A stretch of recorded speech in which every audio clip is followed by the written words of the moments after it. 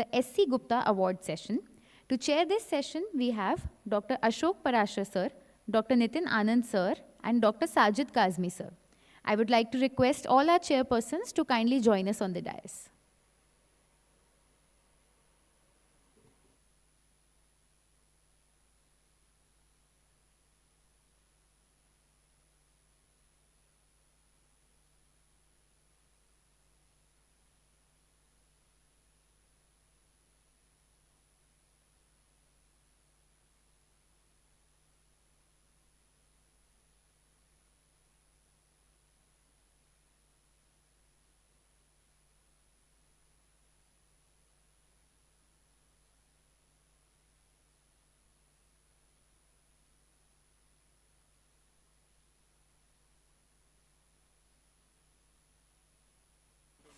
We would first like to begin by introducing our chairpersons. First, we would introduce Ashok sir to the audience. Dr. Ashok Parashar sir is a consultant clinical psychologist at Maharaja Chet Singh District Hospital, Gyanpur, UP. Sir has experience in the field of clinical psychology, disability, cognitive behavior therapy, motivation enhancement therapy, behavior therapy, and so on. Sir has contributed to the field of clinical psychology through his practice and research in a wide range of areas, including clinical psychiatry, child and adolescent psychiatry, personality assessment, psychopathology, and psychotherapeutic practices. Thank you for joining us, sir. We would now like to introduce Dr. Nitin Anand, sir. Sir is a professor of clinical psychology at NIMHANS, Bangalore, and an expert in technology addiction, associated with the SHUT clinic. Sir has contributed to important psychological assessments in India and conducted pioneering research on internet addiction, gaming disorder, and CBT for OCD. Thank you, sir, for joining us. Next, I would introduce Dr. Sajid Kazmi, sir. Sir is an associate professor of clinical psychology at Amity University, Lucknow. He has published 20 research papers in reputed national and international journals. He is also the editor of Journal of Advanced Research in Science and Social Science. Thank you, sir, for joining us today. To begin with the session, we would like to now hand over the session to our chairpersons, and we would like to call upon the first speaker, Dr. Amrita ma'am.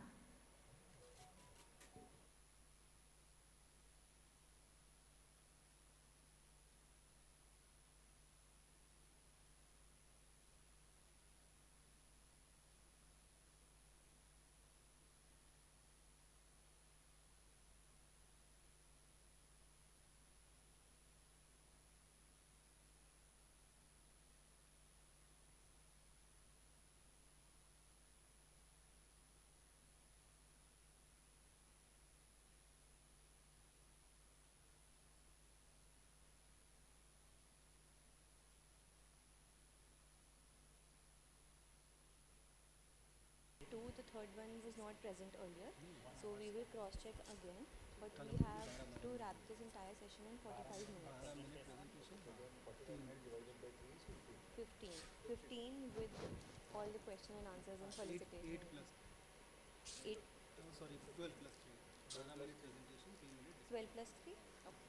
Timer आप देखोगे as you suggest वही करके आप time उनको intimate कर दीजिए politely. Thank you.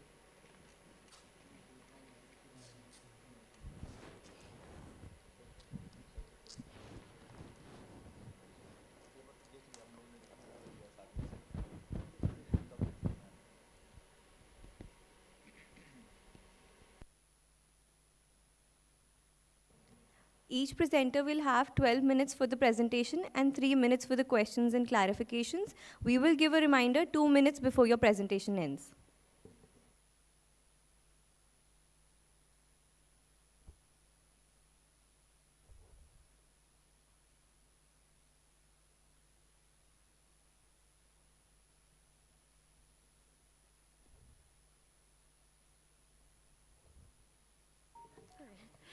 Good morning, everyone, and my gratitude to the chairpersons and NACIACP 2026 for providing us an opportunity to present our research work.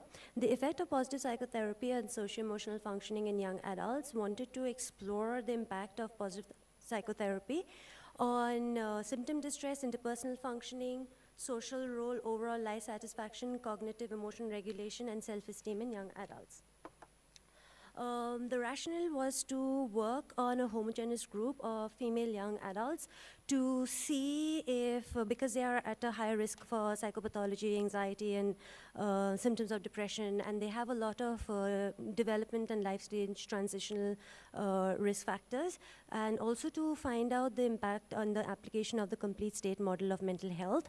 It was primarily grounded on the positive psychotherapeutic intervention method. We have operationally defined a couple of definitions, especially symptom distress, disturbances owing to signs and symptoms of anxiety, mood adjustment, or stresses related to difficulties or disorders. The aim of the study was to explore the effect of positive psychotherapy on correlates of socio-emotional functioning of young adults, with the objective of finding out if there are any effect on symptom distress, social role, interpersonal adjustment, risk behaviors, and quality of life, cognitive emotion regulation, as well as self-esteem. It was hypothesized that positive psychotherapy would have a significant effect on reducing symptom distress, interpersonal adjustment, social role, and risk behaviors, and improve overall life satisfaction. It would have a significant effect on reducing negative coping strategies and improving positive coping strategies, as well as an impact in enhancing self-esteem. It was an experimental design with the participants females within the age group of 18 to 29 years of age, completed high school education, and committing for contracting for this study. The tools that were used were the outcome questionnaire, because it is very sensitive about measuring any changes in any forms of therapy that is being used over even a 2-week period, the cognitive emotion regulation questionnaire, and the Rosenberg self-esteem scale. After gaining institutional ethics approval, the therapy was going to be conducted individually on a weekly basis for 45 minutes, each therapy session lasting from 45 minutes to 60 minutes. The venue and time was pre-decided, and the participants, every second participant was assigned to the control group. The intervention along Magamo's positive psychotherapeutic intervention took about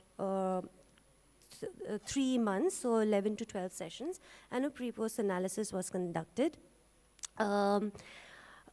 If we go by the statistical analysis on the experimental group and the control group suggested that there has been statistically significant improvement or difference, sorry, not improvement, but there has been a statistically significant effect of positive psychotherapy on the variable of self-esteem, as well as symptom distress, interpersonal relations, social role, risk, as well as total overall life satisfaction. And it did not have any effect on acceptance in cognitive emotion regulation. We wanted to find out if the therapeutic intervention had any impact on the experimental group as such, and we see that there was a statistically significant impact on self-esteem, symptom distress, interpersonal relations. So when we are talking about interpersonal relations over here, we are talking about maladaptive interpersonal relations, social role, any sort of occupational distress leading to difficulties in functioning, and risk would refer to anger issues, substance use, suicidal ideation, and total life score would include overall satisfaction in life. So if there is less symptom distress, reduce interpersonal relations, social role, and risk factors, and we see that the overall life score is also going to be higher. Okay. For the experimental group, post-assessment effect, we saw that there was a statistically significant change across all the negative as well as positive cognitive emotion regulation strategies, except on refocus on planning.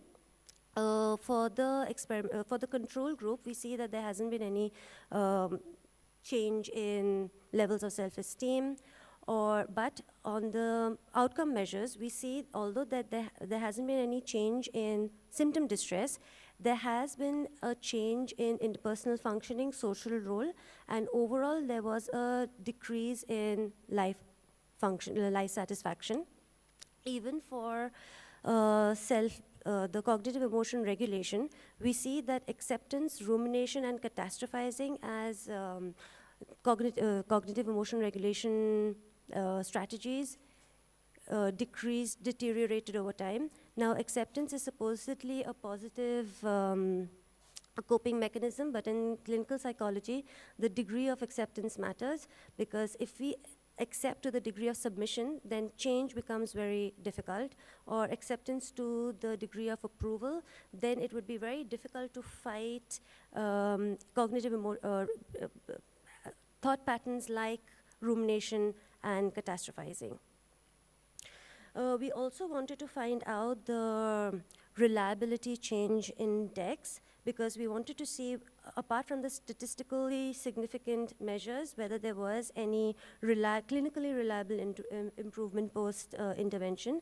And we see that symptom distress, interpersonal relations, social roles reduced post-interventions, and that is a clinically reliable change. There has not been any, the highlighted ones are the ones that that a change has been identified.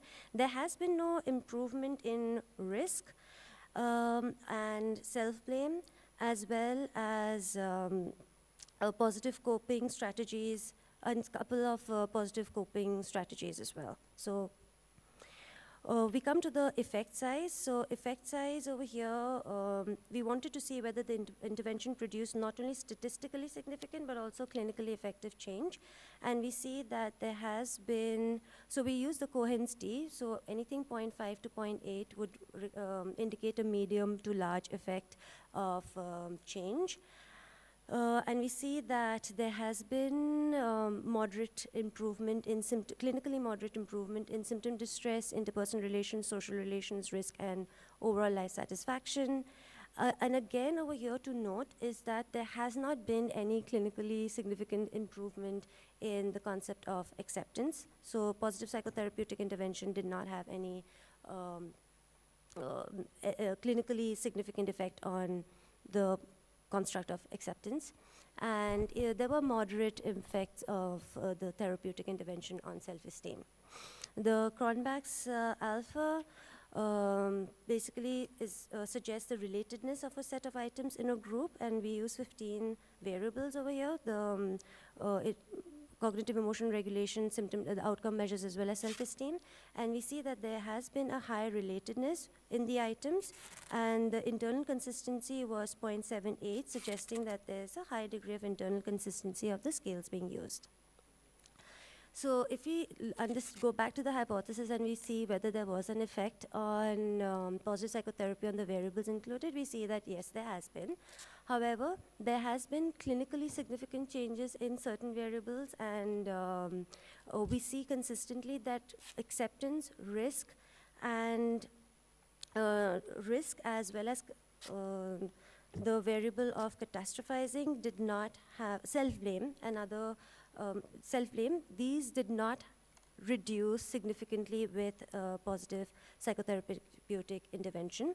When we come to the benefits of positive psychotherapy, so this was a very the qualitative analysis was not very, it was planned. It was part of more of a reflection post the sessions were conducted and the feedback was given, and the sessions were being, the study was being wound up.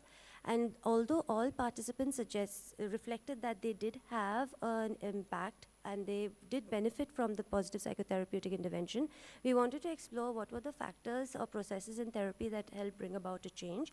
And we see that the participants shared all the 37 participants in the experimental group.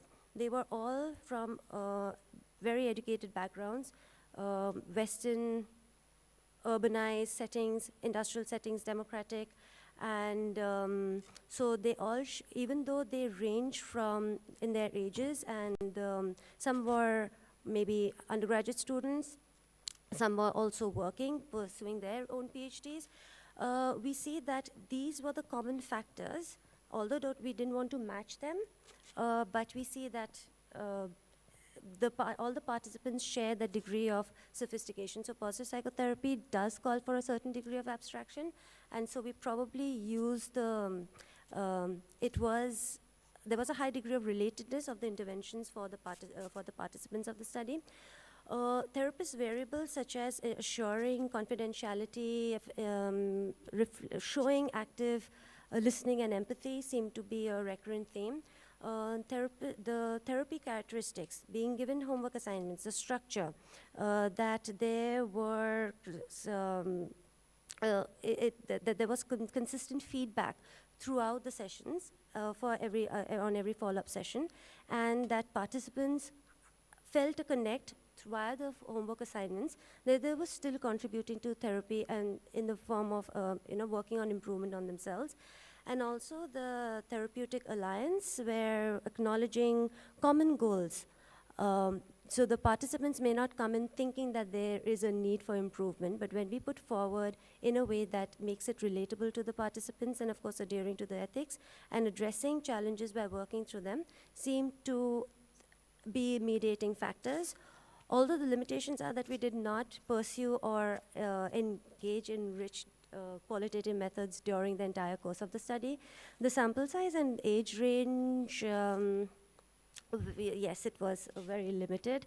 And in the mixed group where we took in other genders, well, we wanted to find out in a homogeneous group this new intervention, whether it would have any effect, because males have a different degree of externalizing and even regulating their emotions. We did not want to, we wanted to just understand how the females respond to this particular therapeutic intervention.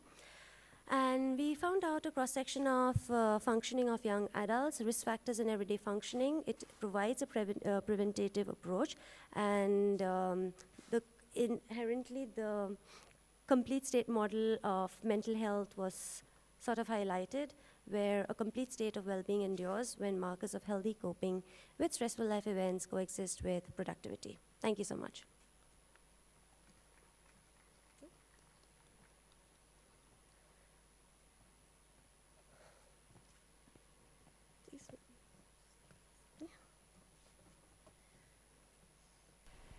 Questions from the floor?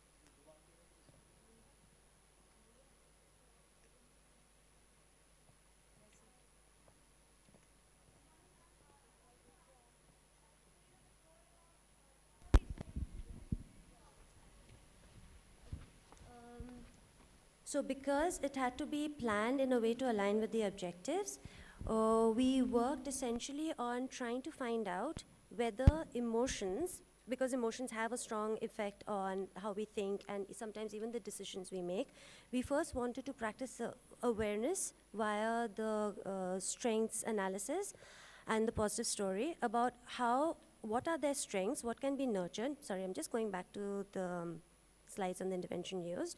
So we wanted to figure out the strengths so that they can be practiced. And remember, we are not dealing with a clinical population. So moving with awareness of our strengths, how productive do they feel? How meaningfully and with purpose are they engaging in their current life? And we utilize that to also identify, apart from the cognitive emotion regulation questionnaires, we found out how would that relate to their understanding and their problem solving. So for instance, the ABCD disputation would help with the cognitive emotion regulation patterns identified, like whether we are blaming ourselves or catastrophizing. We would work through identifying what situation is bothering us, which is why we are having a strong reaction. Then what are the behaviors? Because we are feeling so strongly, what behaviors would we engage in? What are the thoughts that would prompt us towards taking certain actions, looking at the consequences, and then disputing that if we took a certain different perspective or an action, how would that work? And then evaluating the impact of the changed behavior. So essentially, we work towards positive emotions.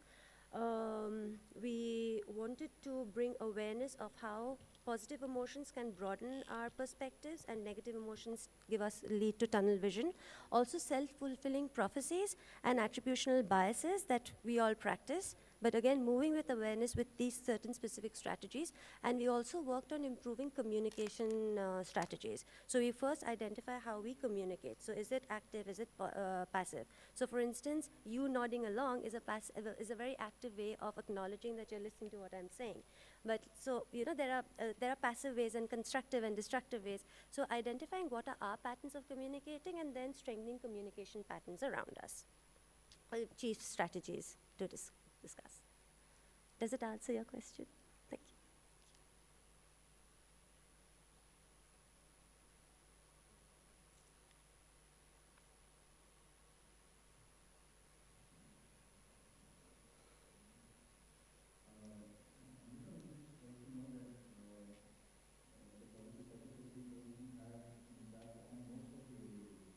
Sorry, sir? Positive psychotherapy intervention had impact on most of the variables which you assessed, except two, that is self-blame and acceptance. So, It did not have an effect on acceptance. and self-blame. Hmm. So, what will be your hypothesis as to why it did not lead to significant statistically significant change on these two domains? So when we are looking at acceptance, there is a range, and if we are looking at, so there's a cutoff for the scores, and beyond one would suggest submissiveness or approval or just becoming very stagnant and accepting, so not moving towards change. So why, I mean, I know positive psychotherapy suggests that we accept and we move with that awareness, but I'm not very sure why. So, would you consider the age of the participants also playing a role in these two domains? Yes. So, age do you think is a consideration as to why the self-blame and acceptance levels did not lead to significant? Yes, because they are also going through the transitional phase where they are making major decisions, and there's a lot of influences from their social connections. And so sometimes acceptance, and that is something that came out during our qualitative analysis, reflections, is that the only way this intervention helped is to establish boundaries, but not that they were effective boundaries in the sense of making what decisions that they wanted. They were still getting influenced by their social networks. Thank you. Thank you. Thank you.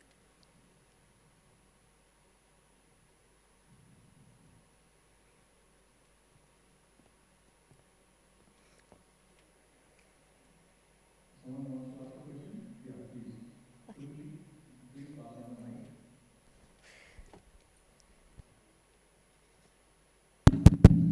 Can you briefly elaborate on that where the data have been collected and what is the sample size? It's very muffled. Can you please repeat the question?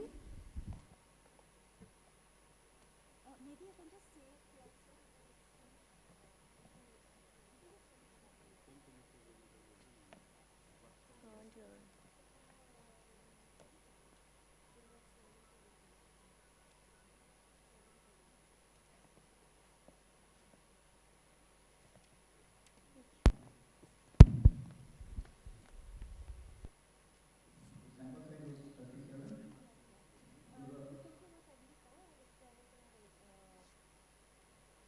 37. So the sample size was 74 in total. We had 37 and 37 in the experimental and the control group. Oh, can go back to that. Sorry, I was just trying to show you a spread of the participants, if that would help. Yeah.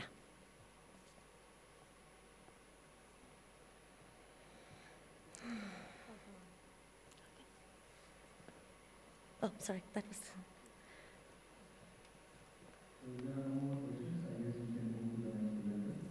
Thank you. Thank you so much, sir.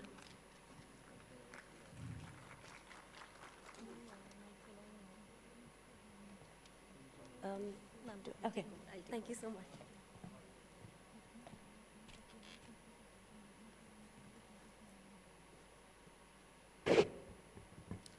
The next presentation for this session is by Ms. Ritu Mudgal ma'am and Dr. Ishita Bharadwaj ma'am, University of Delhi.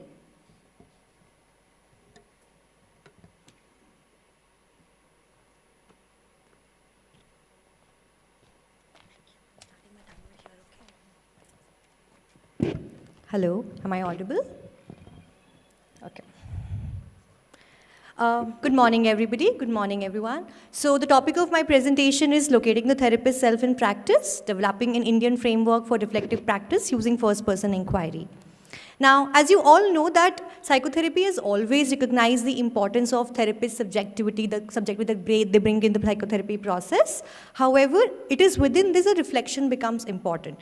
Reflection has been recognized as a core competency across therapeutic orientation in terms of as it enhances self-awareness, improves attunement, also supports ethical decision-making. Now, despite reflection being a very central role to the professional development of therapists, the reflection remains underutilized within the research as well as practice. Now, in terms of the practice, the training, the professional forums always encourage reflection. But yet reflection is not very systematically integrated. Very few institutes have the places where reflective modules or somewhere reflection as a systematic module, mandatory modules are included. Also, even in the reflective spaces, majorly the reflections are largely focused on the cases. Definitely therapist self is addressed, but there's always a fragmented self of therapist that is addressed. A space where a personal, professional, cultural, all these aspects of the therapist is integrated, usually remains limitedly addressed. Lastly, in terms of the reflective spaces, if we see, culture is always talked about, but how therapists is locating themselves within the cultural places in terms of the indigenous practices, the idea of healing, happiness, that again remains very limited.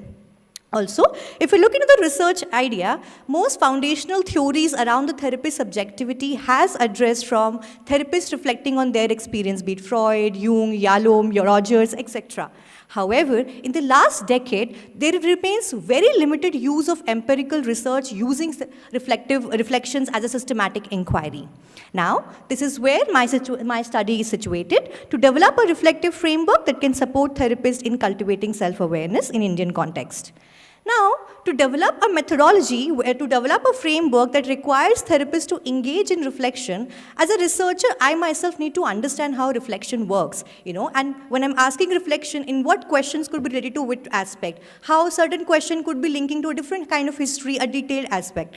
Now, how different nuances of emotion can trigger, what kind of dilemmas may occur, what kind of resistances can occur. Now, that cannot be achieved just through reading literature or interviewing the others. It requires a research method where I can access that subjectivity of a therapist through closeness, and where I can understand the nuances, how the thought is evoking, what kind of emotions we are undergoing. And that cannot be achieved through others. So self is the most close we can go. Autoethnography tradition has emphasized this and recognized this as a systematic inquiry where personal narratives can be used as a data. According to this, first-person inquiry as a research method was used, which positions the researcher's own lived experience as legitimate and rigorous site of knowledge production. The idea is, even though the experiences are very personal, they can be very useful and meaningful for the others in the similar role. So according to this design, I am the researcher as well as the participant of my study. When I'm talking about participant, my researcher's, my therapist self. This is definitely, I mentioned, the foundational theories have also used these kind of methods as it allows to capture the everyday thinking. So the study has been done in the 5 years, So imagine if I'm trying to engage in reflection right now and the thought, I'm not able to understand something, but the insight developed after 5 days. Being a therapist and a researcher same, I could connect the thoughts, how those thoughts were connecting. So there was a lot of space for vulnerability, privileges, etc. Now, a common critique that can happen for first-person inquiry is the inherent subjectivity that occurs in this design. Though it can be methodologically addressed. Drawing on the Lincoln, Guba, the standard criteria we use in the qualitative research, certain strategies were formulated. First, to prolong engagement, the study was done in 5 years. 2.5 years was just spent on reflective writing. Triangulation was also done across peer discussions, supervision, experts review, panel discussions. Supervision was also sought for my academic methodology and separately for my clinical understanding. In the first-person method, reflexive transparency becomes very crucial, where I have tried to express or document as in detail I could about the analytical process, which thought shaped my decision-making, so that the study doesn't go into the solipsism. Now, so the two objectives are formulated: to explore and understand the experience of being a therapist through reflective inquiry, and then how I can use those insights to develop the reflective framework. So two-phase design. In the first phase design, so initially I spent some time to anchor myself in the reflective writing. So I spent few months just to understand how journaling, just venting out, narration is, and how to use it as an interpretive inquiry. Later on, I realized why rather than just going a generic reflection of free writing, use a more case-based reflections, where a case-based selection was also done, where 10 cases were selected. Now, Jarvis had pointed out that the therapist's subjectivity is so huge and entry to that can be very difficult, where critical events can be a good entry point, be it positive events or negative events, both evoke certain kind of emotions that can be deeper inquiry. So based on the selections, 10 cases were selected, for which reflective writing was done. For this, I had used Norton's crack framework to make sure my writing remains a little bit more structured. The writing was done at 3 levels. First, descriptive level, where I in detail wrote about what was experiencing, how the therapy was progressing, what are the concerns going on. In the analytical phase, second, I analyzed the writing of the first phase and then identified what are the assumptions, belief systems I was carrying. Then again wrote about them. Third, in the action phase, identified what are the clinical insights I can learn from them, again wrote about them. So each case was again recursively written for each aspect. Now, rather than going for a conventional thematic analysis, I went for an iterative analysis, as it could allow me to go for, again, a recursive engagement. So at a case-based analysis, each case after the writing was again analyzed as a researcher, where therapist responses, assumptions, clinical tensions were identified and also situated within the larger professional discourse. Key anchors that we can draw from this for the other therapists were also identified. Then at cross-case analysis, all the cases were revisited and common themes were identified, again which were situated in the wider professional discourse. Though even if I was constantly trying to situate things in the larger professional discourse, we realized why not to see whether it also resonates with the other. For which, to get the validation by the others, we conducted an online survey with 50 clinical psychologists with 1 to 8 years of experience who rated the themes on 5-point Likert scale on 3 aspects. 1, how much they also feel it as resonant. Second, how much it is already talked about. Third, how much the existing training exists to address those aspects. So in total, 6 themes and 12 sub-themes were identified.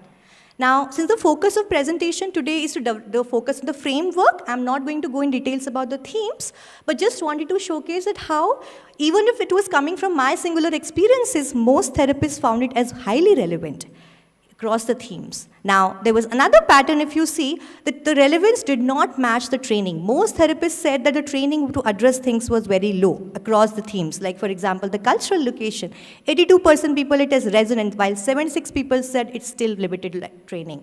Which points that what we're experiencing on everyday basis is not systematically integrated in the training yet. Now, based on these insights, I started developing my reflective framework, taking insights from the phase 1, literature, suggestions from the practitioners. So I initially figured out that all the themes largely classified into 3 aspects and labeled them as dimensions. Then I started developing open-ended questions in form of reflective prompts that can be useful for the module.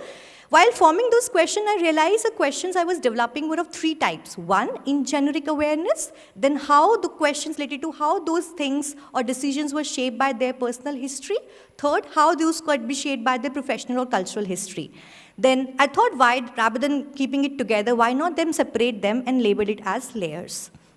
Then after peer feedback or supervision, a final 3x3 reflective matrix was done with 19-page detailed reflective module having reflective prompts for the therapist, which can be used individually as well as in supervision was formulated. This was shared with 5 senior experts for face validity who also supported the face validity of the framework.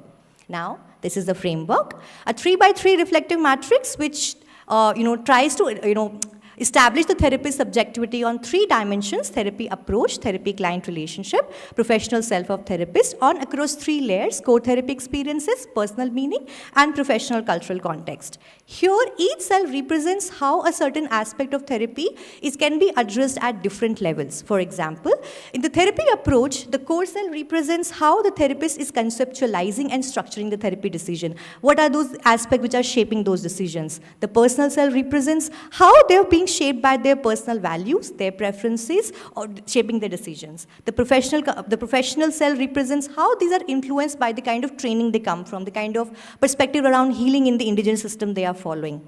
Client-therapist relationship dimension, the core cell represents how therapist is experiencing and holding the relational space, how the boundaries, safety, conflict, or responsibilities are addressed.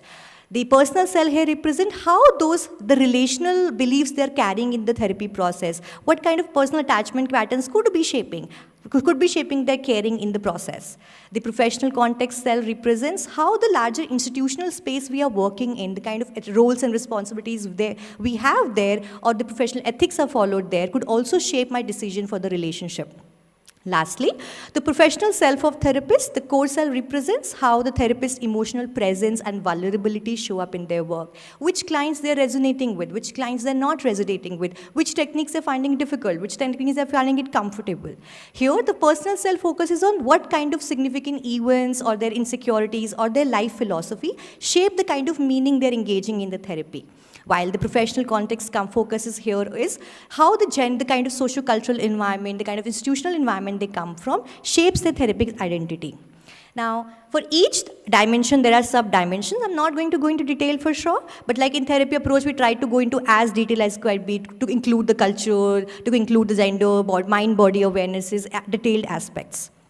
Some simple questions. So the framework has very simple questions. I've tried to put very simple. What is a preferred therapy orientation? What part of my personality or belief system shapes those orientation? What are therapy models we are trained in? Which tools I use? Whether we are using it because they are learned or because it's required or because it's feasible. Something like that. Now, despite, in trying to do this, we have been able to create a robust toolkit that can help us in breaking this unstructured to process structured reflection.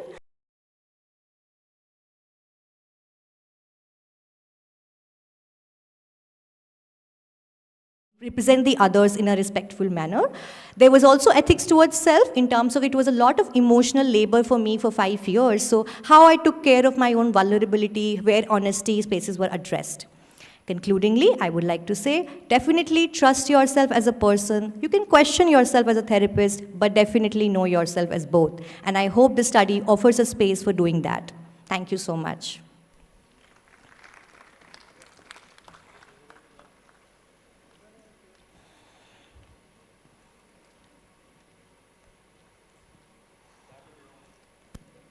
Questions from audience?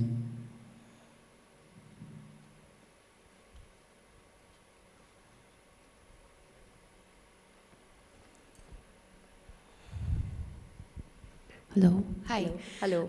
Wonderful presentation. Thank you so much. I had 2 questions. Are we looking at what Judy Marshall's first-person action research is? Is this that? No, so I think it is derived from the same research, but first-person inquiry is something given by Linda Finlay. She has specifically emphasized this in a psychotherapeutic context to ensure it is more like associated with the psychotherapy as a context. Understood. All right. And as a therapist, did you also, I'm just curious, within your 5 years of reflections, did you also kind of map on how many sessions were you taking? What was, like, how did you, because you talked about you managing your stress and Yes. your labor of 5 years. Oh, did I miss it? No, it is Okay. there. It's the Yeah. ethics part, yeah. So did you like map that as well? How many Yes. sessions were you taking?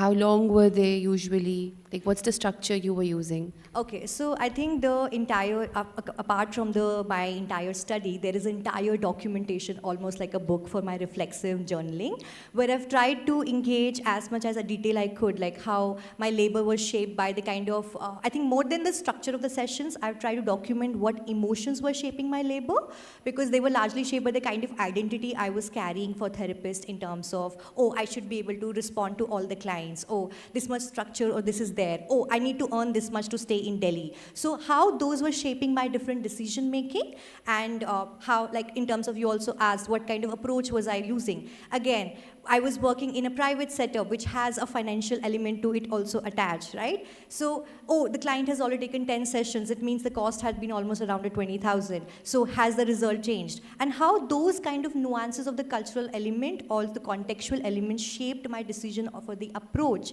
when I consciously need to step back, when I need to realize, oh, it's a process. I know the process is required, I can cognitively acknowledge it, but emotionally my body was not functioning.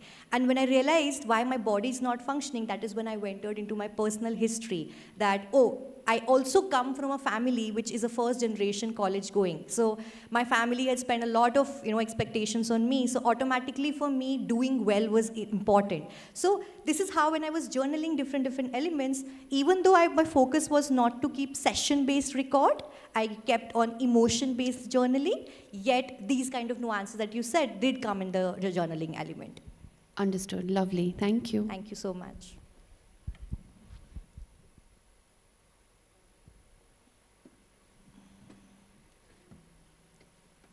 I think we can take one more last question. That was a fantastic presentation. Thank So you, I'm sir. little curious, in your past 5 years of journey, have you ever thought about what would be the outcome of this entire process? Do you have a vision for it? Thank you. I think when I started the journey, I think that's a very interesting question. My supervisor was always asking, why are you doing this? And I think many times I was like, I want to develop something. I just don't know what it will be, but I just know that something will come out of it what therapists are generally struggling with. So it is a later on the process that it developed as a module and a toolkit, but I think initially the question that I thought was maybe like a questionnaire, something I will build.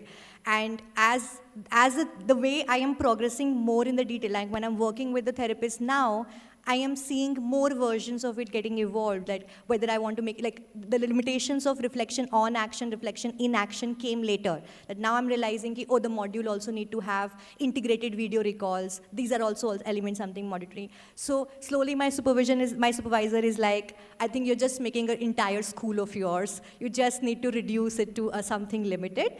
So I'm trying on the journey of that. Let's see how it goes about it. Thank you.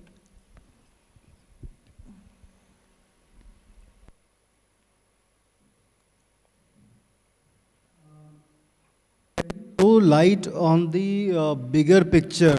How does your study contribute to the gap in today's? Yes. So definitely the study has clinical as well as the research implications. In the terms of the clinical implication, what I'm trying to develop is I've developed a module which I'm aiming to integrate more in the training systems of the clinical psychology training or the therapist training in general, one. Second, this kind of module definitely is it addresses a lot of anxieties of the therapist. A lot of therapists are carrying a lot of questions around the process, what they are doing, how they are not doing, what is right, what is not right, is this approach right, is this not approach right, is I am doing enough or not. I think the enoughness is something a lot of research has highlighted about the therapist struggles. So this definitely reduces a lot of uncertainty and increases the therapist, their own comfort with their own professional identity, further reducing burnout. As I go out, empirical evidences are still awaited. So, Yes, so whatever you are part of your own reflection only. So yes, so We cannot generalize it. I have not practiced, I've not used it on therapists yet, but the face validity has been tested by the experts and they have supported the utility of this as well as the feasibility of the module. So based on that, we are in the process of the testing of the efficacy of the framework yet.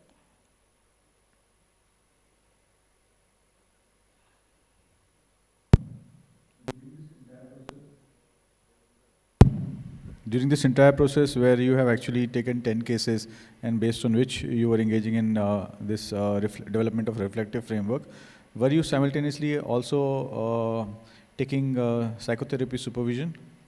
Yes, psychotherapy supervision. Yes, I was taking psychotherapy supervision. So like I mentioned, there was a constant clinical supervision as well as academic supervision separately taken for this, so that psychotherapy supervision for those cases was individually also integrated. Okay. And can you just briefly elaborate on this NOTS framework which you have used? Yes. So NOT and SCRAG framework is basically a use of how reflection can be used in education and learning. This framework gives a 3-based writing process, which gives certain prompts for 3 levels. So first level is a descriptive phrase. There the prompts are what is happening in therapy, what am I experiencing, what could be the issues I'm experiencing, what they represent. In the analytical phase, the prompts are what are the underlying assumptions I'm carrying from my professional experience, from my personal experience. Then in the action phase, there's a singular prompt which focuses on how this can be used in my clinical learning and how it can be useful to the other. So this framework was used specifically because it gives a prompt, and I would not go into a random dialogue or random just loop of self-thinking. Okay, so how is your framework different from NOTS framework? So I've used NOTS framework has given the used tool of reflective writing, while my framework gives the dimensions on which we can use the reflection. So it is giving like a brief, while I am establishing the parameters. कि brief में detail में लोगों को पता ही नहीं है कि किस पे reflect करना है. So on which I can integrate more in detail about which aspects. For example, the dimensions I've tried to make it more robust.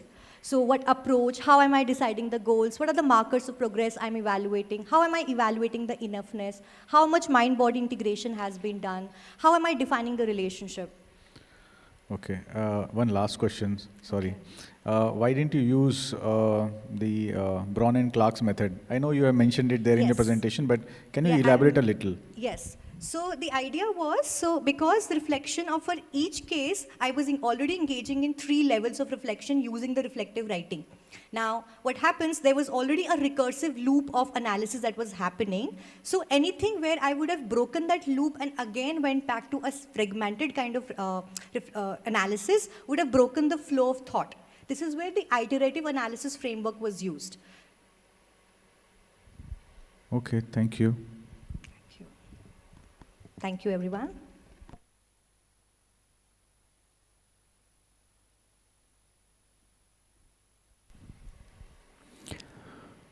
Good morning to all seniors, delegates, and students. As we come to the end of this award sessions, I would like to say topic were good to raise to very important topics for everyone. I would like to commend the presenters for their insightful work and thank the audience for their active participations. I hope these sessions encourages further research and dialogues in their importance topic. With that, I conclude the sessions. Thank you to all.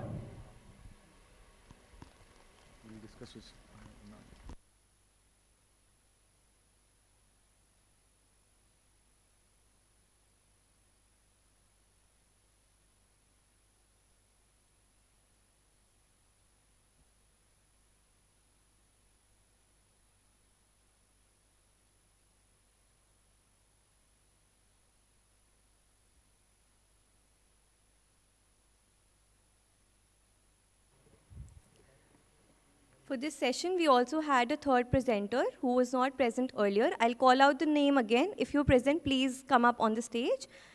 Presentation was by G. Swarnamina, Alisha Arora, and Roshan Khanande. Do we have them here? Any one of the authors from the third presentation, are they around?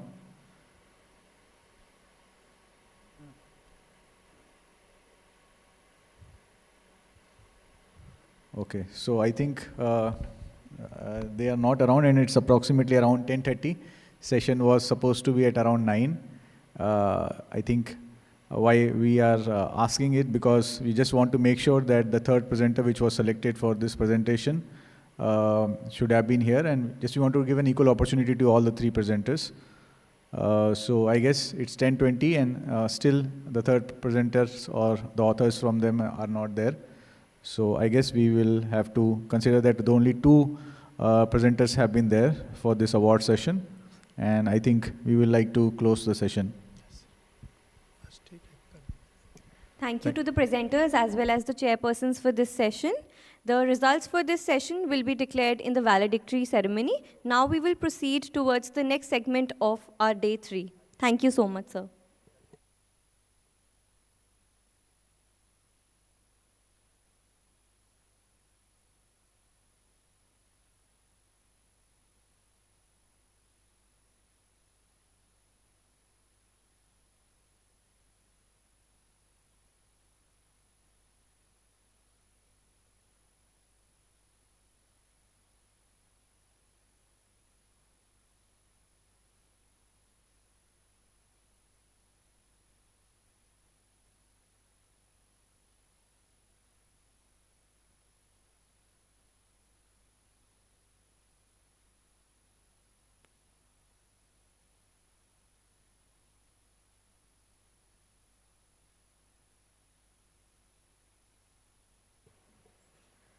Those who have presentations right now, if your PPT is not submitted yet, please kindly send to the Gmail.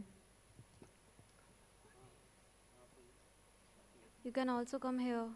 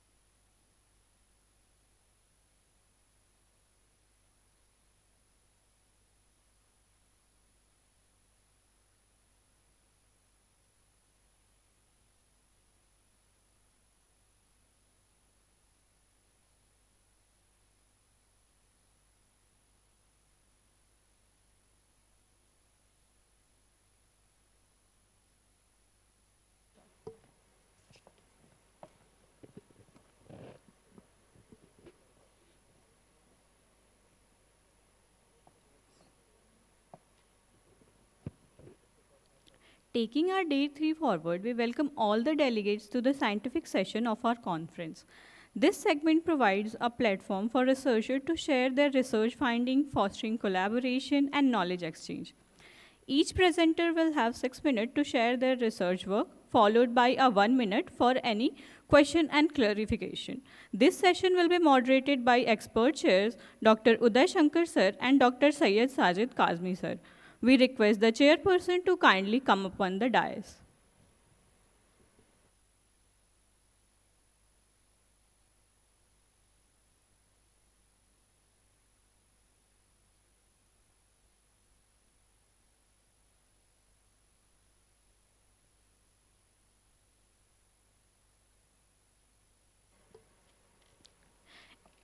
It is a privilege to introduce Dr. Uday Shankar sir, a distinguished academician currently serving as the assistant professor and head of the Department of Psychology at Patna University.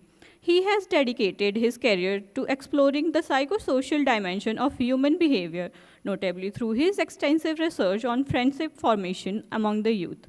He is a prolific contributor to the field, having developed 8 psychological scales and published over 20 research papers in esteemed journals. Beyond his institutional role, he serves as the state coordinator for the Indian Academy of Health Psychology and is a life member of several prestigious professionals association, consistently advancing the landscape of psychological research and education in India. Dr. Syed Sajid Kazmi sir is a respected professional in the field of psychology, known for his expertise in clinical and applied mental health domains. With a strong background in research and practice, he has contributed to enhancing understanding and intervention in psychological well-being. His work emphasizes a balanced integration of theory and real-world application. Without any further delay, let's start with our scientific paper presentation.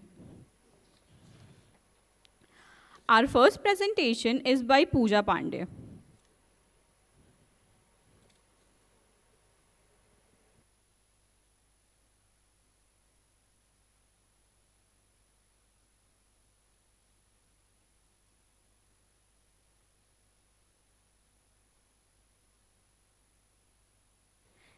Is Pooja Pandey here?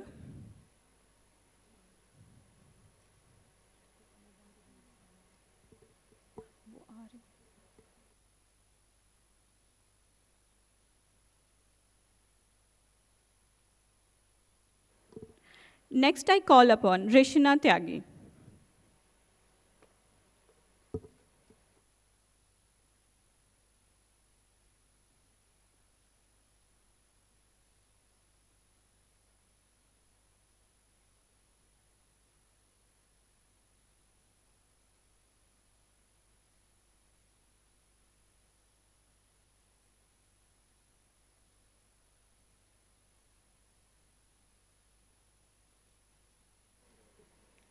Good morning. My name is Rishina Tyagi. I'm an MPhil clinical psychology trainee here at GAUTAM BUDDH University. Today, I'm presenting my findings from my scoping review on neuropsychological profiles across subtypes in OCD. The central argument of this review is that OCD does not have a single cognitive profile. Subtype differences may explain inconsistencies in the neuropsychological literature. OCD is a chronic, disabling condition affecting approximately 2% of the global population. What makes this study clinically important is the disorder's heterogeneity. Patients sharing the same diagnosis differ substantially in symptom content, treatment response, etc., suggesting that OCD is not a unitary condition. If different subtypes have different cognitive profiles, pooling them into one group will produce noise, not signal. OCD's heterogeneity has been explored from various perspectives, as seen in my review of literature. This study matters because OCD is often treated as one entity of neuropsychological research. Even though there are clearly different clinical subtypes, the field has already multiple ways of subclassifying OCD, but no synthesis has fully mapped cognition across all of them together. The review had 4 objectives, each targeting a specific gap, but my primary objective was to map the landscape of neuropsychological findings across the OCD subtype framework. I conducted a scoping review following PRISMA SCR guidelines, and screening was managed using Ryan. The review involved 4 core processes: a structured database search across 7 databases, application of the PCC framework for eligibility, systematic data charting using piloted Excel form per JBI guidelines, and thematic narrative synthesis organized by subtyping category. Eligibility criteria required OCD diagnosed participants, at least 1 neurocognitive measure, and subtype-based comparison. Studies were open access English language, published between 2019 and 2026, and 11 studies met all the criteria and were grouped into five thematic categories. As an example of my search strategy, here is the PubMed Boolean search string that I made and used. Here is the full study selection process. Of the 1,626 records identified, 167 duplicates were removed, leaving 1,459 records screened at title and abstract level. Of these, 61 proceeded to full text assessment, and 11 met all the inclusion criteria and were included in the final review. The primary reason for exclusion at full text level was the absence of OCD subtype comparison, which itself reflects how underexplored subtype stratified neuropsychological research remains. The 11 included studies were synthesized into 5 subtype categories. The results show that most of the evidence came from insight-based and symptom dimension frameworks, while age of onset, data-driven, and sensory phenomenon approaches had either 2 or 1 study each. That tells us that the field is still unevenly developed. The following 4 slides consist of my data extraction table organized by subtype. I used systematic data charting and extracted various factors like author, year, country, sample size, demographics, subtyping method, cognitive domains and tests, findings, comorbidities, medication status, design, and limitations. This table summarizes the key findings of all 5 subtype categories. Poor insight was linked to executive function. Checking was found to be the most cognitively distinct symptom dimension. Early onset OCD showed more visuospatial deficits seen by the trail making test, while late onset showed more cognitive inflexibility seen in Wisconsin card sorting test. Data-driven clustering revealed a globally impaired subgroup that was uncorrelated to symptom dimensions, and sensory phenomena showed no subtype-specific response inhibition difference. What these findings collectively point to is that cognitive profiles differ by subtype, but not always in the way that symptom-based models would predict. Across the findings, when the findings are considered together, several patterns emerge. Across studies, executive dysfunction underlies OCD but varies by subtype. Poor insight and higher compulsion severity consistently predicted worse cognition, while symptom content explained little beyond checking. Some deficits, like response inhibition, appear subtype independent, supporting an endophenotypic view. For the clinical and research implications, the findings argue that subtype-sensitive clinical practice and neuropsychological assessment should move beyond a one-size-fits-all approach, using distinct cognitive profiles to spot patients at higher risk for executive dysfunction or global impairment. Poor insight patients and checkers could benefit from adapted ERP protocols, and early cognitive screening at intake can flag the globally impaired subgroup.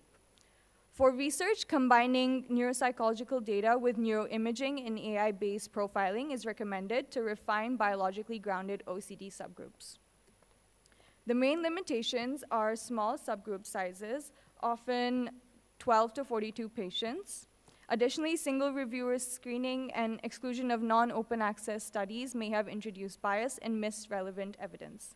The key takeaway for this presentation is that OCD should not be understood as a single cognitive profile, but as a heterogeneous disorder with subtype-linked neuropsychological patterns. Thank you, and I'm happy to take any questions.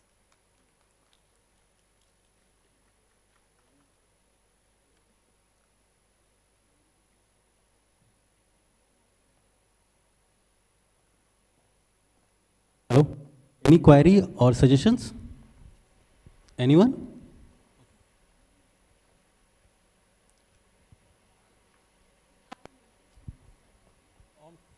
Mic off कर लो, on कर लो.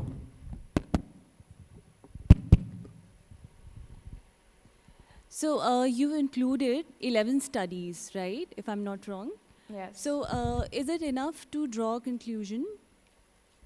That's a fair point, and it's a limitation I acknowledge. With only 11 studies, the findings are treated as preliminary rather than definitive. But in scoping reviews, this is often found because what I'm looking for is the gap in literature more rather than conducting a meta-analysis of some sort or creating some kind of statistical analysis. I'm looking for where this topic has been unexplored and should be explored more. Anyone? Thank you.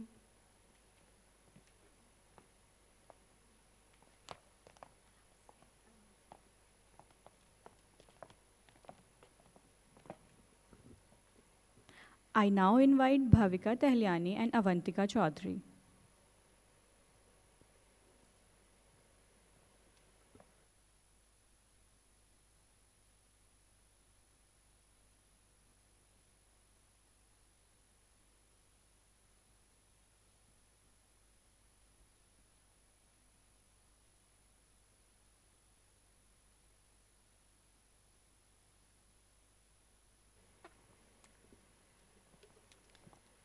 I'll be starting in 3, 2, 1.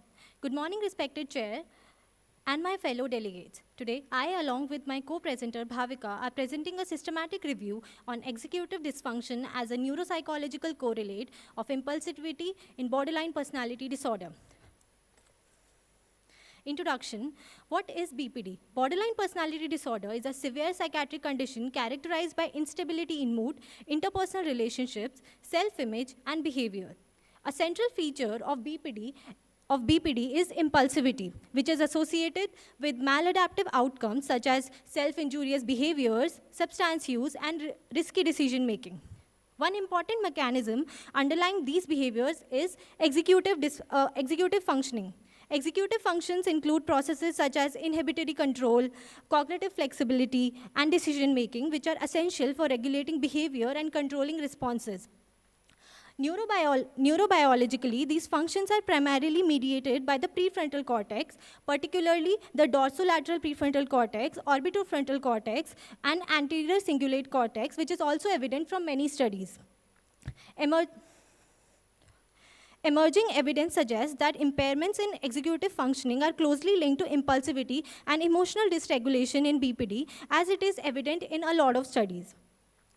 However, despite growing research, the findings remain fragmented, and there is a lack of focused synthesis examining this relationship. Therefore, the present review aims to examine executive dysfunction as a neuropsychological correlate of impulsivity in individuals with BPD. Now, moving on to the methodology, the study was conducted following the PRISMA guidelines for systematic review. This is our PRISMA flowchart. A systematic research was conducted across PubMed, PsycInfo, and Web of Science using keywords related to BPD, executive functioning, and impulsivity. Studies were selected based on the PICOS framework. The inclusion criteria involved individuals diagnosed with BPD and studies assessing executive functioning using neuropsychological tasks. Outcomes included impulsivity and related constructs such as emotional dysregulation. The exclusion criteria included non-clinical populations and studies not assessing executive functioning or impulsivity, and non-empirical studies. 12 studies were identified in the final review based on the PRISMA framework. The data was then extracted and analyzed using descriptive synthesis approach, considering the variability across studies. I now hand over it to my co-presenter for the results and discussion. Okay, so these are the characteristics of the studies which have been included here in the table. One study I would like to talk about is the Garcia and Vega's work in 2023. It was a case control study. The population was borderline personality disorder, and there were two groups, one of BPD patients and one a control group. The significant impairment in multiple executive domains in BPD was seen. If I talk about multiple executive domains, I basically mention about attention, memory, decision-making, and other executive domains in BPD compared to the control group. Further, the results are discussed in the discussion section. So the aim of the present review was to understand executive dysfunction as a neuropsychological correlate of impulsivity in borderline personality disorder. Overall, the findings across the included study consistently indicate that individuals with BPD exhibit significant impairment in executive functioning, which are closely associated with impulsive behavior. Another important finding is the role of cognitive flexibility. Individuals with BPD often demonstrate difficulty in shifting strategies or adapting to changing situations, leading to a rigid pattern of thinking. This cognitive inflexibility may explain why individuals continue engaging in maladaptive behavior despite the negative consequences. One of the most significant insights emerging from this review is the role of emotional context. Across multiple studies, it was found that multiple traumatic events that occurred at an early age affects the cognitive development by making the subject, the patient, less flexible and less capable of adapting to the environmental context and of choosing appropriate strategies in response to different challenges. So, while the evidence supports a strong association between executive dysfunction and impulsivity in BPD, this relationship is best understood as multifactorial, involving cognitive, emotional, neurobiological, and developmental influences. Now, moving on to the conclusion, implication, and the limitation part, the finding of the review have important implication for the assessment and treatment of individuals with borderline personality disorder. The consistent association between executive dysfunction and impulsivity suggests that intervention should not only focus on emotional regulation, but also target underlying cognitive deficits, particularly inhibitory control and cognitive flexibility. These are the limitations of our study, that there was a small sample size. Most studies which have been included have a small sample size, and mostly we have, most of the studies had a cross-sectional design. So these are the limitations, and these are the references. Thank you. Thank you. Any query? Suggestions? Anyone? Okay.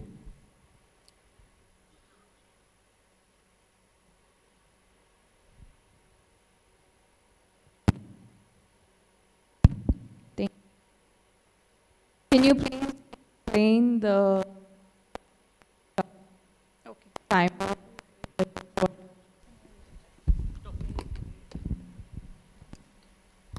Sorry. Can you please explain the last point in the discussion? I think you were a little rushed.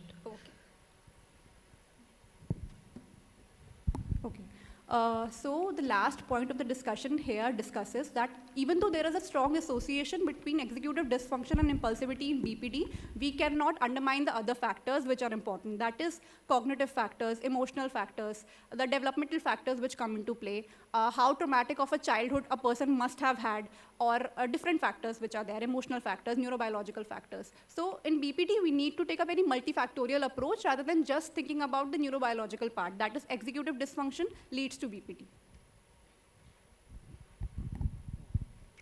Thank you. Thank you.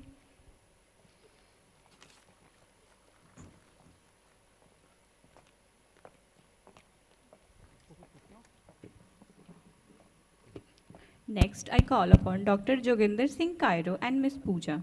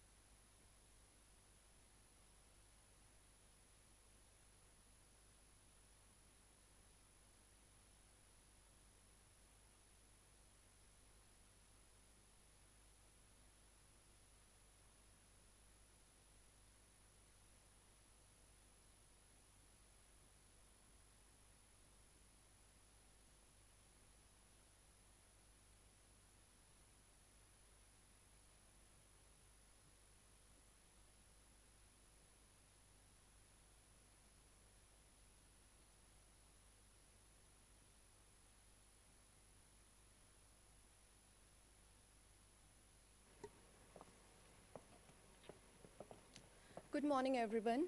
I'm Pooja. Today I'm here to present my review paper on the topic using artificial intelligence for mental health care setting. Mental health disorders are a growing global concern, creating significant challenges for healthcare systems. The growing burden of mental health conditions and limited availability of professionals, AI offers innovative tools to improve the efficiency of mental health services. AI technologies such as machine learning and natural learning processes can assist in the early detection, diagnosis, and monitoring of mental health conditions. Now, what is the role of technology in mental health and well-being? Access to information. Technology provides easy access to information about mental health conditions, treatment options, and coping strategies, reducing misinformation and promoting awareness. Second is teletherapy and online counseling. Telehealth services offer remote access to mental health professionals, making therapy more accessible to those who may face geographical or scheduling barriers. Mental health apps. There are numerous apps designed to support mental health well-being, offering tools for medication, stress management, mood tracking, and self-help resources. Online support communities. Technology facilitates the creation of online support communities where individuals can connect with others facing similar challenges, fostering a sense of belonging and understanding. Artificial intelligence and diagnosis. AI is being used to assist in the early diagnosis of mental health conditions by analyzing patterns in behavior, speech, and other data. Digital therapeutics. Some technology-based interventions known as digital therapeutics are designed to treat mental health conditions using evidence-based approaches delivered through digital platforms. Ethical considerations using AI tools. Privacy and confidentiality. AI systems often rely on the analysis of sensitive personal data. Ensuring the privacy and confidentiality of individuals' mental health information is paramount. Clear policies and safeguards should be in place to protect user data from unauthorized access or misuse. Informed consent. Individuals should be adequately informed about how AI technologies will be used in mental health, the potential implications, and the data collected. Obtaining informed consent ensures that individuals have the autonomy to make decisions about their participation and understand the risk involved. Accuracy and reliability. The accuracy and reliability of AI models in mental health diagnosis and treatment recommendations are critical. Inaccurate predictions can have serious consequences for individuals' well-being. Developers must continually assess, and improve the performance of AI systems to minimize errors and false positive negatives. Long-term impacts on human interaction, avoiding over-reliance on technology, bias, and fairness. Challenges in using AI for mental health. Lack of human connection. AI lacks the emotional intelligence and empathy that human mental health professionals possess. Building a therapeutic relationship and understanding the nuisance of human emotions may be challenging for AI systems. Complexity of mental health issues. Mental health issues are often complex and multifaceted, involving a combination of biological, psychological, and social factors. AI models may oversimplify or fail to capture the complexity of individual cases. Limited generalization, regulatory challenges, unattended consequences, continual monitoring and maintenance. Now, this is my review of literature.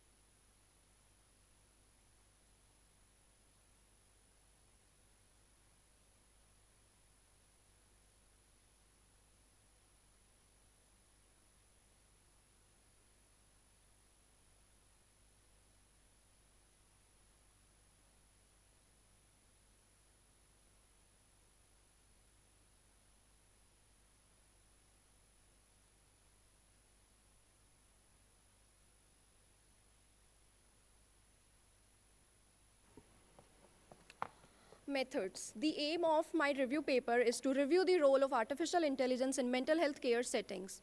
Objective. The present paper aims to review and conceptually analyze the potential applications, benefits, limitations, and ethical considerations of artificial intelligence in mental health care setting. Inclusion criteria. Peer-reviewed studies on AI in mental health care, research using AI techniques, machine learning, NLP, digital phenotyping. Studies related to diagnosis, intervention, or monitoring of mental health education conditions. English publications from the last 5 to 10 years. Exclusion criteria. Studies not related to mental health, articles on general healthcare without AI applications, non-peer-reviewed or low-quality studies. Result. The review identifies several key domains where AI contribute to mental health care, including early screening. AI contribute to mental health care, including early screening and risk prediction, diagnostic support, treatment personalization, chatbot-assisted psychological intervention, and remote patient monitoring. AI-based systems demonstrate potential in improving accessibility, reducing clinician workload, and supporting data-driven decision-making. However, significant challenges remain, including concerns related to data privacy, algorithmic bias, ethical accountability, clinical validity, and the need for human oversight. Conclusion. Artificial intelligence has the potential to augment but can't replace mental health professionals by enhancing assessment, intervention, and follow-up care. Future implementations require ethical regulation, culturally sensitive models, clinician training, and evidence-based validations. Through empirical research, integrating AI responsibly may help bridge treatment gaps and improving mental health service delivery, particularly in resource-limited settings. That's all. These are my references. That's all. Thank you.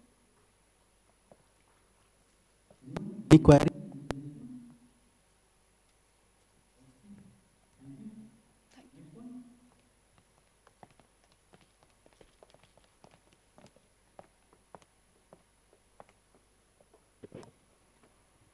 I now invite Yuktanjali Singh and Dr. Ashvya Nishant to present their research.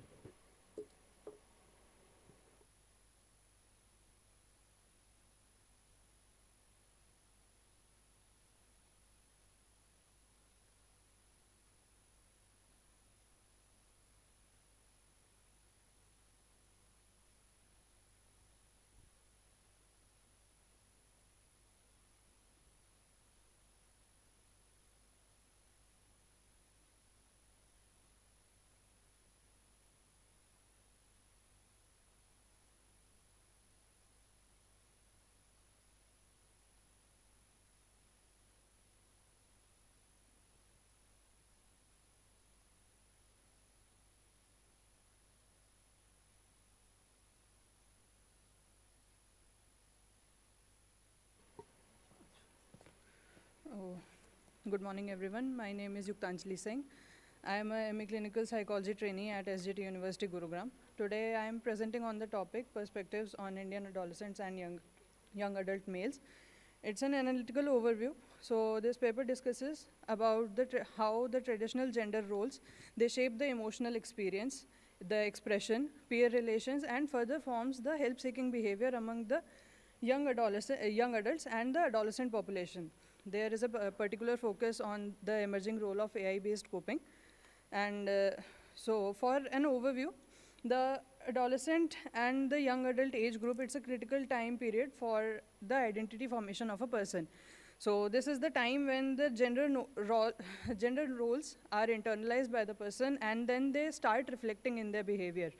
So the gender norms are, of course, socially constructed, and they lead to an influence on how a person interacts with the peers, and also how the person's beliefs are formed through the peer interactions. So when we talk about mental health concerns, there is a rise in the youth population, and there is a persistent disparity we see when it comes to the help-seeking behavior. The male population is less likely to engage in the help-seeking behavior and ask for help. Now this disparity can be this disparity is deeply rooted with the traditional gender norms we associate with masculinity. Like emotional restraint is there, self-reliance is there, stoicism. So when these gender roles, they influence the help-seeking behavior of the person so much, the use of alternate support system like the AI tools, they increase. So the existing literature, this is the role of the masculinity and the peer relations as a construct. Now, why do we need to study this? So existing literature, it rarely integrates these factors related to masculinity and gender norms with the emerging digital coping. So this is where it creates the gap this paper is addressing. Now question is why AI appeals so much to our demographic? The answer is, the pros include 3 points: anonymity, autonomy, and accessibility. Now these 3 points, they align so very much with the traditional masculinity norms we have in our society, like the self-reliance, autonomy. Hence, it allows an expression of the person without any social risk. This is the literature review. Literature review contains research papers where both qualitative and quantitative studies were included. And special attention was put on the cultural diversity, and recent researches were prioritized. So this is the overview of the literature review. It contains the key findings and the relevance. If we talk about an overview of the literature, so 3 constructs were identified. First one includes the emotional behavior. Emotional behavior relates to the internalization of the norms by the people. Reliance on self-directed coping strategies was seen. Second one is the peer relation. The peer relation is the primary context of the reinforcement of this masculinity norms. Fear of ridicule and masculinity policing was seen as a common trait, or the part that forces so much, that actually reduces the help-seeking behavior. Now the third part comes to the help-seeking behavior only, which is less due to the perceived threat to the masculinity idea and the stigma associated with it. So the cultural influence affects the social reputation and then further discourages the help-seeking behavior. Few norms were identified across cultures. Now when we come to the commonalities in these norms, the masculine idea of self-reliance, toughness, and anti-femininity were identified to be the major inhibitors to the help-seeking behavior across cultures. But when we come to the difference, there is a difference in the Western studies that they show the peer group can either reinforce or challenge the norm. So this wasn't the case in the Asian demographics. Now this conceptual model, it shows that the masculinity norms are reinforced through the peer relations, which affects the individual's behavior through the influence and social validation. This further leads to the avoidance of help-seeking and redirects the person towards AI-based coping. So the arrows between show that one can lead to another, and then in turn can also influence the other norms. Now these are the research gaps. There were limited research in Indian population, lack of integration between the masculinity and AI as separate factors. There was insufficient difference between the adolescents and young adults as an age group. There is a significant difference as the age groups. Now this includes the future scopes, which includes focus on longitudinal studies. And the culturally grounded models in India, they can be the future part of future researches. For conclusion, AI provides a space for expression, but can also act as a reinforcer to the restrictive norms, hence can act as a coping and a potential limiter. So this highlights the need for gender-sensitive and culturally informed mental health approaches. These are the references, and thank you.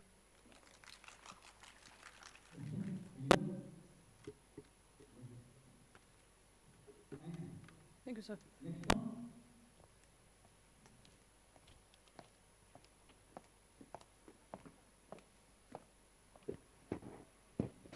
I invite Prasanta Kumar Sethi and Alaiva Dash.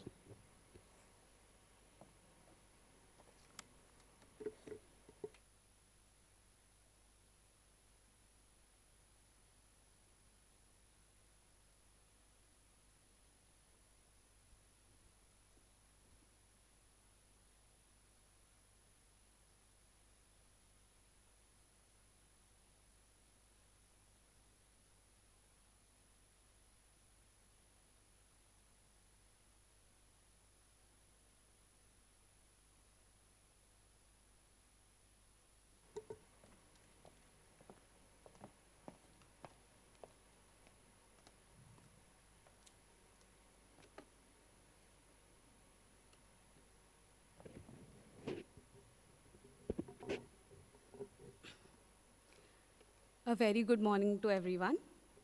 This is Aliva Dash, MPhil Clinical Psychology trainee from Mental Health Institute, SCB Medical College and Hospital. These are my contents. Substance use disorder. Substance use disorder is a pervasive and chronic psychological condition characterized by compulsive drug seeking, continued despite harmful consequences, and high rates of relapse. One of the most persistent and challenging aspects of substance use disorder is craving. Craving is not only central to the diagnosis of substance use disorder, but also plays a critical role in relapse and treatment outcomes. Metacognitive awareness. Metacognitive awareness is the capacity to observe, understand, and reflect upon one's own cognitive and emotional processes. The present study aims to address this gap by examining the relationship between metacognitive awareness and craving in individuals with substance use disorder.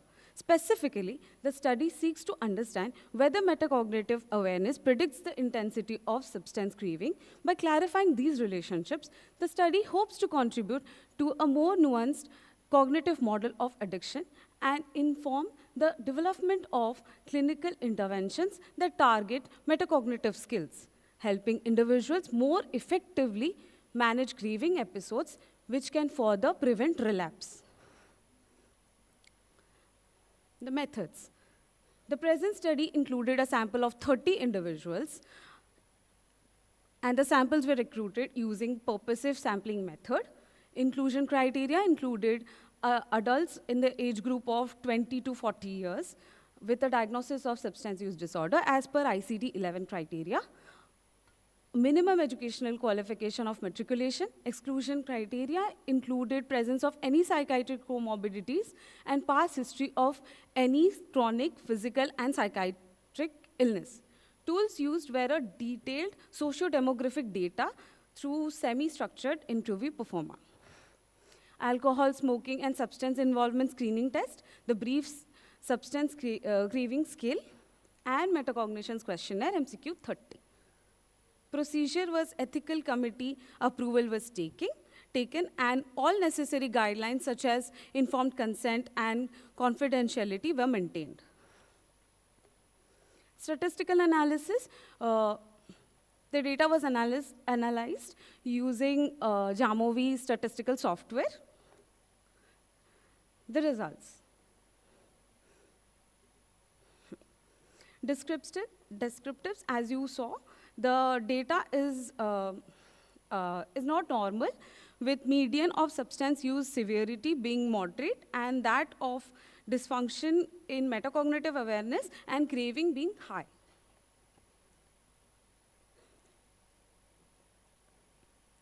The correlational analysis. Substance use severity is found to have a positive link with dysfunction in metacognitive awareness as well as craving. And craving share a strong positive association with dysfunction in metacognitive awareness, with the coefficient being 0.978.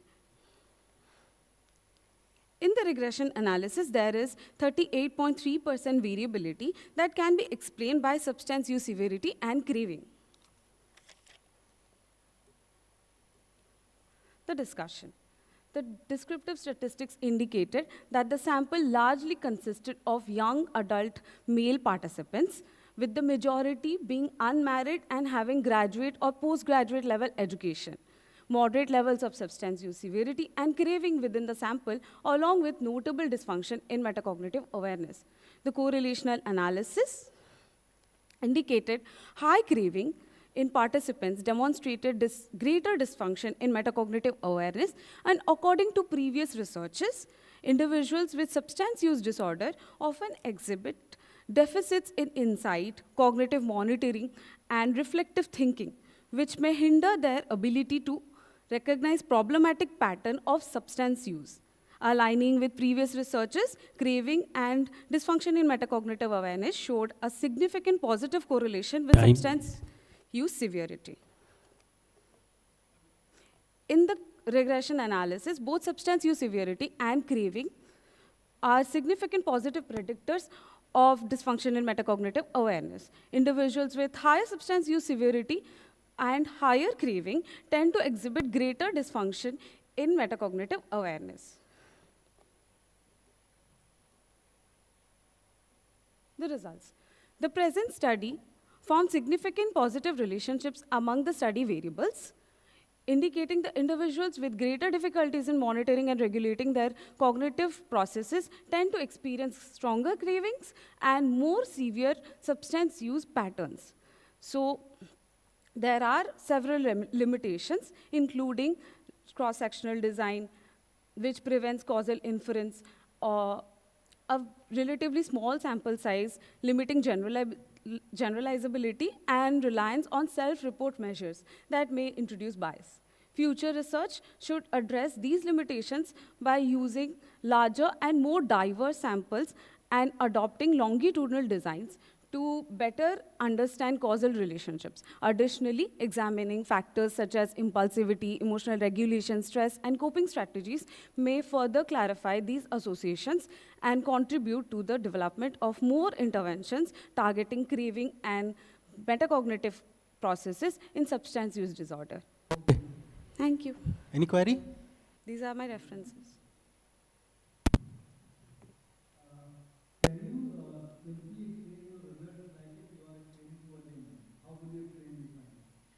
So if I simply explain my results, the more you crave for alcohol, if the craving is more for substance use disorder, for substances, the more will be the dysfunction in metacognitive awareness. And I found out also that through the study that more the severity of substance use, the more would be the craving and the more would be the dysfunction in metacognitive awareness. Thank you.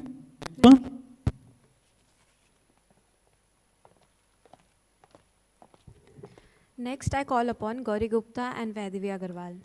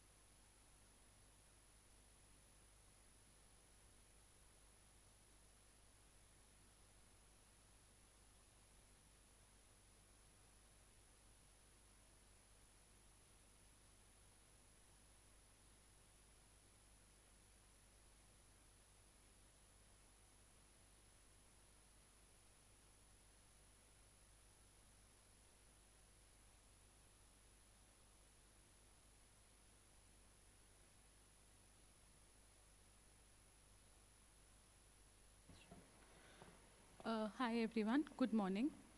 We are Gauri and Vedhi. Today we are talking about how electronic machines are designed to keep you hooked and how the same design also pushes people towards alcohol. We have reviewed 15 studies. So as we have short time, so let's start. Background. So we walk through the background, then our research question, then the methods, then the neurological findings, behavioral findings, followed by the synthesis, the forest plot, and the clinical implications. A near miss is when you lost a win on the slot machines and how cherry lines up and the third just misses and we have lost the money, but the brain doesn't process it as a loss. Brain scans show near miss activate the same reward circuits as actual wins. So, and the effect is when stronger is the regular gamblers. So that's the core problem. Next slide. We had 4 questions which we wanted to know. Which brain area activates during the near miss and what near miss frequency keeps people playing the longest. And do near misses increases alcohol craving. Does gambling severity makes all of this worse? Or those are our four research questions.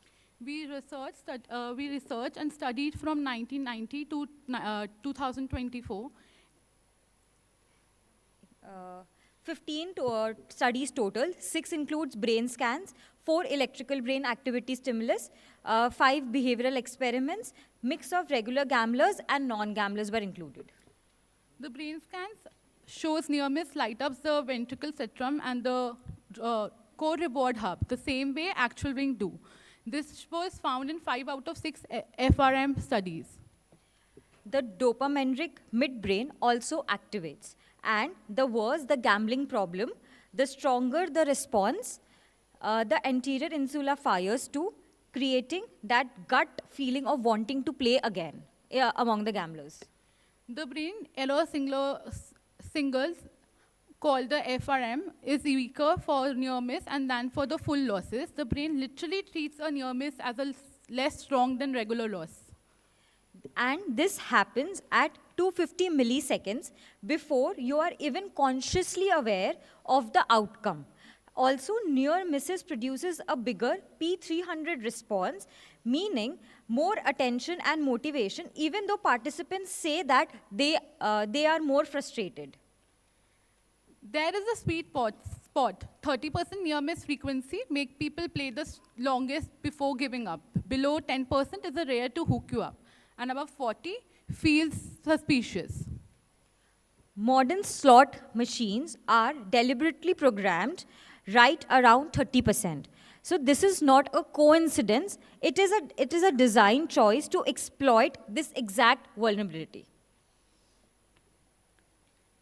Near miss causes sweet responses 2.3 times higher than the regular loss. The heart rate goes up 40% in the regular gamblers, and the body is physically responding as if something big just happened.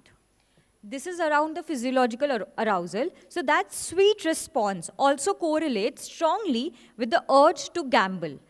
R equals to 0.61 as we can see. So the body's arousal is directly tracking how much someone wants to keep playing. The surprising part is near miss does not just increase the gambling urge, they also increase the alcohol craving, and same brain circuit drives wanting a general but not just gambling. And this alcohol craving affects even after controlling for mood. So it is not just that you feel bad and want to drink. It is a direct neurobiological trigger. This explains why gambling disorder and alcohol disorder co-occur in 17 to 23% of cases.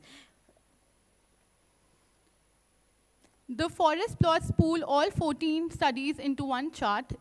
Effect size range from 0.58 to 14 across the individual studies. The combined effect is Cohen's D of 0.84.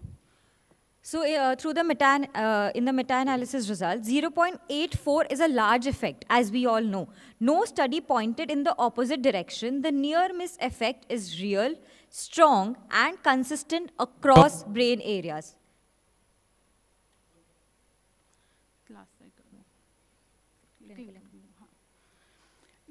Three things for clinicians. One, teach patients that half near misses are lost, not a sign of win. The reframing alone can reduce the urge strength. 2, always screen gambling patient for alcohol use disorders, and they are linked at the brain level. The third one, regulatory should cap near-miss frequency in slot machines below 30%. Warning labels on machines should explain how near-miss work, and future research should test whether near-misses also prime nicotine and opioid cravings along with that. To wrap up, near-miss tricks the brain into responding like a ring happened. Machines are built around 30% sweet spot. Gambling severity makes the effect worse. The near-misses prime alcohol craving independently of a mood. Our pooled effect size is 0.84 as we know, large and consistent across all methods and population. The machine is not neutral. It is designed to feel like almost we are winning. So that's it. Thank you so much.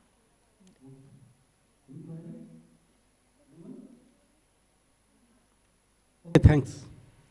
Next one. Now I invite Dr. Sunita Kumari.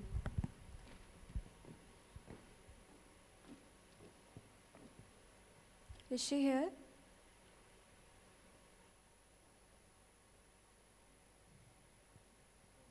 Next I call upon Yamini Gurrani and Dr. Priyanka.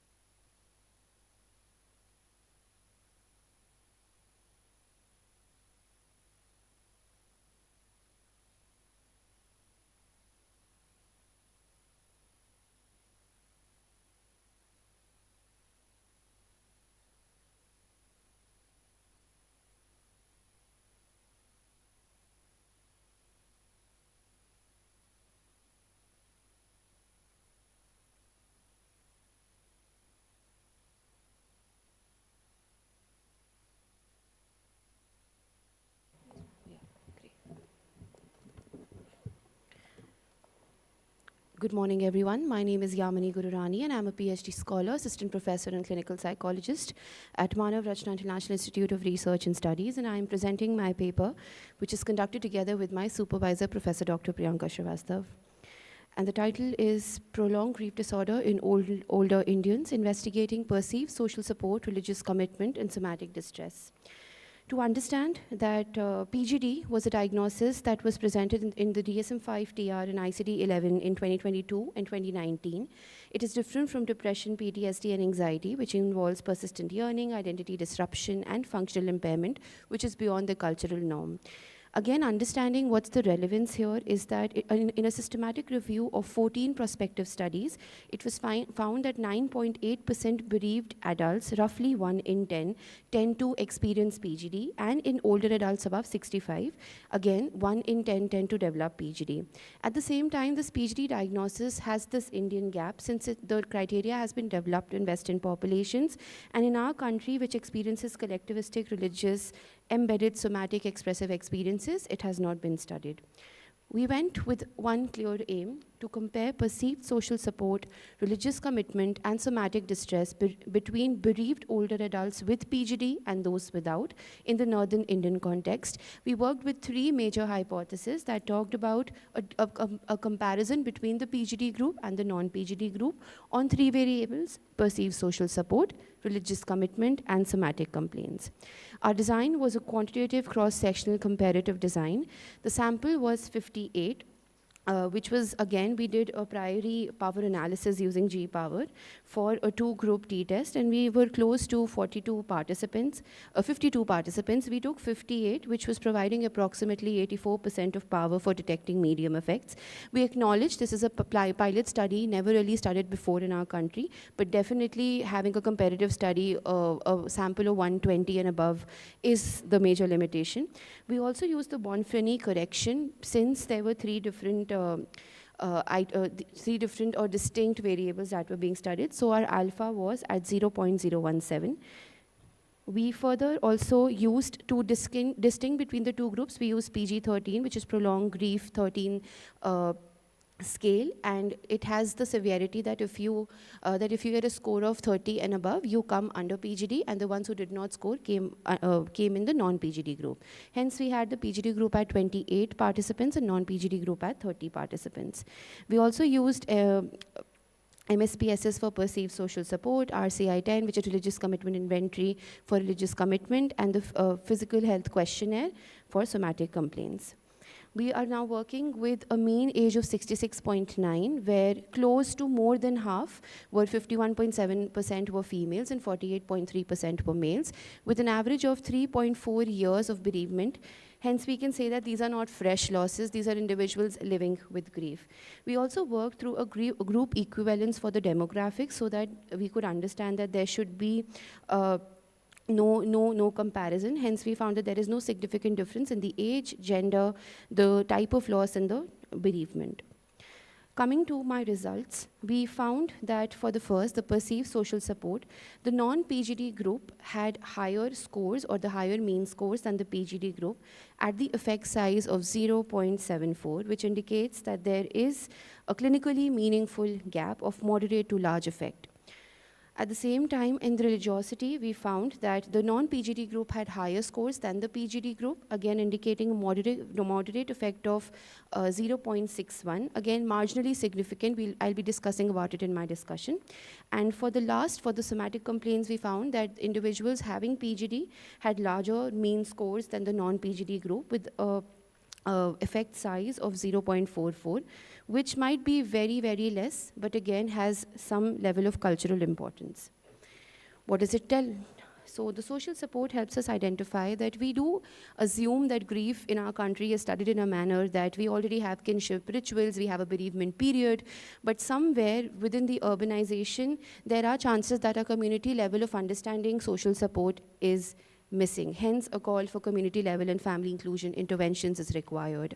Second, for religiosity, we cannot exactly distinguish that there is a positive or negative coping, but definitely low religiosity may signal active spiritual crisis. It can lead to perceived divine injustice, disrupted anti-ST rituals, and thus leading to the risk of experiencing PGD. Further, for somatic complaints, since we are working with older Indian adults, naturally their somatic complaints are considered to be part of their old age. But here is where we end up having a diagnostic blind spot in our country.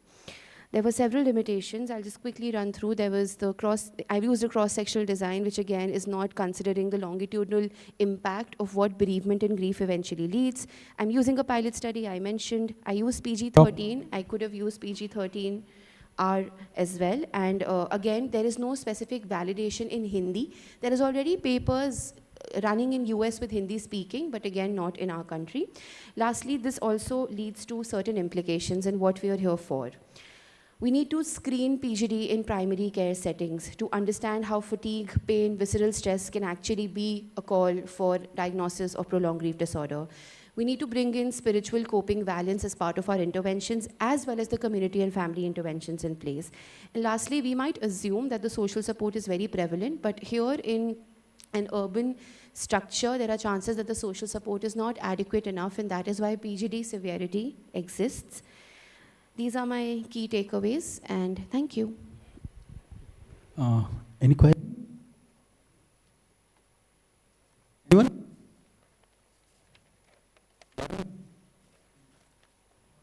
Overall, it is very. Thank you.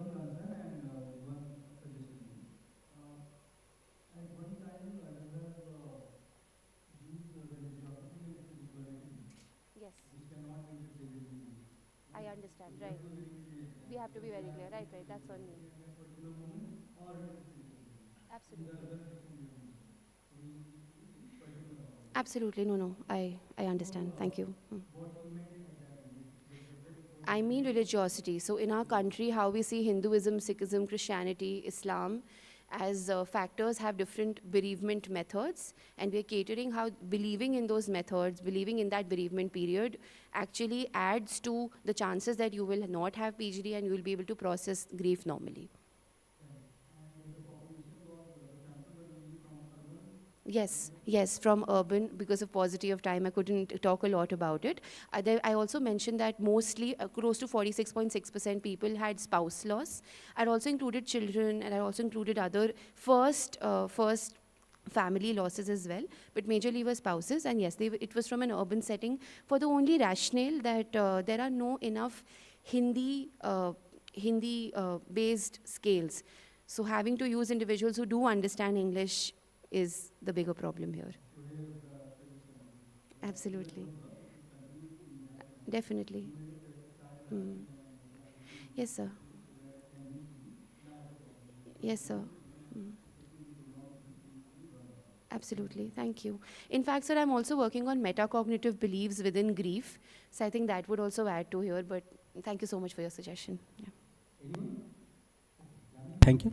Thank you. Next one.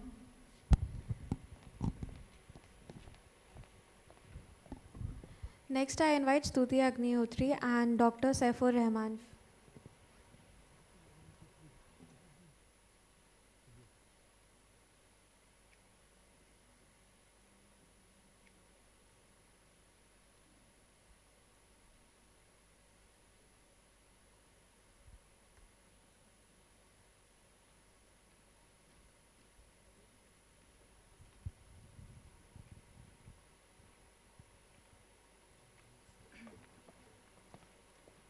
Good morning, everyone.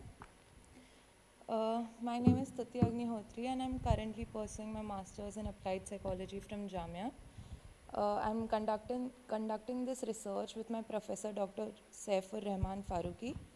So the study attempts to move beyond prevalence statistics and instead focuses on the subjective meanings and motivations underlying self-injurious behavior, particularly within the Indian socio-cultural contexts. So to begin with, non-suicidal self-injury or NSSI refers to the deliberate and direct self-destruction of one's body tissue without suicidal intent and for purposes that are not socially sanctioned. It is important to emphasize that NSSI is not necessarily a desire to die. Instead, it is often used as a coping mechanism to deal with overwhelming emotional distress. While a large body of research has examined the prevalence and correlates of NSSI, understanding why individuals engage in such behavior is equally important. Motivations directly influence how NSSI begins, how it is maintained, and how severe it becomes. Sorry. Existing literature suggests that NSSI primarily functions as a maladaptive emotion regulation strategy used to cope with psychological pain and reduce distress. At the same time, it can serve multiple functions such as self-punishment, interpersonal communication, and emotional relief. It is important to note that internal motivations like affect regulations are found to be more common than external motivations such as attention seeking. Despite these findings, there are significant gaps. Most Indian studies rely on cross-sectional and quantitative designs, limiting our understanding of subjective experiences. There is a lack of qualitative, culturally sensitive research that explores how individuals interpret and experience NSSI. Additionally, gender-specific motivations and socio-cultural influences remain underexplored. The central research question guiding this study is what are the motivating factors associated with engagement in non-suicidal self-injury among young females.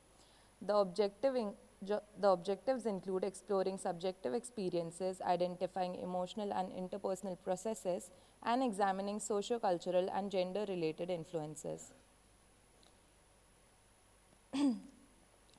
The study adopts a qualitative research design using thematic analysis as outlined by Braun and Clark. The sample consists of 4 female participants aged 18 to 25 who have engaged in at least one form of NSSI. Participants were recruited through purposive sampling and data was collected using in-depth interviews. The interviews focused on participants' experiences with NSSI, including onset, emotional triggers, perceived motivation, and coping strategies. Each interview lasted approximately 30 to 45 minutes and was audio recorded with consent and transcribed verbatim. Thematic analysis was then used to identify patterns and recurring meanings across the data. Given the sensitive nature of the topic, strict ethical safeguards were followed and ethical clearance was obtained to conduct the research. Participants were also provided with mental health support resources to ensure their well-being. Moving on to the results, thematic analysis has led to identification of 4 preliminary themes I would like to emphasize that the analysis is still ongoing and these themes are currently being refined. Despite this, the findings already highlight a consistent pattern. So, first theme highlights the significant role of family. Participants frequently described conflict and emotional neglect and difficulty communicating distress within family systems. In several cases, family environment acted as a direct trigger for self-harm. A participant highlighted that their hostile family environment and restrictions on autonomy often created a persistent sense of being controlled and unheard, which led to self-injury. The second theme reflects the use of NSSI as a way to regain control or regulate emotions. Participants described feelings of helplessness and emotional overload prior to self-injury. So engaging in NSSI provided a temporary sense of control as well as emotional release. Physical pain was sometimes used to distract from emotional pain, reducing its intensity. Some participants also reported a calming effect following self-injury even when they were aware that the relief was short-lived. The third theme centers on NSSI as a form of escape. For instance, a participant described a desire to escape persistent sadness and emotional burden using self-injury as a way to momentarily get away from those feelings. Another participant spoke about being trapped within the home environment and using self-harm as a way to cope with that sense of entrapment. The fourth theme reflects NSSI as a form of non-verbal communication. Participants often struggle to express their emotions verbally and use self-injury as a way to signal distress. This was not necessarily about seeking attention, but rather about seeking understanding, validation, and acknowledgement. So overall, these themes suggest that NSSI serves multiple overlapping functions, including emotional regulation, coping, and communication. Further analysis will refine these themes and explore their interconnections in greater depth. Just concluding. To conclude, this study emphasizes that self-harm among young females is deeply embedded within their emotional and relational contexts. It operates at the intersection of regulation, control, escape, and communication. So understanding these motivations is crucial for developing culturally sensitive and gender-responsive mental health interventions, especially within Indian context. Thank you for your time and attention. Anyone? Thank you.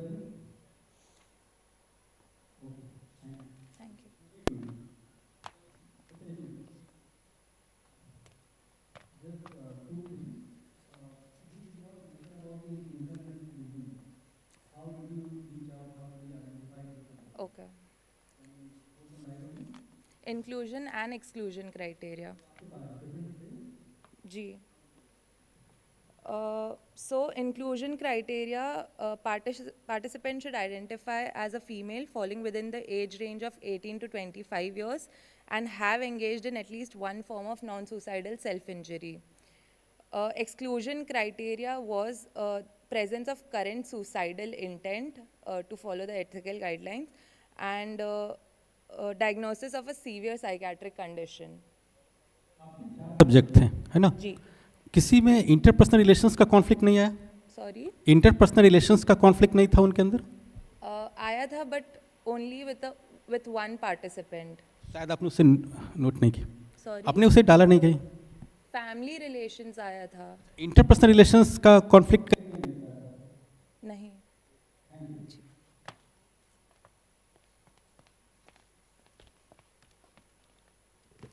Next, I call upon Muhsin Sharia, Dr. Ashwani and Dr. Sonia.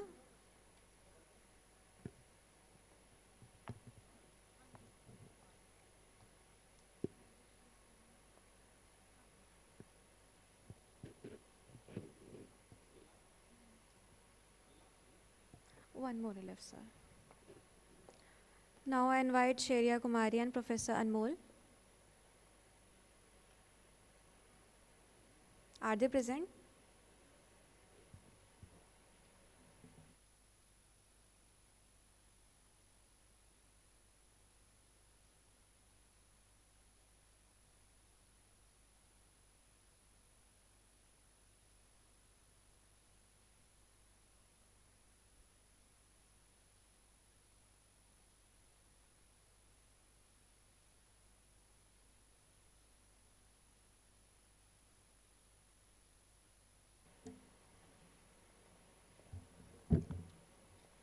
morning, respected chairperson and other delegates. My name is Shreya Kumari. I'm a PhD scholar at Department of Clinical Psychology, RINPAS. Today I am presenting on the topic, therapeutic applicability of mind-sound resonance therapy with cyclic meditation in managing obsessive compulsive disorder, a literature review. Moving on to the introduction. Obsessive compulsive disorder is characterized by intrusive thoughts and repetitive action performed to reduce anxiety. We talk about the prevalence. This is 2.3% of the population and often begins in late adolescence. Many patients continue to show residual symptoms and relapse despite standard treatment, highlighting the need for non-pharmacological approaches.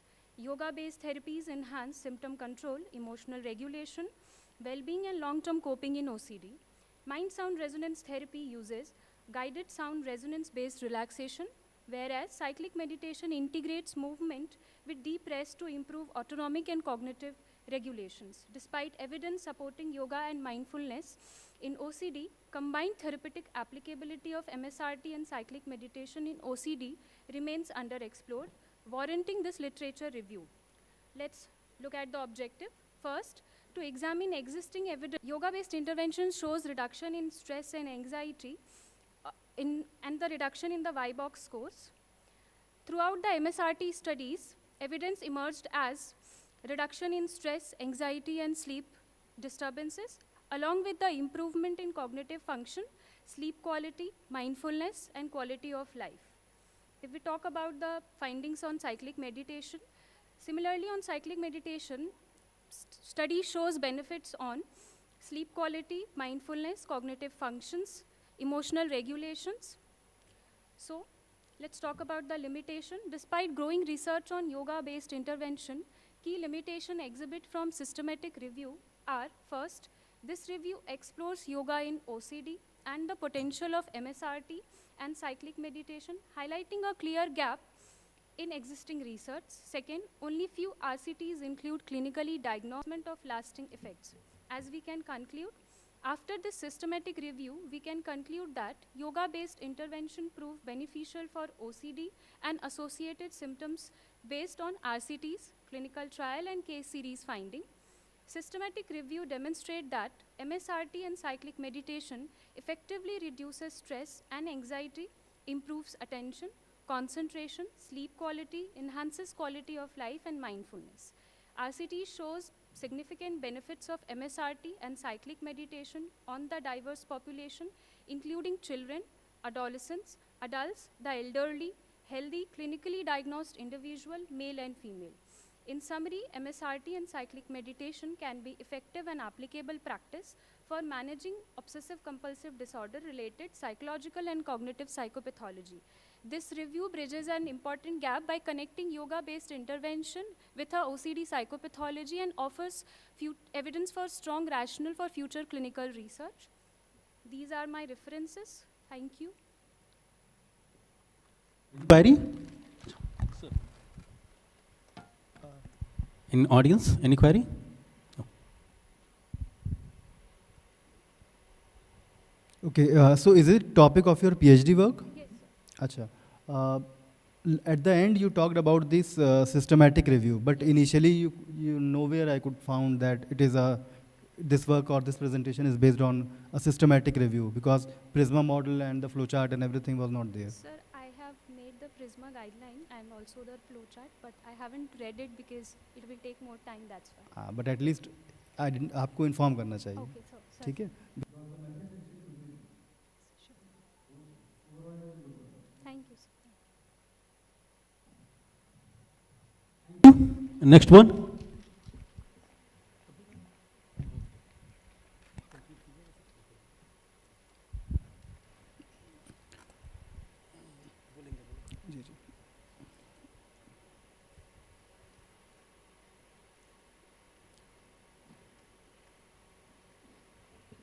This brings us to the conclusion of today's parallel session. I would like to invite our chairpersons for this session to receive conclusion remarks.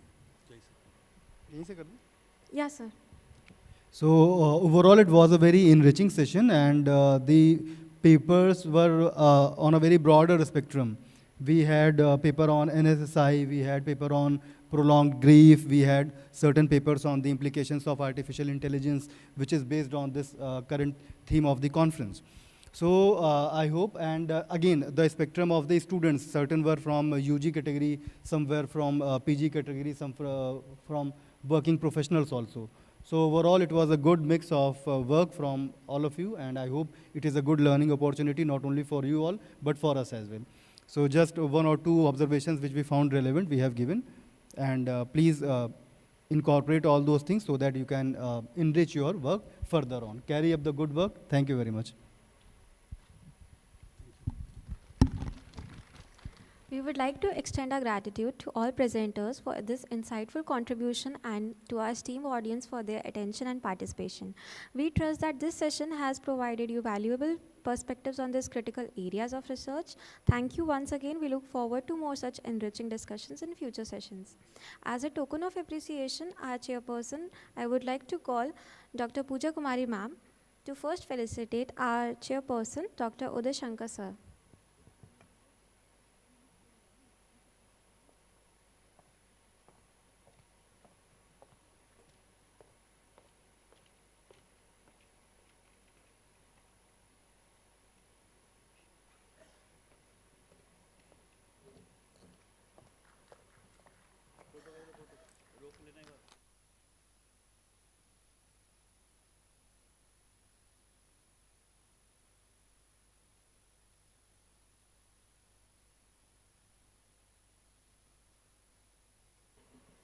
Now we would like to invite Dr. Pooja Kumari ma'am to felicitate Dr. Syed sir.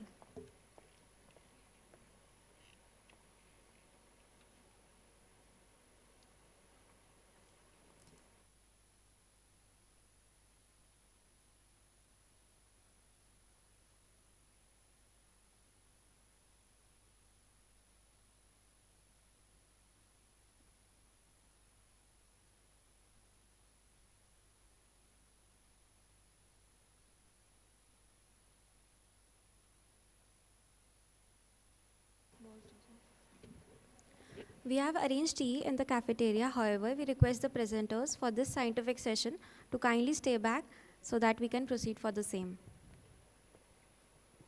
If any presenter has not yet shared their presentation, they may kindly come up.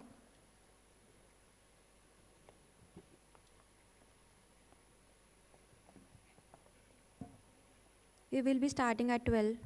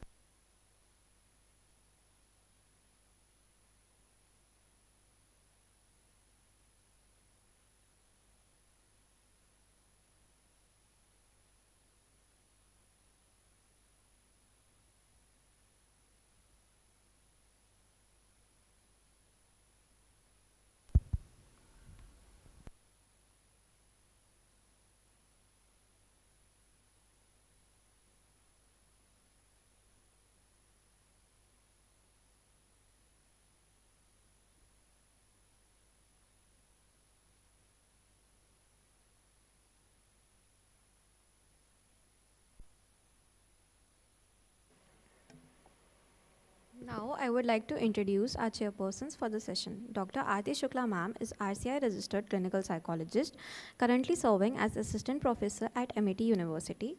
With over 5 years of clinical and academic experience, she specializes in psychological assessment, psychotherapy, counseling, and rehabilitation.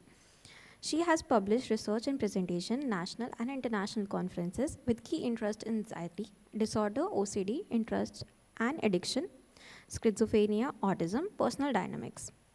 Dr. Afshaq Ahmed Sir is a distinguished clinical psychologist and RCI registered professional who currently serves as a counselor at Indian Institute of Technology, Roorkee, with an extensive academic background featuring a fellowship in psychiatric rehabilitation in NIMHANS and MPhil in clinical psychology. He brings over a decade of specialized in child psychology and adolescent psychology.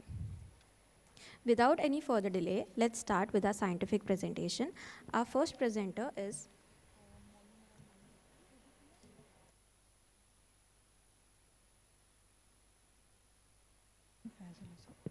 Our first presentation is Harshita Jaggi and Fazil Hassan.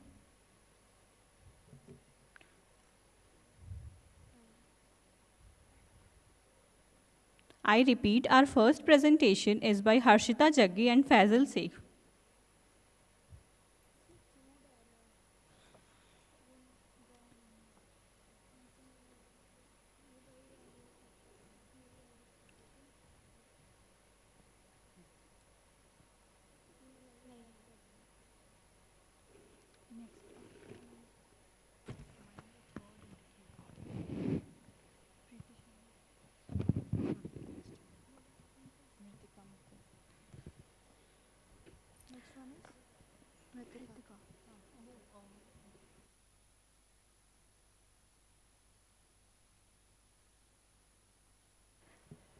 Next, I call up to Mritika Mukhopadhyay, Nitya Khanna, Jyotsna Singh, and Shweta Patwa.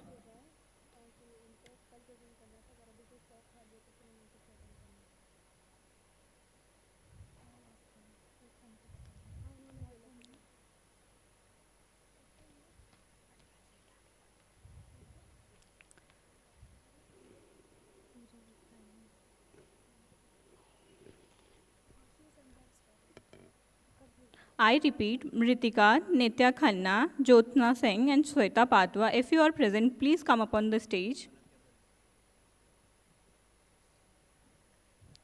Next, we have Preeti Sarma, Dr. Jyoti Mishra, Dr. Shushmita Bhattacharya, Dr. Nandha Kumara, and Pujm.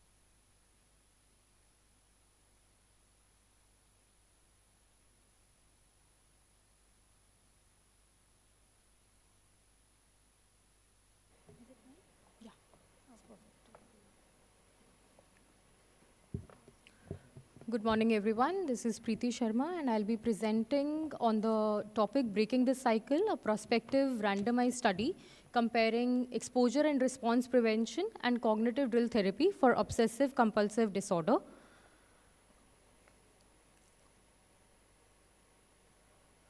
Obsessive compulsive disorder is a chronic and impairing psychiatric condition characterized by obsessions and compulsions leading to significant functional impairment.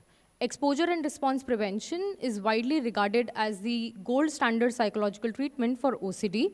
However, adherence to ERP can be challenging for some patients, with studies reporting dropout and incomplete treatment engagement. Cognitive drill therapy is a newer cognitive behavioral approach that utilizes repetitive verbal drills to modify maladaptive threat perceptions. To best of our knowledge, no prior studies have directly compared the effectiveness of ERP and CDT in OCD.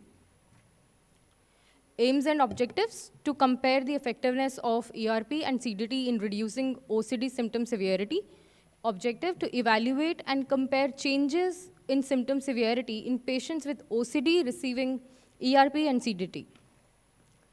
Method: study design and setting.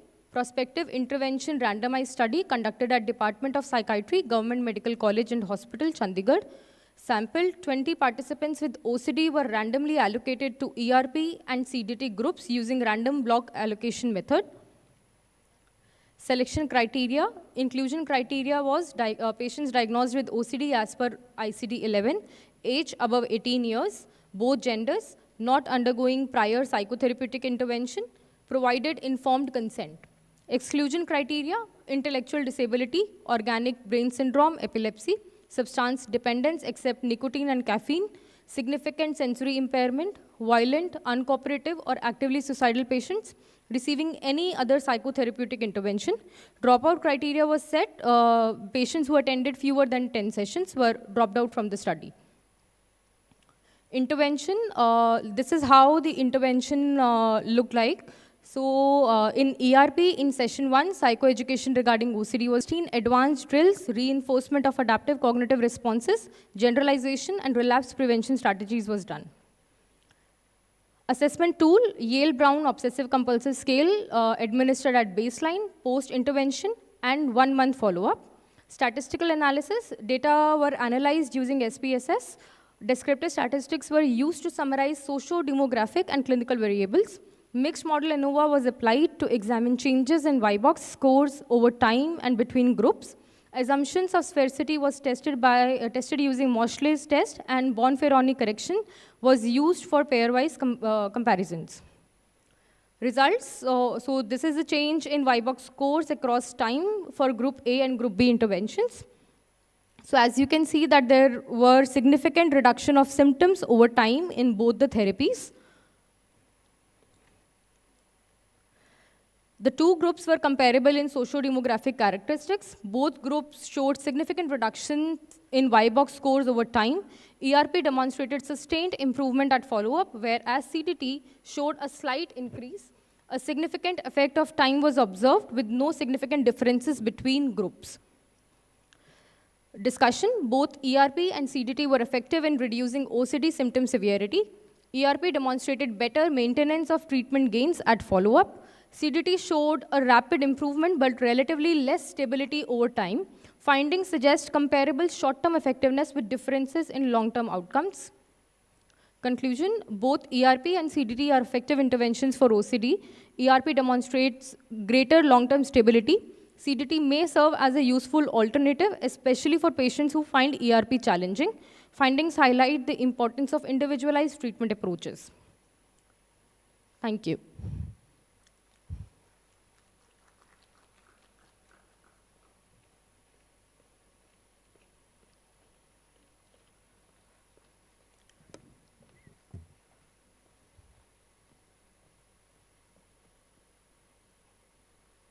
Anyone has any question?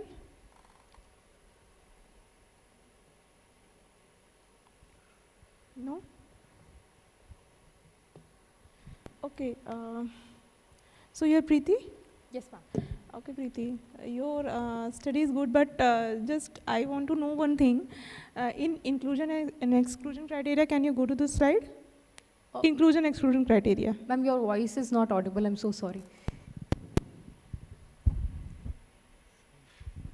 Go to the slide in inclusion and exclusion criteria. Yeah.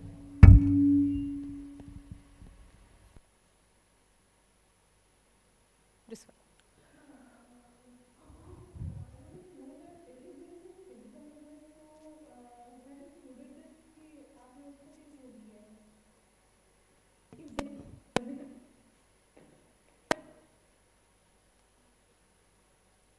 I think there was some issue with the audio. There is some issue with the audio. If is there physical illness?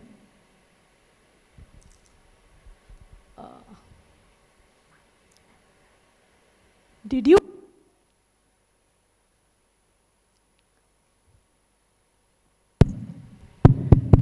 Hello. I think that is better. So ma'am is basically trying to understand in inclusion and exclusion criteria the physical illness where you have kept. Is it including or inclusive or excluded? If anybody had any physical disability? Yes, physical. So, physical illness, not the disability. we have not excluded them straight away. Like if there were any psychiatric condition, any active psychiatric symptoms, then we have excluded them. Otherwise, no, we have included them in the sample. Actually, you haven't mentioned, and also in the tool which you have used study tools, so you could have used also GSQ-12 or something की जो है अगर कोई उसमें physical illness हो या ना हो तो उसको आप एक्सक्लूड कर सकते हैं, इंक्लूड कर सकते हैं, तो उसको आप यूज़ कर सकते हैं स्टडी टूल में. Okay Okay, yeah. In study tool you have only used Y box. Yes, ma'am. Only Y box. Yes, that's why. I'll take the suggestion, ma'am. Okay.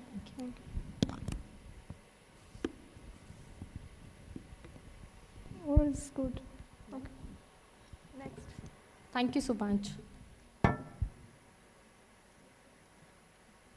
Now I would like to invite Akanksha Raut for their presentation.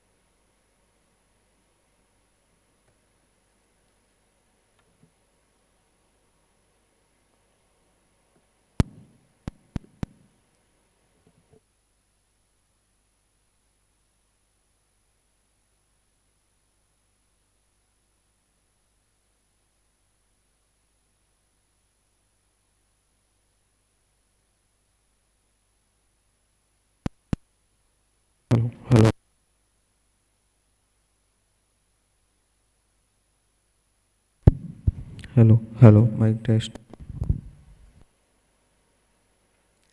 Good morning, one and all present here.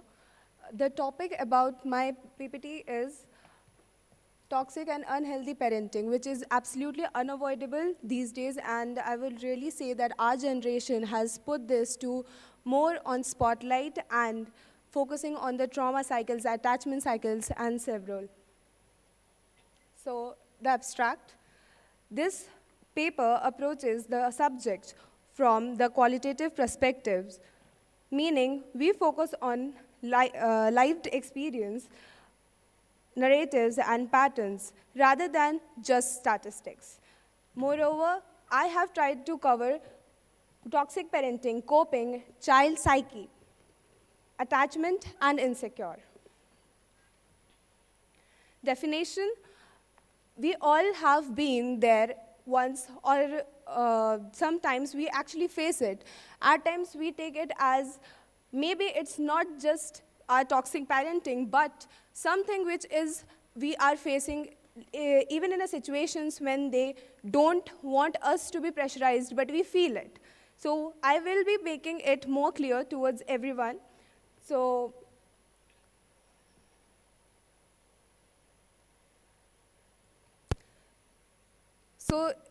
toxic parenting refers a persistent pattern of emotional harmful behaviors by caregivers, such as manipulation, control, neglect, or rejection, that undermine a child's self-worth, emotional development, and sense of safety. Toxic parenting is absolutely not a normal conflict. It is repeated emotional harm, shapes identity and self-worth. Common traits that we can observe: conditional love. Every time when we do something for them, then only we will get love, something in return. Emotional manipulation. I am giving the examples to make it more clear. So in emotional manipulation, we see that whenever we are talking to someone, like moreover, we go through people pleasing just because of that emotional manipulation that we have suffered in our past. Control over individuality, lack of privacy. Fear replaces communication. We think that our mistakes are better hidden rather than we can make it right. These are the studies that I read and went through, which I personally think are better to be present. Rejection and emotional abuse study. The method used was cross-cultural qualitative interviews. And the result was the parent rejection leads to low self-esteem, anxiety, emotional neglect hurts, as such as physical abuse. The child itself thinks that I am not worthy of love. The second study is on emotional abuse and meaning-making. Method: in-depth interviews with women exposed to emotional abuse. Result: victims often don't recognize abuse early. The most common thing that comes to our mind is, like, it is good for me. But is it? Result: normalize control, manipulation, gaslighting. Develop self-blame and confuse about the reality. The third study, childhood emotional neglect study.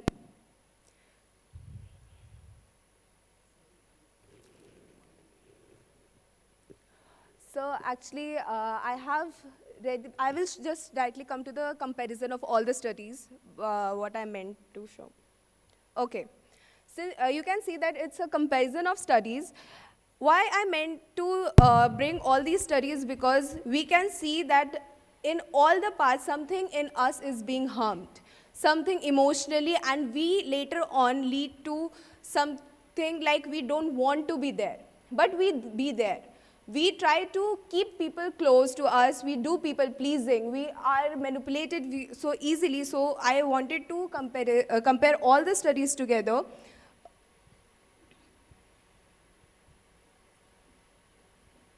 The theoretical work, I will explain the theoretical work by a diagram. Okay.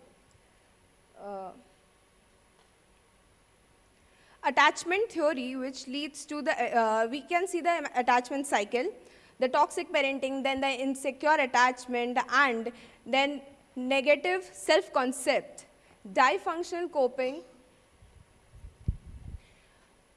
insecure attachment. The theoretical works that I have went through, and it's about the addiction, people who are addicted, why they actually go. I have tried to show it in this diagram. And which is the most harmful is the trauma theory, which I personally think that it should be given more spotlight to. These are the hypotheses. Sorry, so you have any last concluding words? Yes, sir. Do you have any last concluding words? Yes, sir.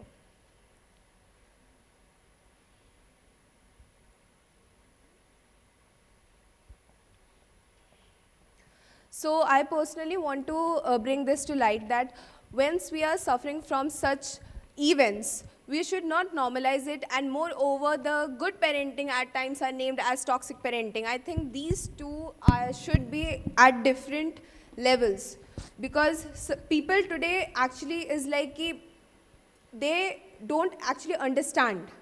Some who are actually the victims, they just go with the flow and they don't look over their mental health.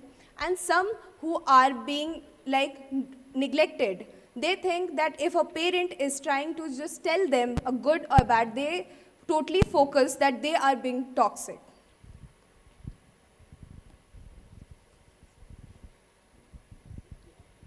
Okay, good. It's a good topic. Name, I think, I forget your name. Your name? Akanksha Roth. Akanksha. Akanksha, your topic is very good. As Thank you, nowadays, it's very important कि लोग जिस तरह की parenting होगी उसी तरीके का आगे जाके बच्चे में पर्सनालिटी डेवलप होगी और वो आगे जाके चीज़ें किस तरह का बिहेवियर होगा, वायलेंट होगा, एग्रेसिव होगा या जो भी चीज़ें हैं, तो वो सारी चीज़ें आगे जाके देखने को मिलती हैं. तो ये टॉपिक इज़ वेरी गुड. बस जस्ट ये जो तुमने रिव्यू किया है आई थिंक सारी स्टडीज़ का मिला के ना. मैम मैंने रिव्यू भी किया है और मैंने बहुत सारे like I talk to the people who are addict and I also had a conversation with the students in our university. I made a questionnaire to ask them and I conducted the interviews before making the PPT to get more exact result to it. Good. It's good. Thank you so much. Thank you everyone.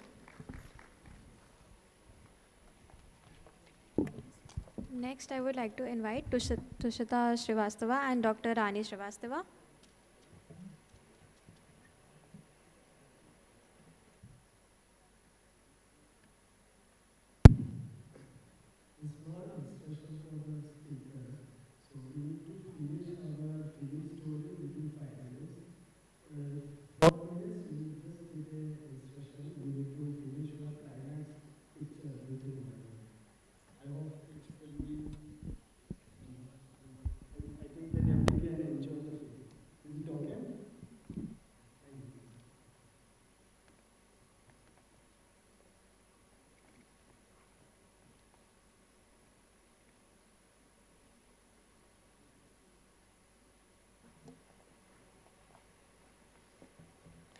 Good afternoon, everyone. My name is Tushita Srivastava, and I am a final year MPhil trainee from Santosh Medical College. So, as you can see the title of my presentation, I would like all of you to think of that special person, that mentor that all of us have had at some point in our education, in our life, in our professional tenure, and a teacher, a guide, a senior who has always been there for us in difficult times, in our highs and lows. Coming on to mentorship, as defined by a lot of studies and researchers, mentorship does not simply stay till the academic mentorship level. It extends to a developmental alliance between the mentor and the mentee, and it extends to not just the professional level, but also to a social and a personality level. It is a holistic well-being. And as WHO also defines, the mentor-mentee relationship as a holistic development that takes place between mentor, which is an experienced individual, and a mentee, which is a less experienced individual, and that they work together on the mentee's development. So the data that you are seeing on the screen right now, this is not actually newspaper cuttings, but data from empirically tested researches, which specifically talk about the mental health level of students currently in the medical education in India as well as abroad. Considering the current distress and the mental health levels in the Indian as well as the global medical student population, it becomes imperative of adopting a point of view of mentorship, which includes not just academic counseling and guidance, but also a psychological lens. Again, specifically talking about the Indian medical education level, a lot of students face anxiety, fear, burnout, and distress over their period of training and medical education. And talking about India, India has always had examples of famous mentors like Chanakya, the Krishna and Arjuna, Guru Dronacharya, and having such a Guru Shishya Parampara, it holds a cornerstone which lays the cornerstone for a mentor-mentee relationship, and it is time that we again put focus on the same and build upon not only on our professional values, but as well as a holistic development. Current scenario, what we are facing right now is a lack in training of the professionals, the lack in counseling skills, efficiency and proficiency, and how to address the distress among the mentees. The global level researchers also point towards the same, that mentorship improves academic success, professional identity formation, as well as emotional regulation among the medical students, and that a mentor's role goes way beyond academics, considering all of these criteria. So coming on to the systemic barriers that I was able to analyze through the review of that I have done through the past researches over the last 25 years, there is a systemic barrier and institutional failures which prevents a successful mentor and mentee relationship, further preventing healthy lifestyle and mental well-being for the mentees. Coming on to discussion of the same. The structural gaps include an expertise paradox, where they do not have enough skills to address the mentees' issues, to identify them timely. Then coming on to the logistical frictions, there is difficulty finding a common time frame where the mentee can approach the mentor, specifically in Indian medical settings, when mentors who are very senior, they also hold administrative positions and are unable to give enough time to their mentees. There comes the administrative void, the curriculum imbalance as well, that we forget the human side of education. Then coming on to the psychological and the skill gap, there is a competency deficiency, hesitation, power dynamics that exist as well. Sure. Yes.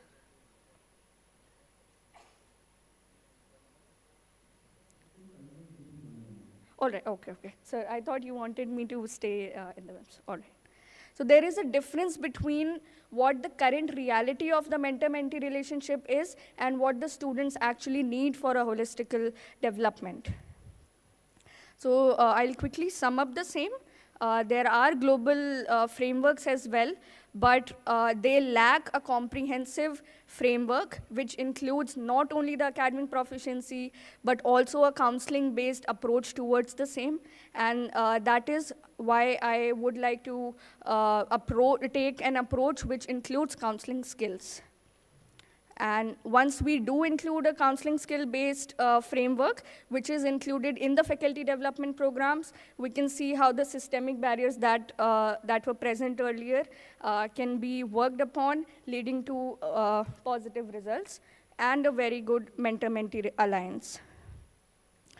This is the final conclusion that I have. We had the synthesis of the findings, the current level of the mentor-mentee alliance that we're facing, the critical gap that exists between the reality and the expectations that are currently there, bridging the skill gap that is present, institutional efforts and development of faculty development programs, and finally, using an empirically based approach that can be structured and universally practiced across institutions and the nation. Thank you so much. I'm open to questions. Yeah. These are some of my references. Any questions from audience? So this is one of interesting my area when working in a IIT setting for a long time. In IIT settings, we have a students mentorship program, and I think Sir, throughout. Can you come up to here? The voice it's a little muzzled. Hello. No, are you able to hear me? Yeah. So in various IIT students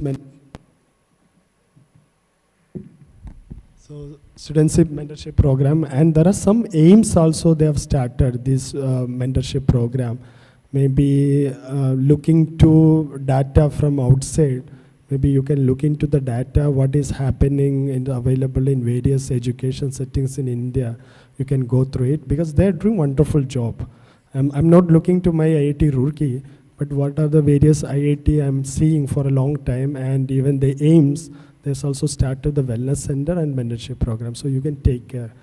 And I'm really happy that you have taken this topic as you are interested in research. Thank you.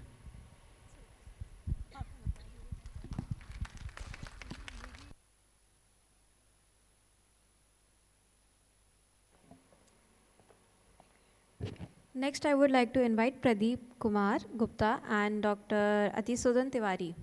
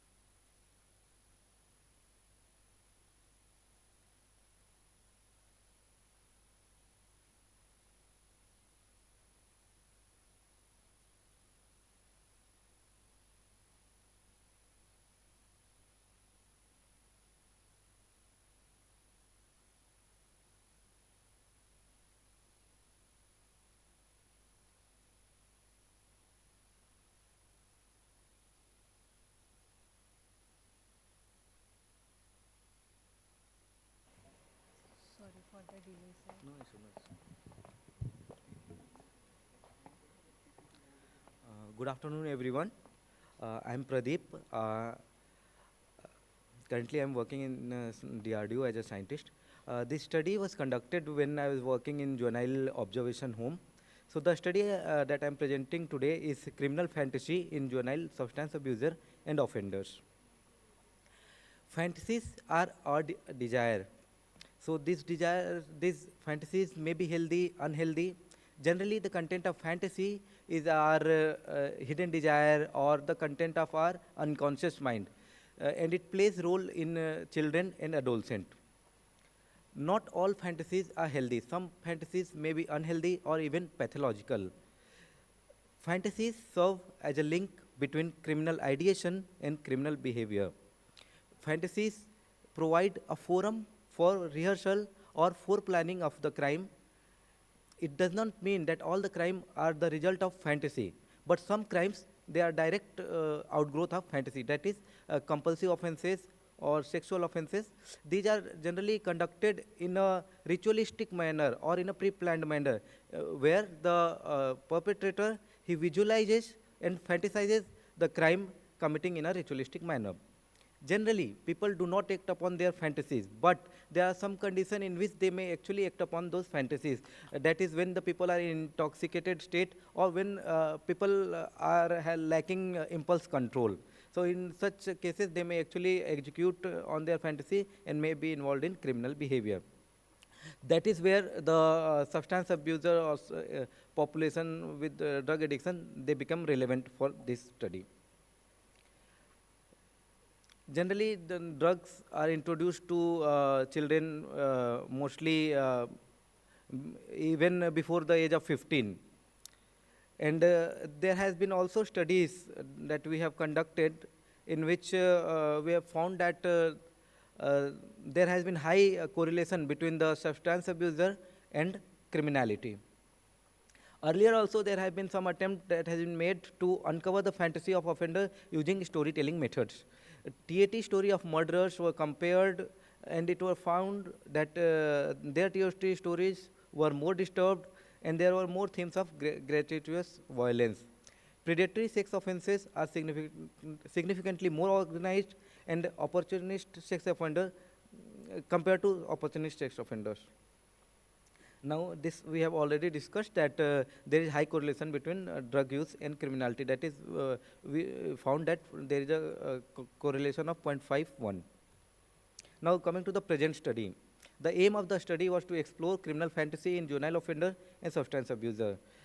To materialize this aim, two objectives were formulated. The first is to study the nature of criminal fantasy in juvenile offender and substance abuser, and to compare the criminal fantasy of the two populations. For this, 40 male adolescents, those who are addicted to different psychoactive substances, were included in the sample. The population was divided in two groups. First group of those who are only involved in substance abuse, the other group who was into substance abuse but were also involved in antisocial or criminal activities. The tool that was used is criminal fantasy technique. It is a projective test similar to TAT. It has 12 cards, and it is designed specifically to assess criminal fantasy in offender and substance abuser population. So the finding of the study, we analyzed the story of the two groups, and we are presenting the theme, the major themes that emerged out of their stories. So we are comparing the two groups. The first card, the picture that you can see, on the first card, the substance abuser group, they mostly perceive that drug supply is happening, whereas the offender group, they mostly perceived that there is an attempt to kidnap the child. Similarly, on the second picture, a fire incident was perceived by substance abuser, whereas offender group perceived that the person has actually intentionally has set fire in the building. The third picture, the person stealing money perceived by substance abuser, whereas the offender group perceived that he is trying to threaten the person and rob money from the bank. Similarly, no options were perceived on the fourth card by substance abuser group, but the offender group perceived eve-teasing. Now, on card 5, both the group perceived stealing. The first group of substance abuser for the purpose of arranging money. 1 minute. I'll finish it in 1 minute. The first group perceived that the purpose of stealing is to arrange money for drug, whereas the other group perceived that it is trespassing and stealing. Similarly, on next card, no crime was perceived. It was perceived that the person is lying in an intoxicated state, whereas the offender group perceived that the man either has been killed or strangulated. So we'll skip a few cards. Go to card number 8. the substance abuser has perceived stealing and trespassing, whereas the offender group has perceived sexual offense. No offense perceived on card 9 by substance abuser group, whereas by offender group it has been perceived either attempt of kidnapping or sexual offense. Next card, no offense by substance abuser group and offender group pre-planning of the crime. Okay, on the last card, no offense was perceived, whereas the offender group perceived that whether he is a don or notorious person. So as we can see, the offender group significantly perceived higher number of crime compared to the substance abuser group. The present study provided a comparative profile of criminal fantasy among substance abuser and juvenile offender.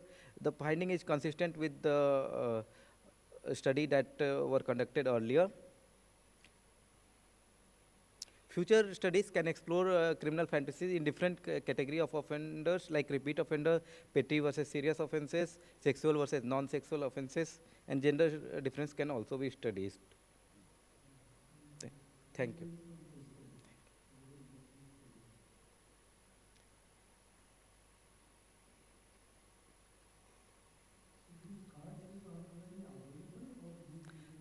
These cards are published not as a tool, but these were published in the research that they had conducted. It is published in research paper, and that research is available in free domain.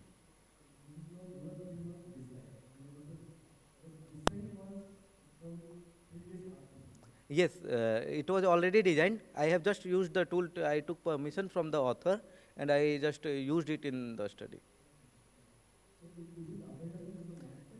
It is, if we go through literature, we can find that article, or I can share that article. In that, they have given the scoring or interpretation and manual. Yes.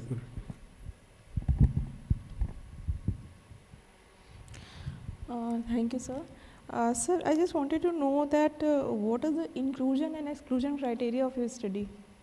Inclusion exclusion criteria for which group? For your study. Okay.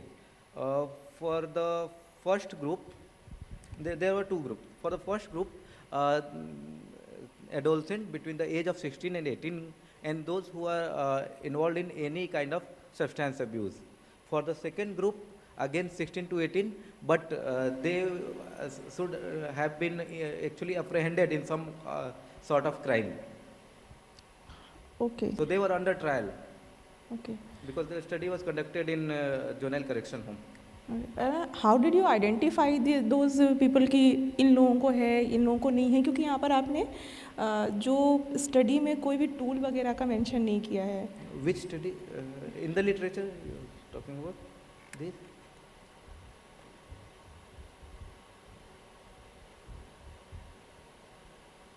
I have given reference of the studies that I have talked about. And even this is the, in the bottom we can see, this is the study in which the test was introduced, the CFT, criminal fantasy technique. Okay. So I think the topic is very good, but you could have done more, I think more explain कि इसमें क्या होना चाहिए, inclusion, exclusion, and what tools you can use, कि उसमें कौन कौन से tool आप use करोगे तो identify कर पाओगे कि आप population कौन सी actually use कर रहे हो. Sample size you have taken the 40. 40 because it is again we are using a projective technique, and when we use a projective technique or we do the qualitative analysis, the sample size, even the data collection process takes time, and even the interpretation it takes time. Okay. And keeping in mind that the population is very specific, juvenile offender, again getting access to that population is also difficult. So that is why we have got 40 only, and it is on an ongoing study. So and right now we have got more actually participants. What is the future implication of your study? Conclude. Future implication? Future implication, we can actually identify the people who are at risk of being involved in some crime, or those who are currently under trial, whether they should be released or not, whether there is an involvement of future, there is possibility of future involvement in the crime. So accordingly, decision can be taken whether they should be given bail or not, and we can plan the rehabilitation, who has better chances of getting rehabilitated. So that is a very interesting fact, because uh, you are going to decide who need to get bail, or maybe he can get a mercy from the legal system because of his code of conduct during that inside the jail. So are you going to give or a projection that these are the possible people can have a good code of conduct or maybe conduct in the future if we are going to release? If we are able to give an answer in that way, it have a huge impact in the legal system, because you are using projective tests, so they cannot manipulate it. Yes, there can be possibility of manipulation, but given the nature of the population, and in that population conducting any other tool, doing any other assessment, it has more chances of manipulation compared to projective test. Yes, yes. Yeah. That is So in that way, it have a big implication in the future. Yes. Thank you, sir. Thank you. So maybe what we can do, you can catch him. He's a very famous person through this interaction. So you can catch him. He will be available. Okay. So can we go for the next presentation? Yes. Thank you. Yeah. Hi. I'm so sorry. I have a question. First of all, great presentation and interesting topic. Just wanted to understand the implication that Sir spoke of. Has somebody already done that somewhere, like on the basis of the results that we got from the research that you have done? Has somebody taken the use of that research and taken a decision on the basis of it anywhere in our country or outside? Thank you. When we talk about outside, they have been using this test. They are even using objective test like here psychopathy checklist. On the basis of that, they decide. So that is a gold standard tool for this population. Right. Now, coming to the India, in India, neither objective nor projective tests are being used currently for making this decision. However, we regularly get requests from juvenile courts that we have to give a psychological assessment report, and that report is read by the judge, and he decides whether it is his decision, and based on the assessment of the psychologist. Right, but in India... Sorry. We need to stop in here. Sure. With the permission of chairperson. We need to stop, and you can catch him. Okay? Yeah, thank you. For the next presentation, please.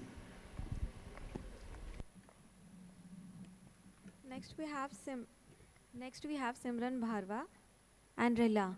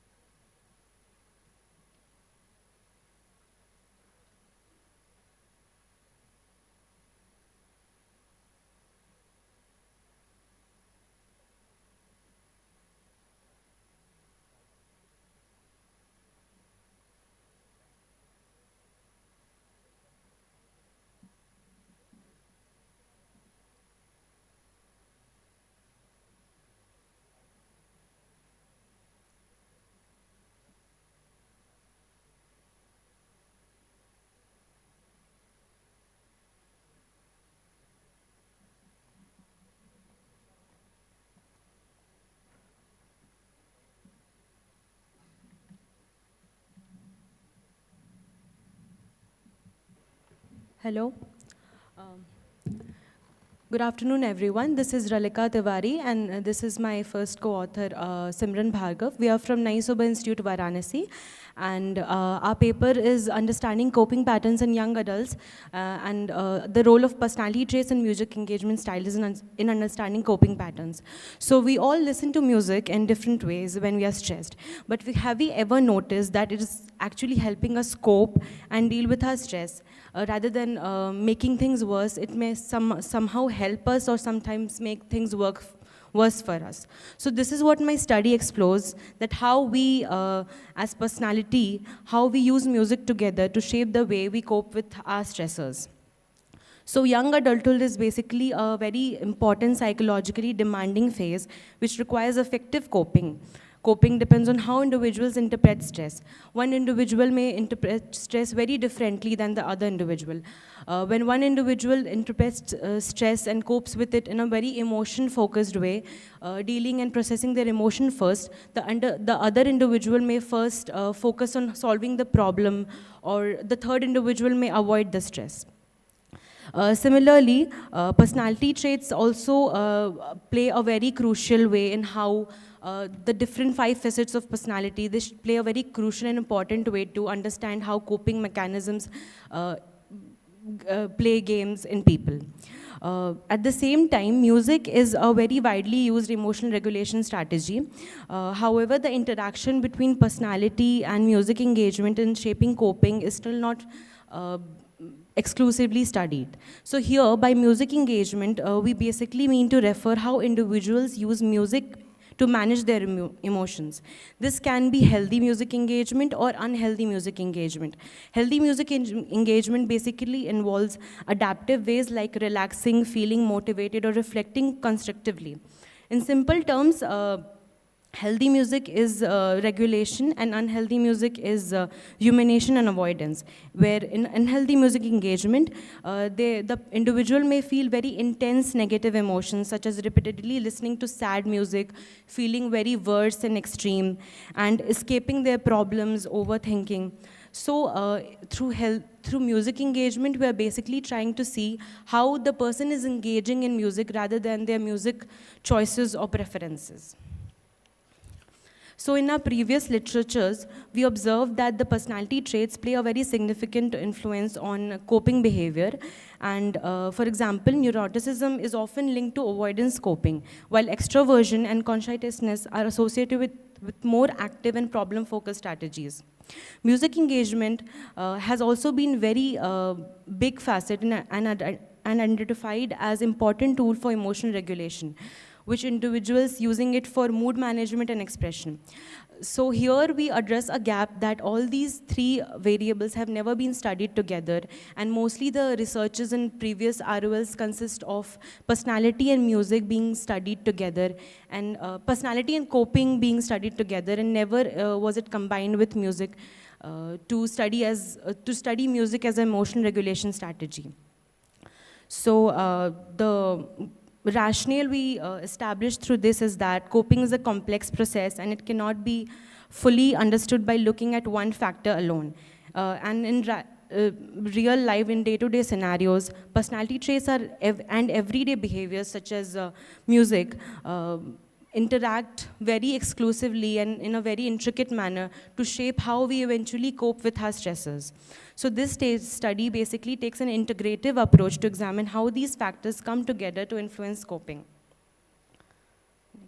This is a basic conceptual map for our study, which would make it rather easier to understand the whole goal of our study. So starting from the left, the personality traits, which include 5 facets, neuroticism, extroversion, openness, agreeableness, and conscientiousness, are considered as the primary dispositional factors. These traits are proposed to influence coping strategies in 2 ways, which is the direct pathway and the indirect pathway. The first pathway, where personality traits are expected to directly impact how individuals cope with stress. And in the center, the music engagement is divided into 2 types, positive music engagement and negative music engagement, where we focus how Both positive and negative patterns of engaging in music are representing adaptive and maladaptive ways of using music for emotional regulation. So this music engagement is then proposed to shape coping patterns, indicating its role as a mediating variable in the whole model. Sorry, you have 1 minute. You have 1 minute. 1 minute to conclude.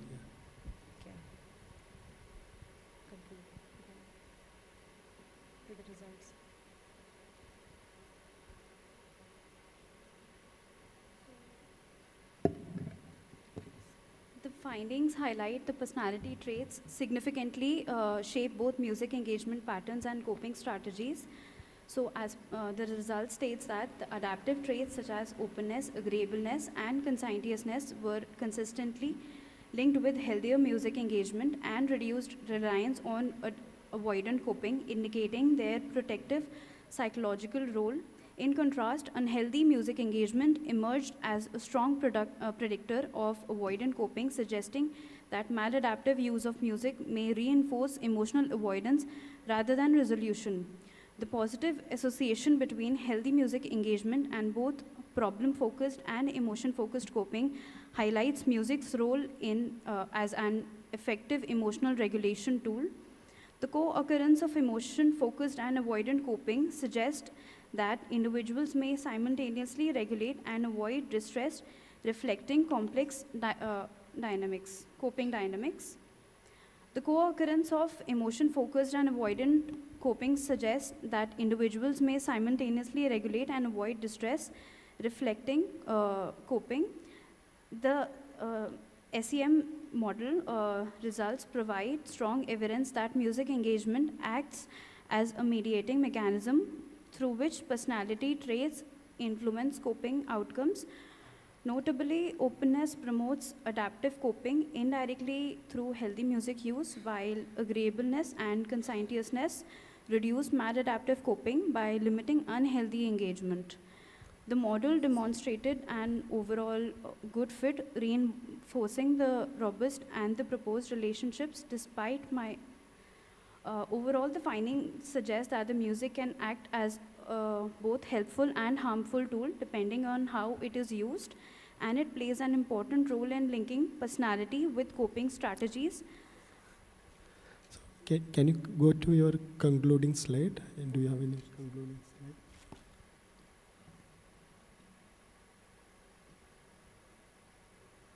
Okay, so we can take questions from audience.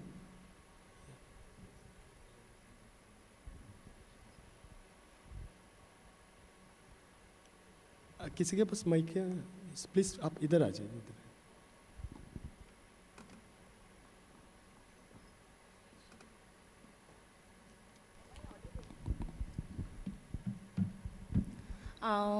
Thank you for the presentation. I want to understand what measure you took for eliciting what are positive music, positive and negative music you mentioned somewhere, unhealthy and healthy music.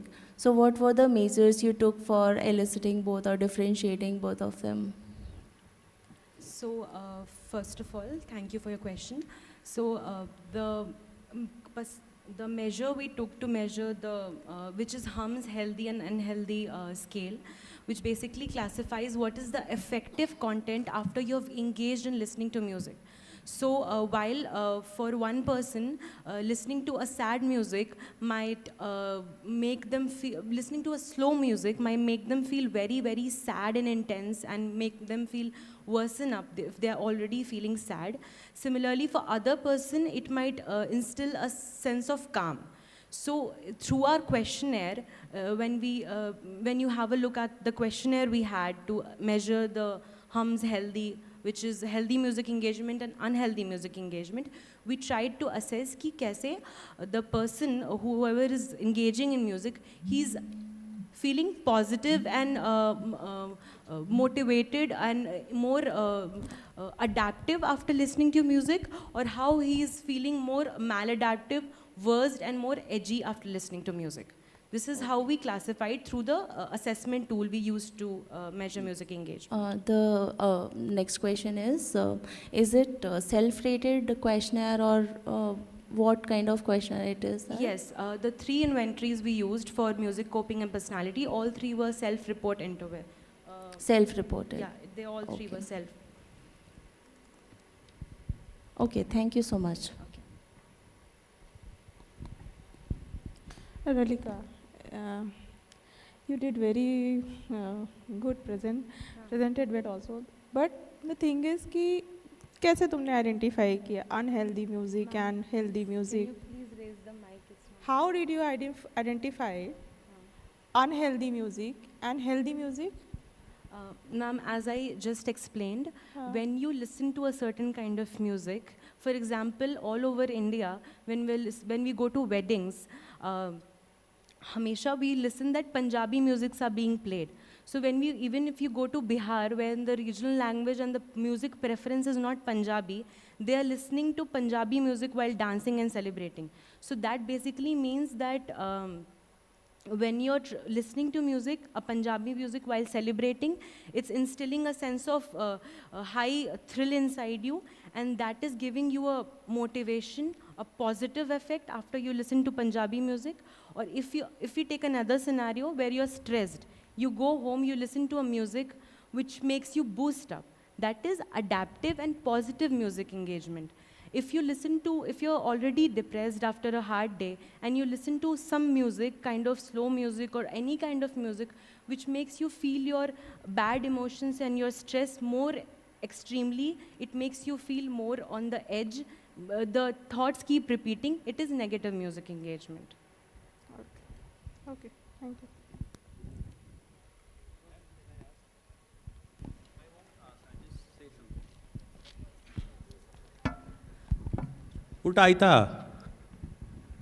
Utaita. Sorry? Utaita. Your brain is not responding to what I am asking. It means musical experiences can never be universalized. Thank you.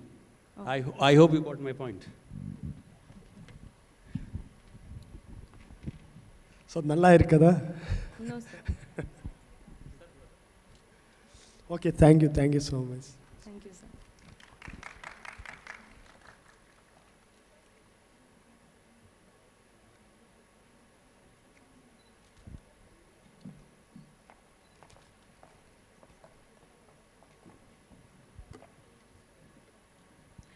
I now invite Rakhi Majumdar and Ms. Shreya to present their research.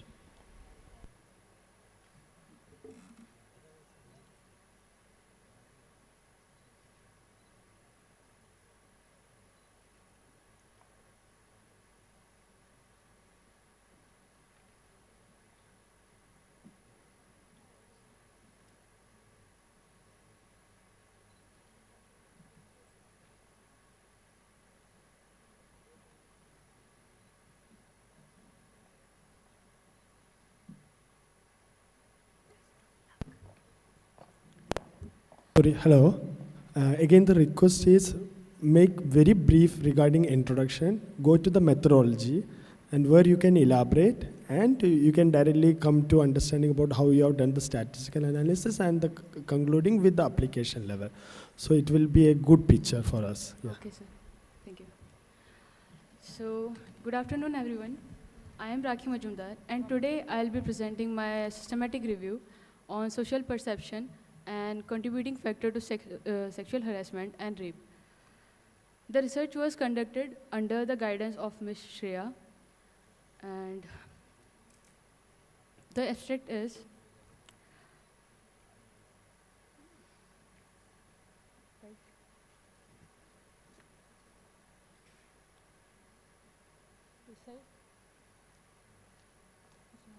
touch is not working. Touch, yes.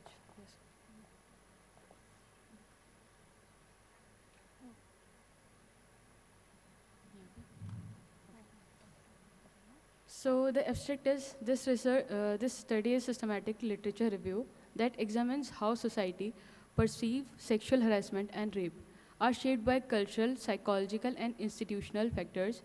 Using the PRISMA method 2020 framework, I analyzed 9 peer-reviewed studies ranging from 1975 to 2024.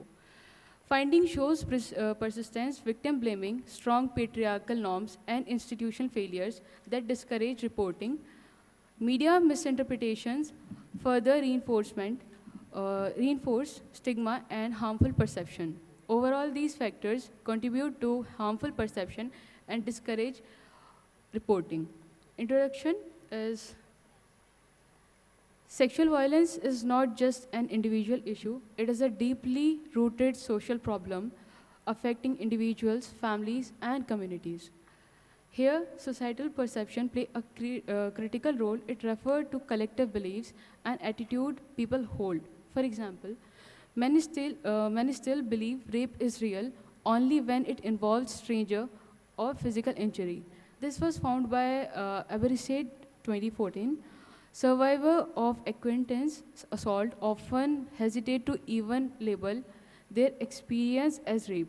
This shows how cultural beliefs shape understanding and silence survivor. There are some contributing factors. Several factors contribute to sexual violence.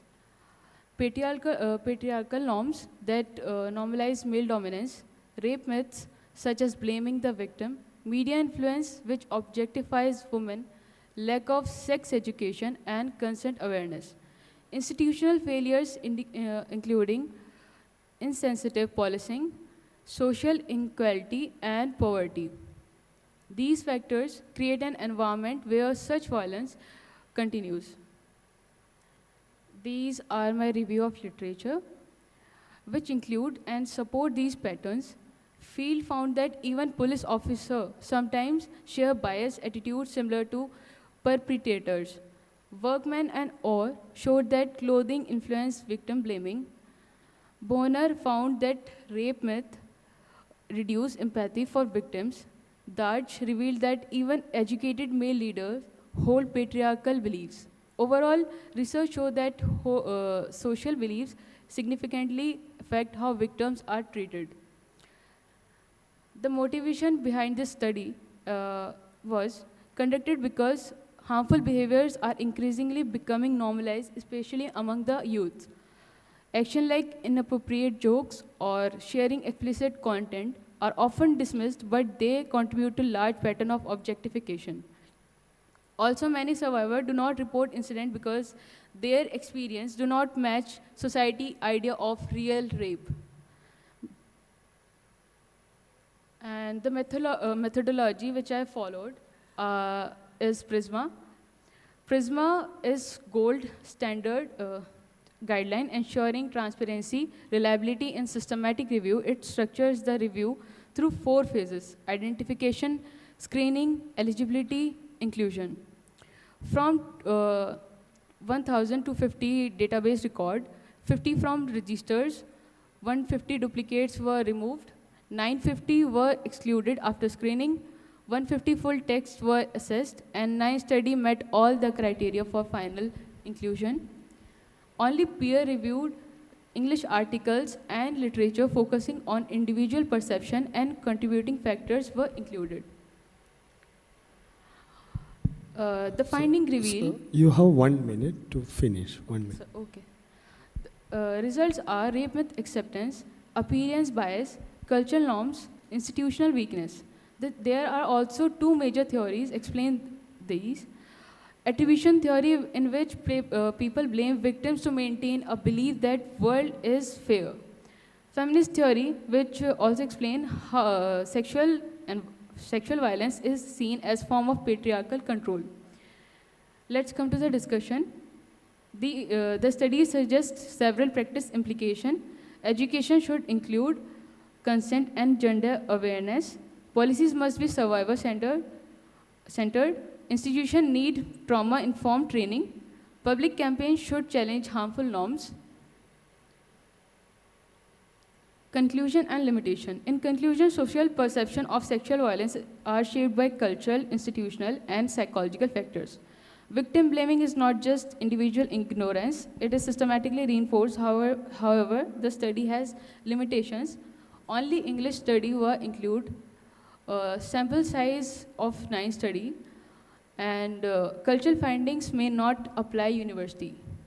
Future implications are future efforts should focus on gender-inclusive legal reforms, better education on consent, institutional accountability, media response, and because ultimately changing perception is the first step toward changing behavior. Thanking you for listening. Yes. I welcome any question. Questions?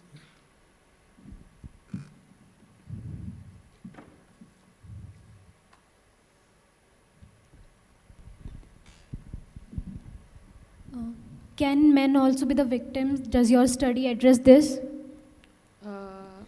What? Can you repeat? Can men also be the victims? Yes, men can also be a victim. However, societal stigma often prevent recognition and reporting. Future research should adapt a more gender inclusive approach. Thank you.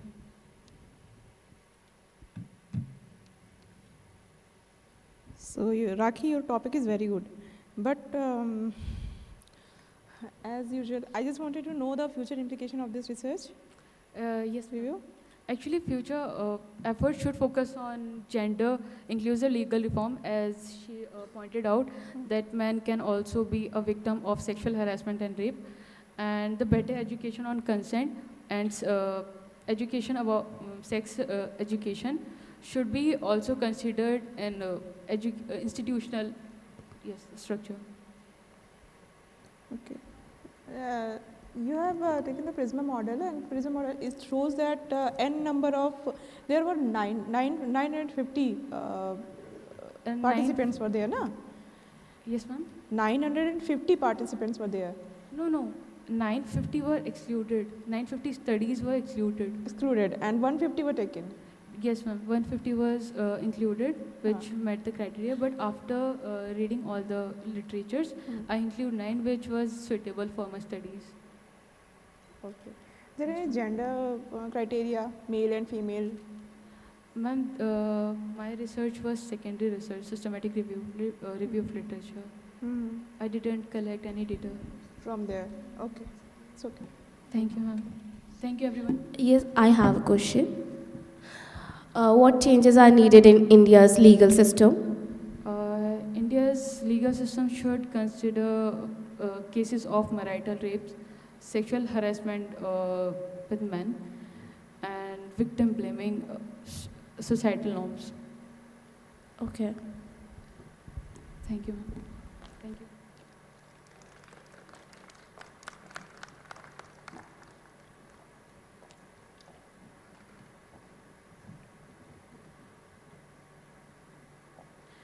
I now invite Anukriti Soni, Parul Mishra, Dr. G.C.K. Prera.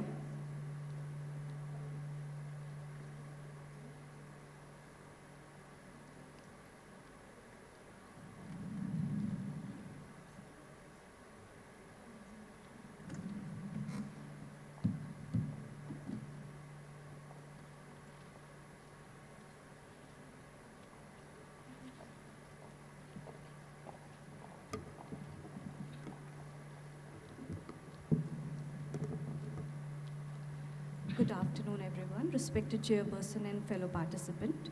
Today we are here to present our paper titled A Study on Quality of Life and Psychological Well-Being Between Elderly People in Old Age Home and Within Family Setup.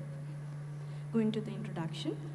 With increasing life expectancy, the elderly population is growing rapidly, bringing attention to their quality of life and psychological well-being. Aging involves physical, psychological, and social changes that can impact overall well-being. You can skip the intro. Go to the methodology. Need for the study and methodology. I can't hear you properly.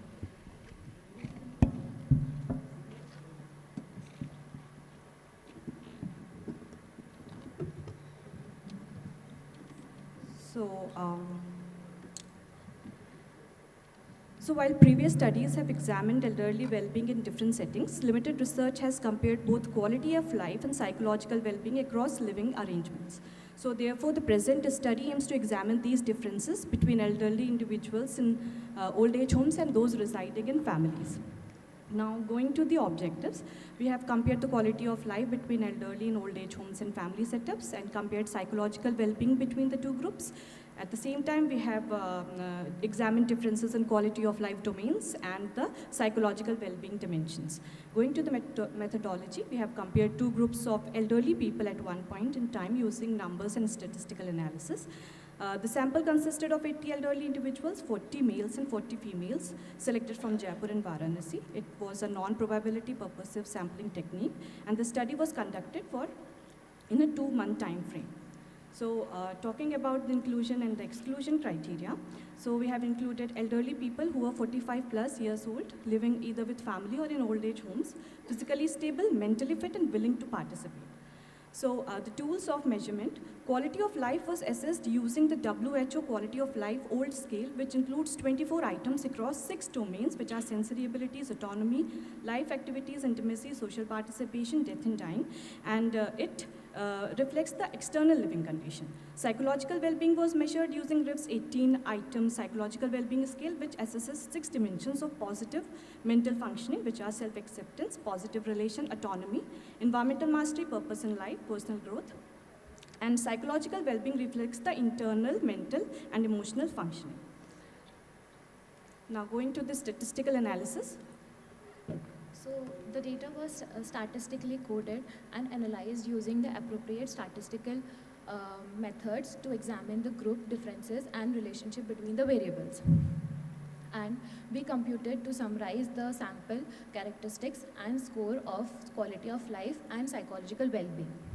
The MANOVA has been used and to assess the effect of living arrangements between old age home and family setup on multiple dependent variables simultaneously.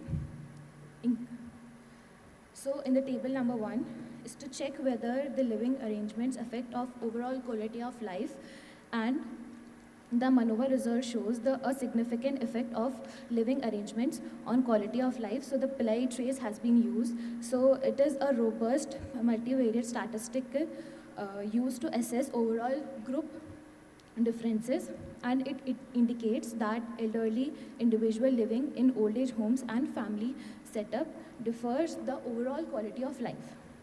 In the table number 2, since a significant overall difference were found, further, univariate analysis was conducted to identify the specific domain responsible for the difference.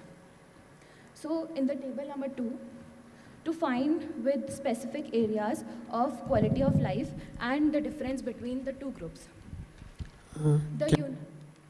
Conclusion is it.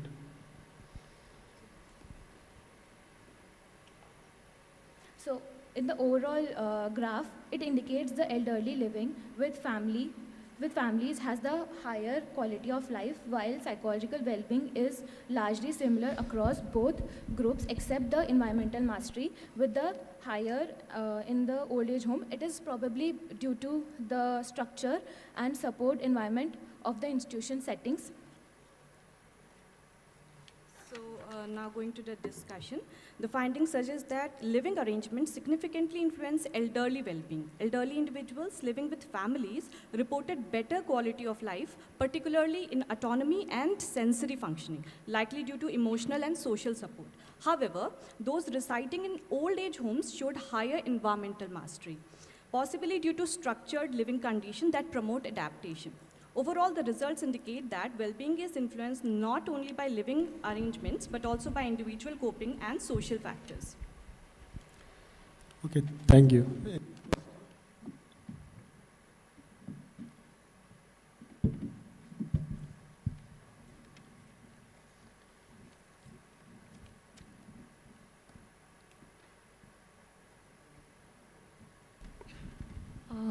Okay, thank you for the presentation. I want to ask in inclusion criteria, you mentioned 45 years of, if I'm not mistaken, I just want to see that again. Yes, what is your reference for 45 years and above for elderly individuals? So we have checked because in APA and WHO, this is 65 in APA, and in WHO it is 60 and above. So I just wanted to understand how 45 years old age are coming under elderly category. See, we have also find that in those institution, in old age home, we also find that वहाँ पर 45 years age के भी वहाँ पर थे, तो we have to include them. वहाँ पर बहुत सारी population 45 age भी थी. So you might modify your statement there. It's not elderly, like, reference should be there. This is just a suggestion. 45 does not come under elderly population. Thank you for it. Thank you for it. Thank you, ma'am. It's a good insight question. Yeah. Anyway, so we. I have one question. Sorry. एक question. I have one suggestion actually. This study is good, है ना? You have done better. बस एक दो चीज़ें miss करी. एक as वाला था जो भी मैम ने बताया. One thing is कि जब आपने इंक्लूजन एक्सक्लूजन क्राइटेरिया लगाते हो, कोई भी लगाते हो, तो एटलीस्ट उसमें मेंशन करो कि क्या लेना है और क्या नहीं. जैसे कि आपने ये जो डेटा लिया, इसमें साइकेट्रिक इलनेस का कहीं मेंशन ही नहीं किया. अगर आप कोई डेटा ले रहे हो, उसकी क्वालिटी ऑफ लाइफ और वेलबींग देख रहे हो, और अगर उसमें कोई साइकेट्रिक इलनेस हुई देन, तो हाउ डिड यू आइडेंटिफाई? आपने उनको अलग नहीं किया क्राइटेरिया में, उनको आपने अलग नहीं किया. आपने GHQ-12 का यूज़ नहीं किया, आपने BPRS का यूज़ नहीं किया. तो उससे क्या होता है कि हम अलग नहीं कर पाते. इंक्लूजन या एक्सक्लूजन क्राइटेरिया में हम उन्हें अलग नहीं कर रहे, हम सारा ही ले रहे हैं. तो वो भी अफेक्ट करता है हमारी स्टडी को. ठीक है.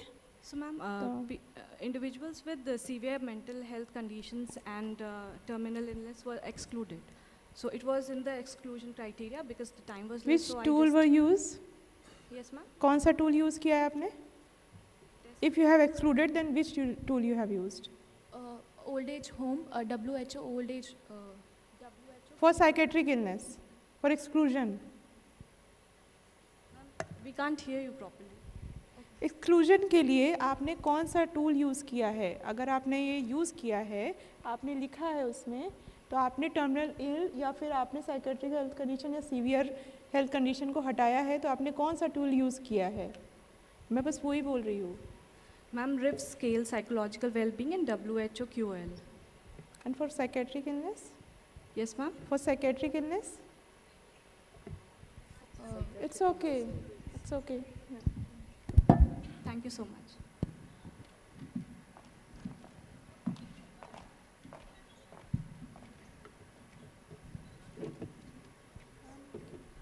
Next, I call upon Tanya Kesharwani, Neha Nair, Dr. G.C.K. Prera.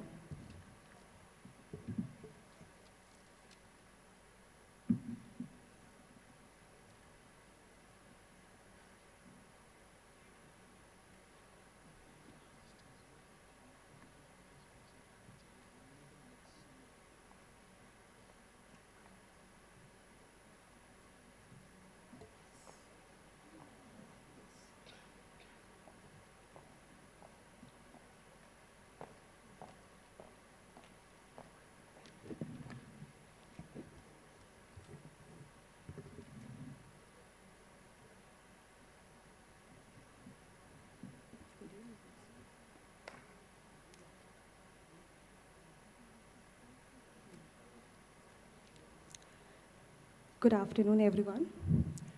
We are Tanya Kesharwani and Neha Nair, MPhil CB trainees, first year, presenting our study on the impact of screen time, sustained attention, sleep quality, and visual motor skills in adolescents.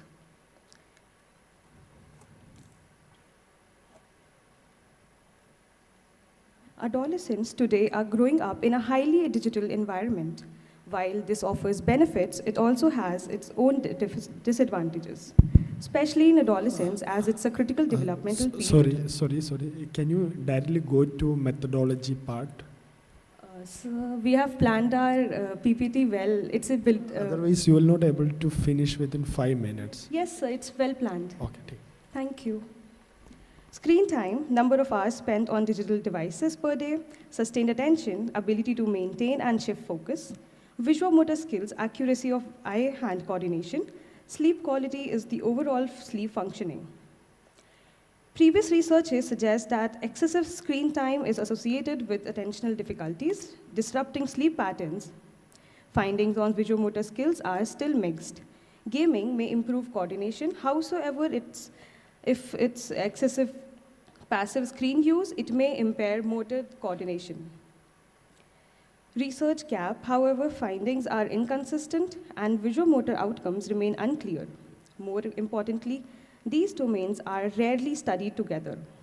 There is also a lack of research examining the underlying mechanisms, particularly the role of sustained attention and sleep quality as a mediator.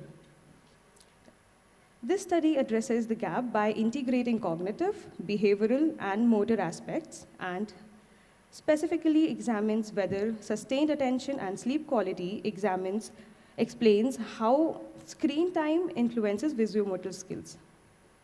The study has 4 main objectives: to study relationship among variables, to test whether the screen time predicts attention, sleep quality, and visuomotor skills, and to examine the mediating roles of sustained attention and sleep quality. Based on the objectives, we have developed the following research questions and hypotheses. A cross-sectional quantitative design was used with a sample of 179 adolescents aged between 11 to 16 years, recruited using multi-state sampling from different school settings. These are the measures used in the study. After obtaining permissions and consent, data were collected in classroom settings, standardized instructions were followed, and all the ethical guidelines were maintained. Now, Neha would continue. Thank you, Tanya. So the statistical analysis techniques that we used were Pearson's correlation, linear regression, and mediation analysis. Let us now look at the results. So Pearson's correlation analysis indicated that screen time was highly significantly negatively correlated with sustained attention as well as sleep quality. Moreover, sustained attention also showed a highly significant positive correlation with visuomotor skills. Regression analysis revealed screen time to be significantly and negatively predicting sustained attention as well as sleep quality.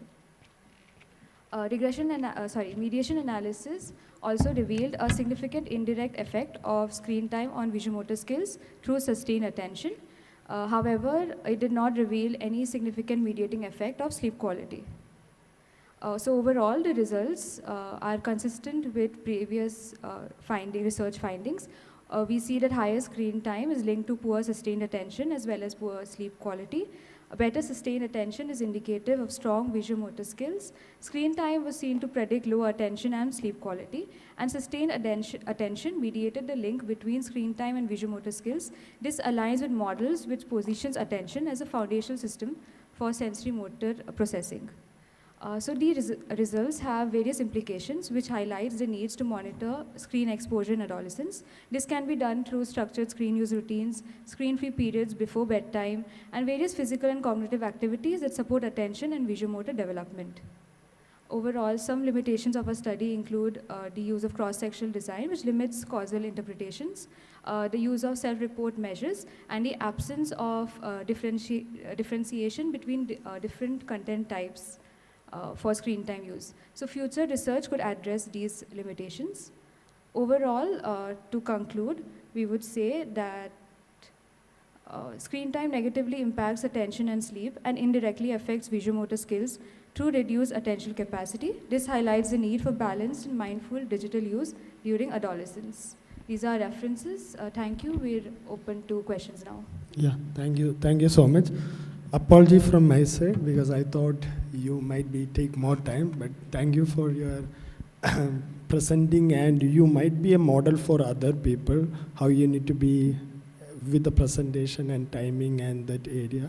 So again, this topic is very near to my heart, and so you have taken the students and understanding that how much hours they have used the mobile.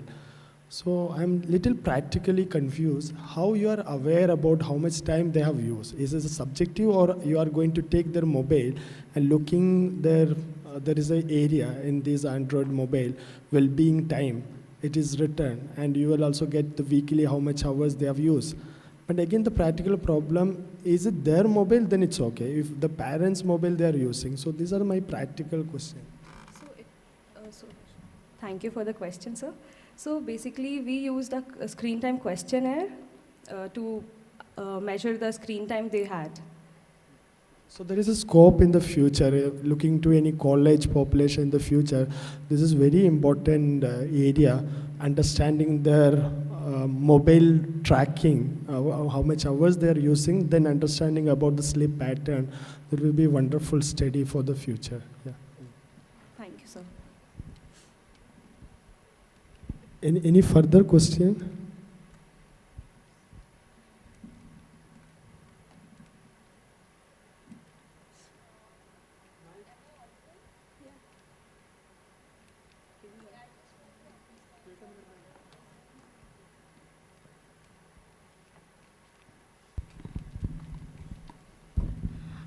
I want to just understand, this is slightly close to the question or insight sir gave. I just want to understand what were the tool or any screening tool or any test. How did you analyze the screen time ranges that, okay, 2 hours are impaired, 3 hours are impaired, 2 hours are adequate, 1 hour is adequate. So I just want to understand the screen time ranges on the basis you realize. Okay, thank you so much for your question. So the screen time questionnaire that we're talking about was actually self-developed by us based on the criteria that we were looking for. These criteria was also based on the literature review that was conducted.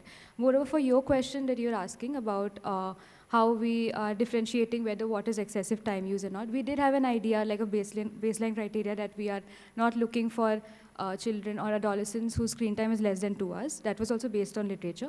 But overall, we were trying to do correlation and regression, right? So we are not already categorizing whether this much screen time is coming as excessive use or lesser use. That was not. We were just seeing that the number of hours that the person has spent with some other criteria that was in the questionnaire. And how that is correlating with their sleep quality, with their attention, and with their visual motor skills. So that was the idea. Okay, so in your inclusion criteria, that is how you describe 2 hours of a screen time. Yes, yes. That was there in our inclusion criteria as well. Yes, yes, yes. Okay. That's how I asked. Thank you so much. Thank you.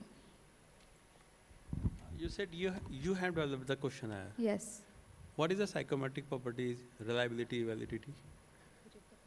It is measured in correlation. Okay, so this was, we actually made it on, we did a short pilot study on. Still, you need to have something, you know, alpha coefficient and.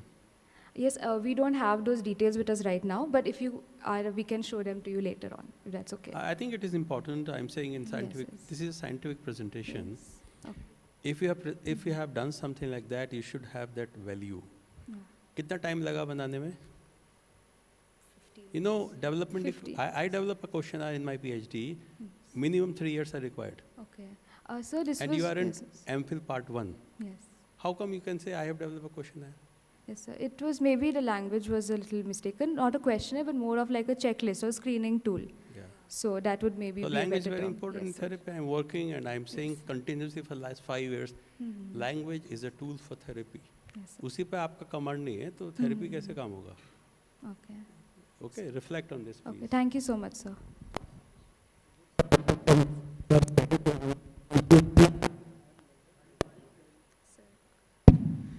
In the higher level, this is taken as a pilot study or understanding and the possibility. Okay. You are very young, so thinking about the possibility, how you can take this small project into a higher level where your name is coming into that particular scale.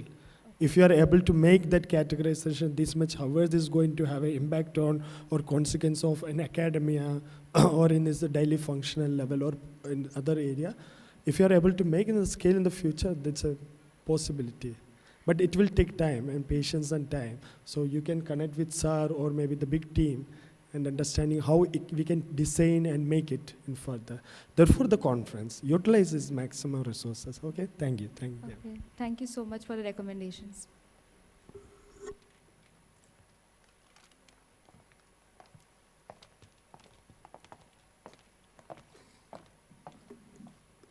I now invite Unnati Khandelwal to present their research.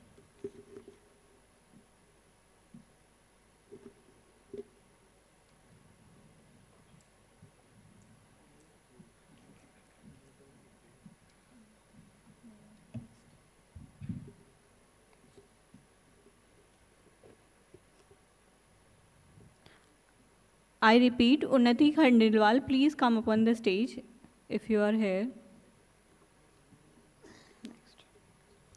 Next, I call upon Aisha Rahman, Supriya Yadav, Ikra Mariam, and Shakina Safdar.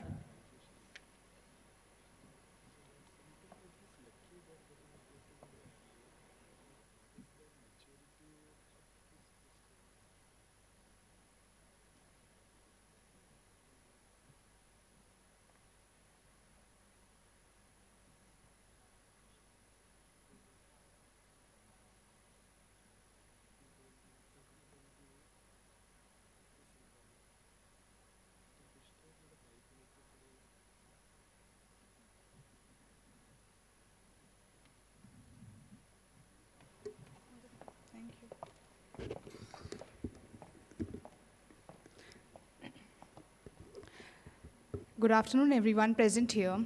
The topic of my research paper is Digital Choice Overload and Decision Fatigue, an Experimental Study.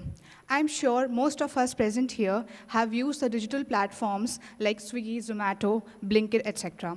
But have you ever realized what it does to our mind?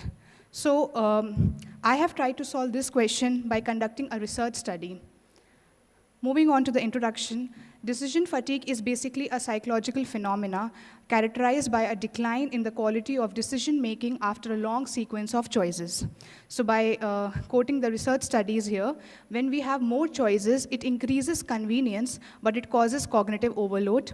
Too many options reduce satisfaction and decision efficiency. Moving on to the methodology part, the aim of my paper was to assess decision fatigue in the participants. The objective was to measure the difference in the time taken during pre- and post-task, and the variables used here, the independent variable is the intervention task, and the dependent variable is the participant's reaction time. Moving on to the procedure, the study was basically conducted onto 120 Indian participants, 65 male and 55 female participants, and the method that was used was random sampling method. We basically divided the groups into 3 study groups. 2 were, there was a pre-task followed by an intervention and then the post-task for study 1 and 2, like it is shown here. And for the control group, there was no intervention that was given. So coming on to the tools, pre and post-task, it was a 10 questions questionnaire, MCQ type, moderate level difficulty, and the questions were taken from Binet, Simon, and Raven's progressive matrices. And the intervention task that was given for study 1 and 2, it consisted of 30 food options for study 1 and 15 food options for study 2. So basically, it was a hypothetical setup that was created for the participants to select food options up to a limit of 500 rupees. So I'll show you the picture how it went. These are the examples that were for the pre and post task that was conducted. The time was recorded for the pre and post task for study 1, 2, and control group. These are some of the images that were shown to the participants. They were basically asked to order food online like we used to do, like we basically do it in the Zomato and Swiggy applications. So these are some of the food images. Moving on to the criteria, the inclusion criteria, a random sampling method was used, and the individuals aged between 18 to 24 years were selected for this particular research study. A graduate level of educational qualification, both working and students were selected for this particular research paper. Moving on to the statistics, we have used a paired t-test method here, and as you can see here, for study 1, there is a significant difference that was observed, and therefore the hypothesis is proved that the time taken was more after the choices that were given. Moving on to the results, the findings suggest that as the number of options increases, it leads to cognitive overload, resulting in decision fatigue. Talking specifically about study 1, where the reaction time increased since the options were more. In study 2, the options were not comparatively more than study 1, so we could not have any significant difference here. And for the control group, there was no difference that was observed in the reaction time. Moving on to the hypothesis, there were 3 hypotheses. The time taken by the participants in the post-task will be more than the time taken in the pre-task for study 1 and 2. And for the control group, there will be no significant difference in time taken by the participants in the pre and post-task. Interpretation, study 1, the alternate hypothesis was accepted and the null was rejected. For study 2, the alternate was rejected and the null was accepted. And for study 3, the alternate was accepted and the null was rejected. Moving on to the limitations, since it was a hypothetical situation that was created by us, so it might not have led the participants to the actual buying of the food items that they were asked to. Also, since the time taken was the sole measure, so we could not consider other measures as well. Also, there might be baseline differences that already existed before the questionnaire that we created. Also, we could only measure the short-term immediate effects of decision fatigue by giving them the number of food options and the choices through our questionnaire. And there might be individual differences that already existed beforehand. These are some of the references. Thank you so much. Yeah, thank you so much in all perspectives, because you have finished, you are the first person finished within 5 minutes, exactly 5 minutes. Thank you so much. And the way you presented and given the idea and the topic itself very interesting, how our psyche is working. So I don't know how you reach that thought process. Thank you for the appreciation, sir. Sir, actually, I was just randomly using my Swiggy, Zomato. I was just ordering food. And then after a point of time, I realized it literally took 40 minutes for me to just order. And then I was very, in fatigue that what is happening. I could not do my daily task. I was very irritated. Like, ordering food can take so much of time. Then I came across this particular topic. So that's how I planned my research. That's also interesting, that 40 minutes we could have taken and prepared something. Yeah, right. If you are married like me, then my wife always call, come, make the chai together. Yeah. Any other further question?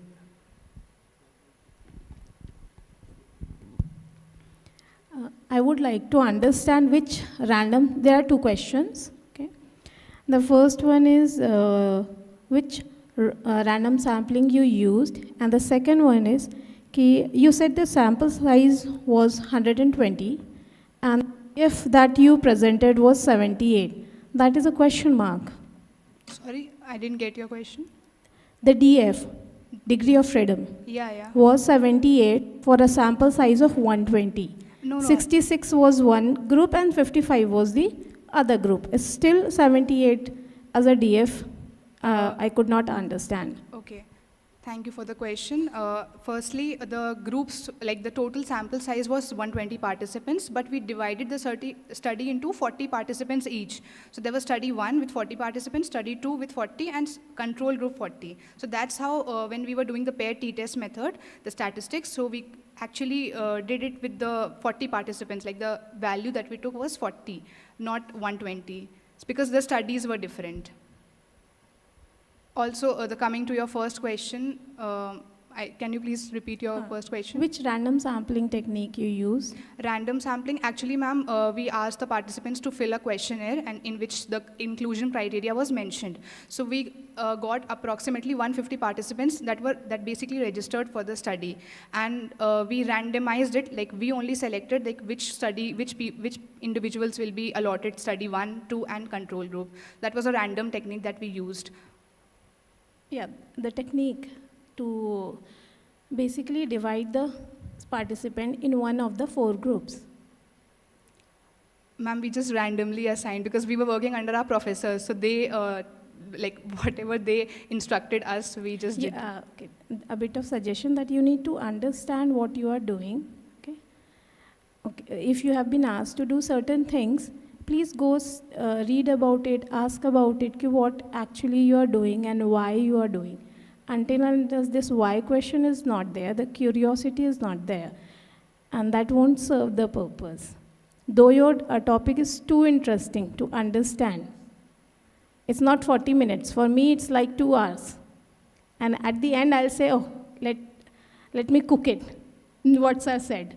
Yeah, so your topic is very interesting, but you need to understand the process of the research. All right, ma'am. Quickly ask, see, you said experimental design, right?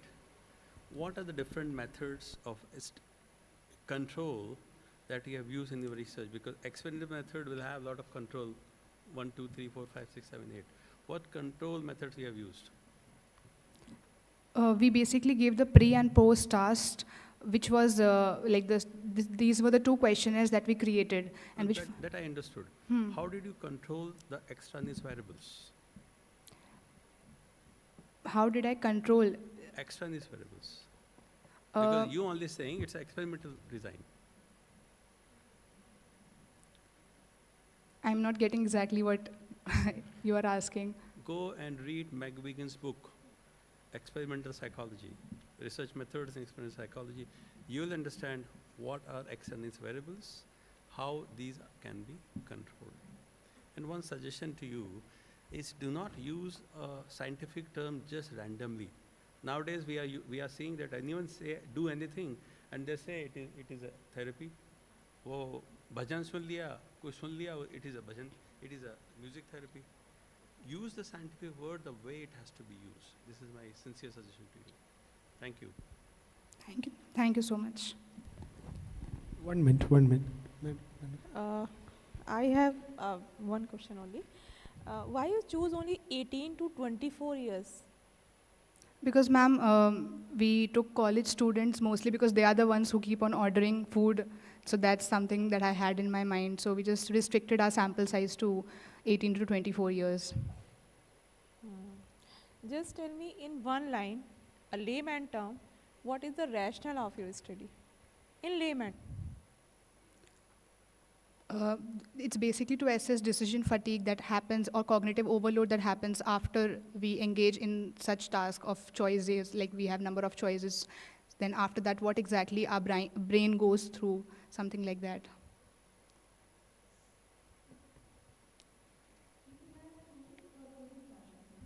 Sorry?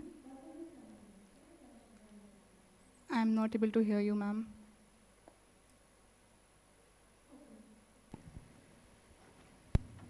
Thank you so much.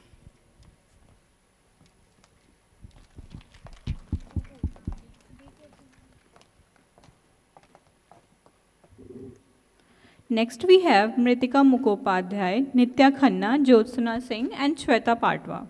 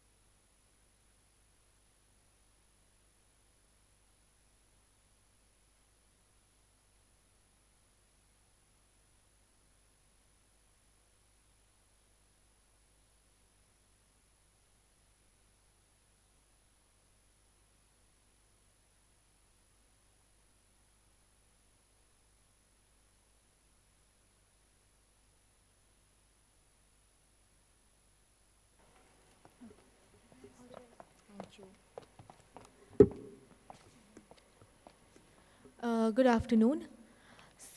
I'll be presenting a review paper that is titled as Internet Addiction on Impulsivity-Compulsivity Spectrum, a diagnostic overlap with the impulse control disorder and obsessive-compulsive disorder. The authors of the paper are myself, Mritika Mukhopadhyay, Ms. Nitya Khanna, and the co-authors are Ms. Josna Singh and Ms. Shweta Patwa.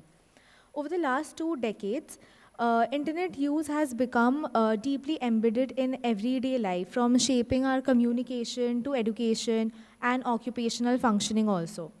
There has been a noticeable rise in dysregulated and excessive pattern of internet use. Internet addiction, or which is also referred to as problematic internet use, is increasingly being recognized as a significant mental health concern. But despite the growing prevalence of it, the diagnostic status of internet addiction remains highly unclear. For instance, in DSM-5, internet gaming disorder is listed under conditions for further studies only, and in ICD-11, it recognizes gaming disorder as a disorder, but the broader internet addiction still lacks the formal classification. So a clear diagnostic gap still exists. So the main aim of the study is to firstly to map internet addiction on impulsivity and compulsivity spectrum. Secondly, to examine the diagnostic overlap with impulse control disorder and obsessive compulsive disorder. And third being to identify the mechanism that drives the misdiagnosis in the clinical settings. We have used a selective systematic review method. We have studied 35 theoretical papers to understand the concept. And we have the sources for the papers were PubMed, Google Scholar, and Science Direct also. So to understand why individuals are vulnerable to internet addiction, we need to look at impulsivity from a personality perspective. Impulsivity is not just a single trait, it's a dimensional construct comprising of several distinct but related personality tendencies. Researchers shows that traits such as novelty seeking, urgency, poor planning predisposes individual to act quickly in response to emotional state and prioritize the immediate reward over long-term consequences. So based on the researches, there were 5 key dimensions of impulsivity. First being negative urgency, that is rash actions are made in response of negative emotional state. Second is positive urgency, that is impulse action are driven by high positive emotional states. Lack of premeditation, that is acknowledging the consequence, acting without acknowledging any consequences.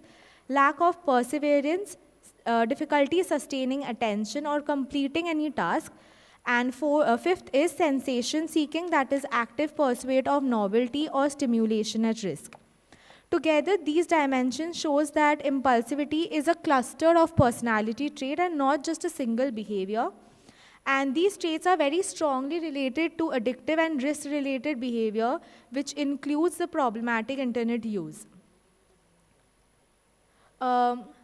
So the basic confusion of diagnostic confusion in research and clinical setting exists because internet addiction has a very similar behavioral and clinical show with impulse control disorder, obsessive compulsive disorder, and behavioral addiction also.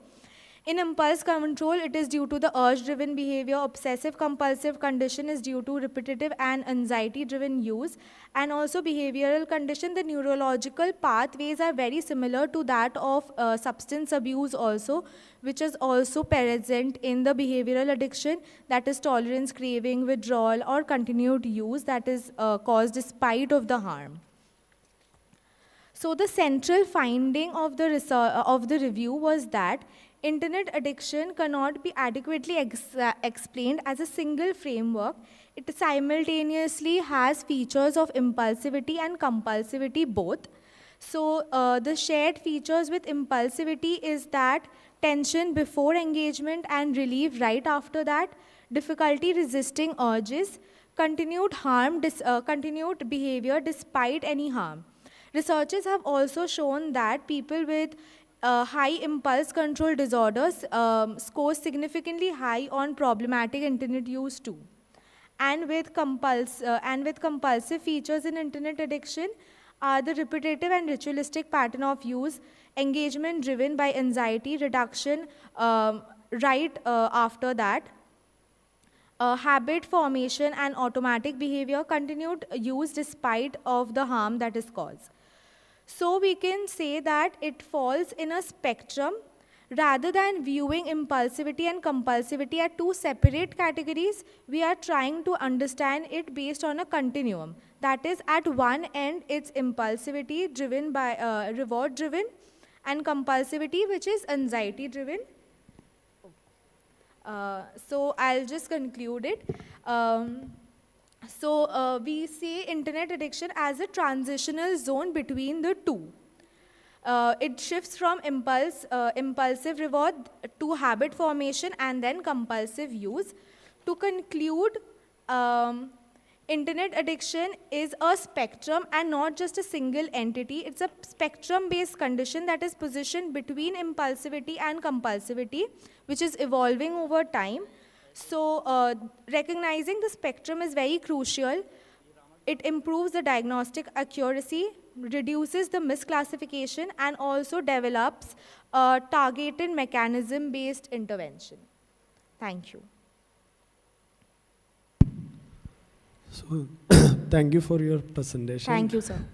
Again, it is very connected to interested in my area, or maybe more people also might be interested in this area. Again, my point is working in a technical institute for a long time. When I'm using internet addiction, itself a big question, because working students in IIT settings, and there is a 10,000 students in there in IIT, 11,000 students, and their whole system, if you're understanding, their whole system from study to assignment, their whatever the project, their coding, everything they're using the computer. Why I want to come to the even some of the time, very interestingly, when I'm with students community, they're doing coding itself in the mobile. That also very interesting, because they need to reach in that level. So when you looking to their well-being tracker, if I'm going to take their tracker, well-being tracker, in the digital well-being tracker, it might be 7 to 8 hours. And along with that one, I'm using internet addiction, that it is more in a theoretical understanding. And you have done review literature, so I want curiously want to understand what might be the exact word I can utilize in my community.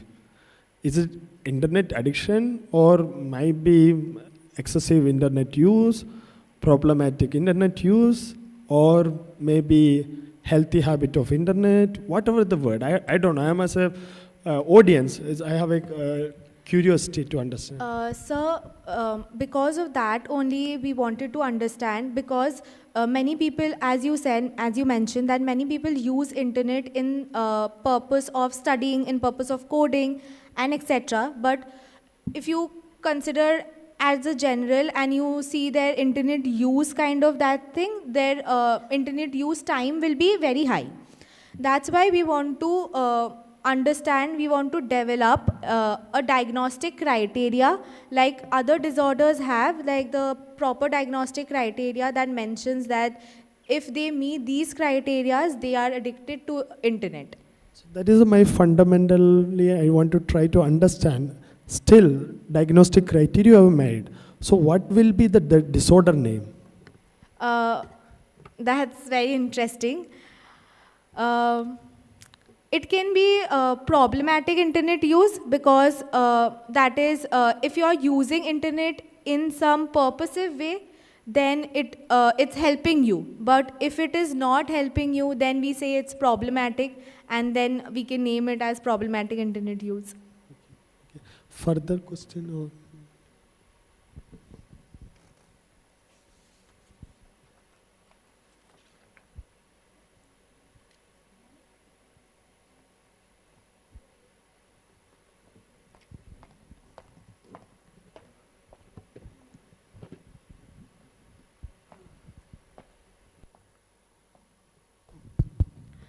So that's a nice and interesting topic to study, but I would like to understand the methodology, because even a qualitative study do have a methodology. I could not find and understand in your presentation. Yeah, I don't have a slide specific for methodology, but we used a systematic review. We studied almost 35 to 40 papers, and from different research. A piece of suggestion: if you could just have used the flow chart. Okay. From any one of the guidelines. Okay, ma'am. For qualitative study, Okay, just flow chart. It is just a matter of one slide. Okay. Yeah. Thank you, So ma'am. for last how long? Is it 20? The research papers were used. Yes. It was used for the last 10 to 15 years, because the particular topic that we chose to see it on the impulsive and compulsive spectrum, there were very few researches on the past few years on this specific topic. There were many researches on problematic internet use or internet addiction, but relating it to impulsivity or compulsivity, there were very few studies in the past 5 years, so we had to go to past 15 years studies. Thank you, sir.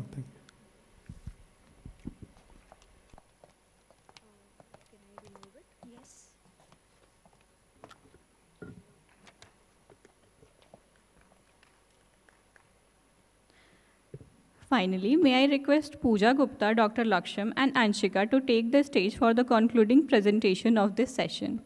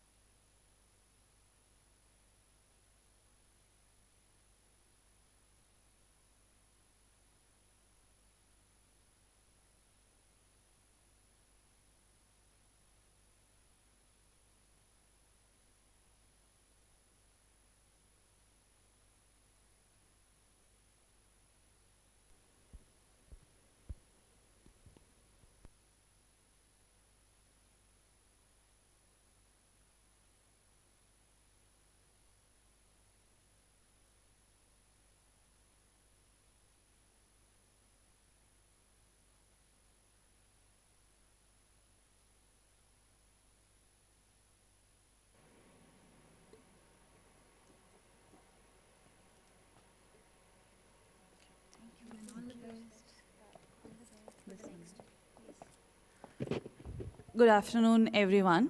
Myself, Pooja Gupta, and I'm Anshika, and we'll be presenting our presentation on mindfulness-based cognitive behavioral therapy as an intervention on patients diagnosed with OCD.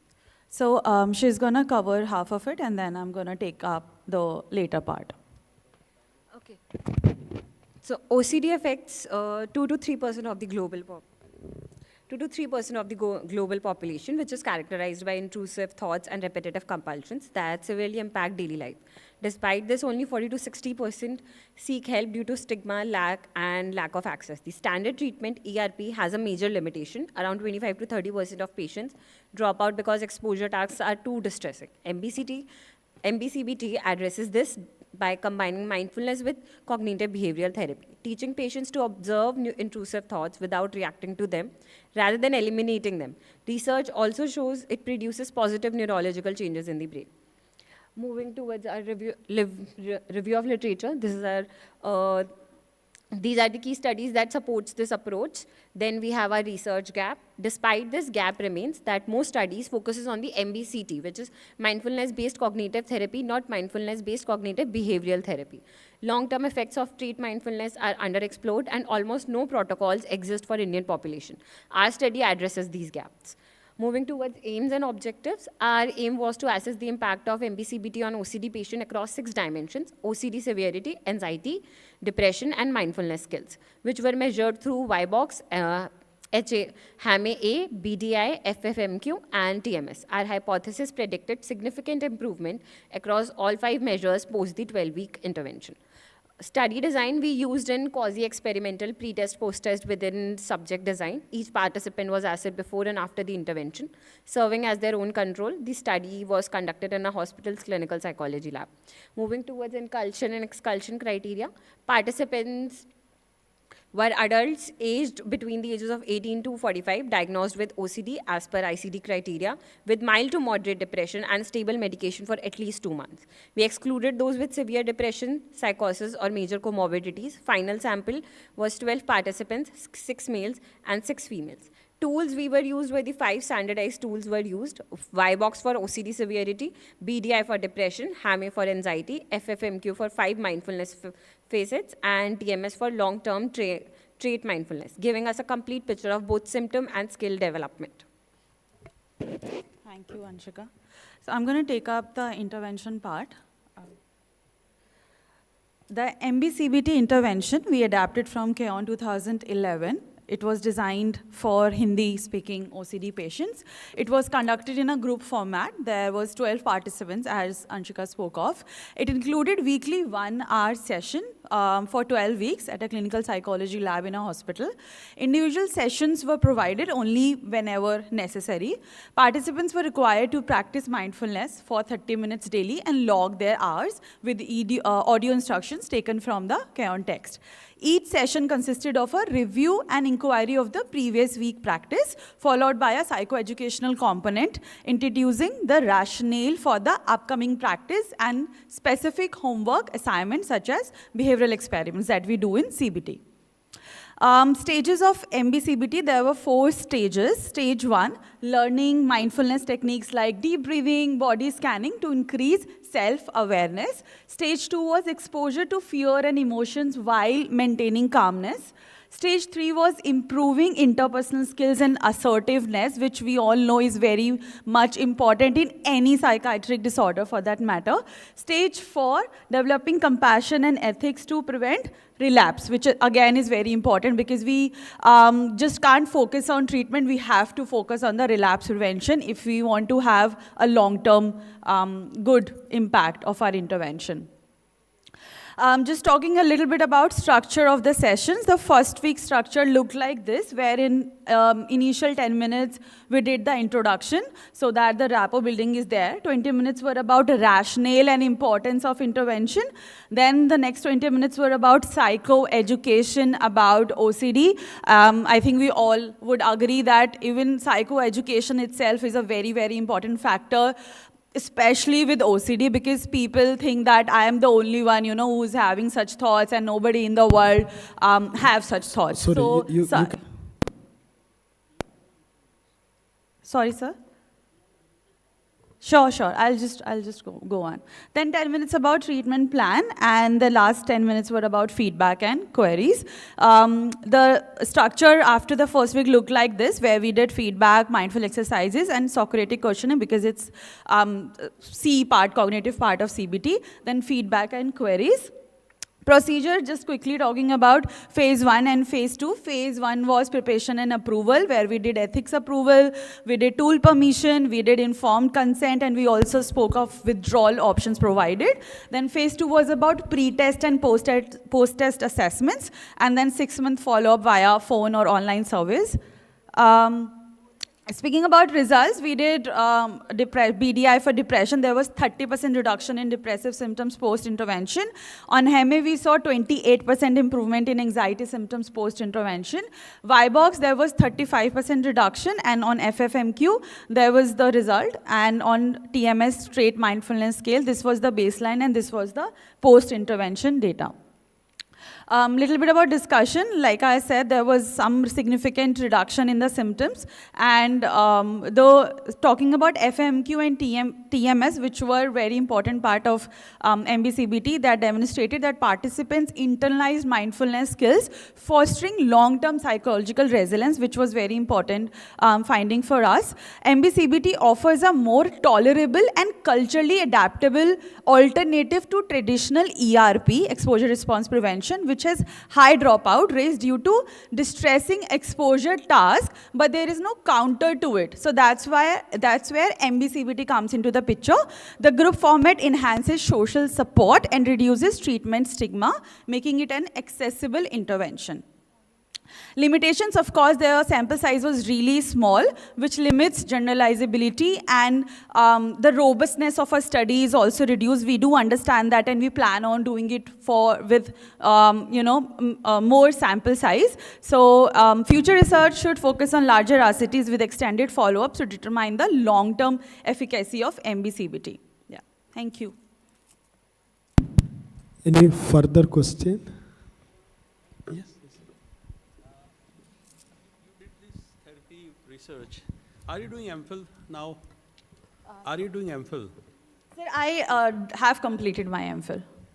You have completed this MPhil. So this research was done as a part of MPhil or what? Yes, sir, as a part of my MPhil course. Okay, can I see that ethical approval you have said, ethical committee approval? Can you show it to all of us? Yeah, in the phase 1.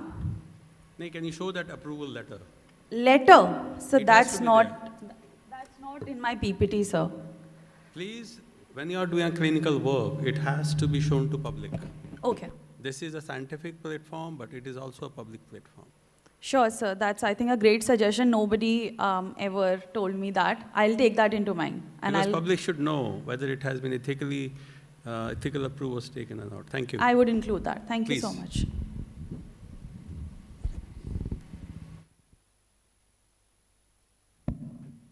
Okay, thank you.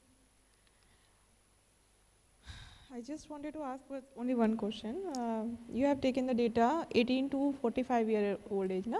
Yes. So is there any specific criteria to choose? Why? Ma'am, it was because of the population I was seeing in the hospital. So that's why that age group was chosen. The patients we usually see in OPDs. So that's why that age group was taken, so that we get maximum number of patients diagnosed with OCD. 45 के बाद भी तो OCD वाले होते हैं ना, उनमें भी तो काफ़ी प्रॉब्लम होती है. 45 प्लस में OCD होता है. Yes ma'am, for sure. But उनको क्यों एक्सक्लूड किया है? मतलब किस क्राइटेरिया पे हटाया है? वही मैं पूछना चाह रही हूँ. Ma'am, as such, there was no intention to exclude them. It was just that we had to choose a age group, so that's the age group we chose, 18 to 45, because in our OPD, we saw very less number of patients post 45 years of age.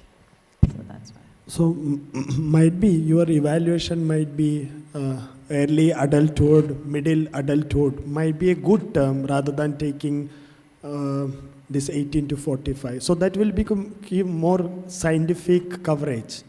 Oh, you're saying nomenclature should be more scientific? Might be one of the reason, Okay. maybe one of the reason you can scientifically given rather than just randomly taking, because 18 it is coming as a adolescence. Sir, 18 is young adulthood as per even WHO. I think. We'll both go and the library will check. Sure. But my idea is like when it's coming to more in a scientific session, we can use such scientific words or scientific rather than Absolutely. its own mind. Then it is coming as a bias, our own bias. That's Sure, sir. might be Madam want to convey you. Okay. Yeah. Noted, sir. Thank you. Thank you so much. Thank you so much, everyone.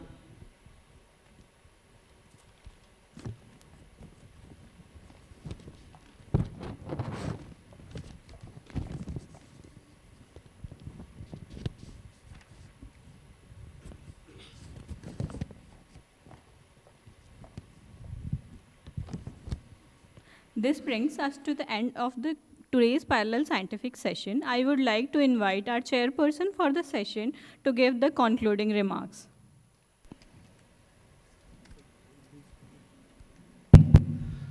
So, thank you. So, thank you, everyone. Hello, hello. Okay. So I could.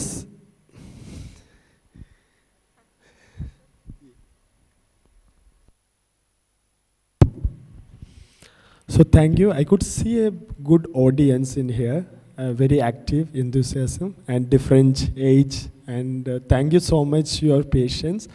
And some of small reflection to speakers, the young researchers. We always see the trailers, and trailers pull us to movies. And when there is a big movie, you can see the n number of people are reaching and become the blockbusters. And you really want to make that big blockbuster movies. The trailer need to be that much interesting. Hero is your problem. Heroine is very glamorous, so the methodology.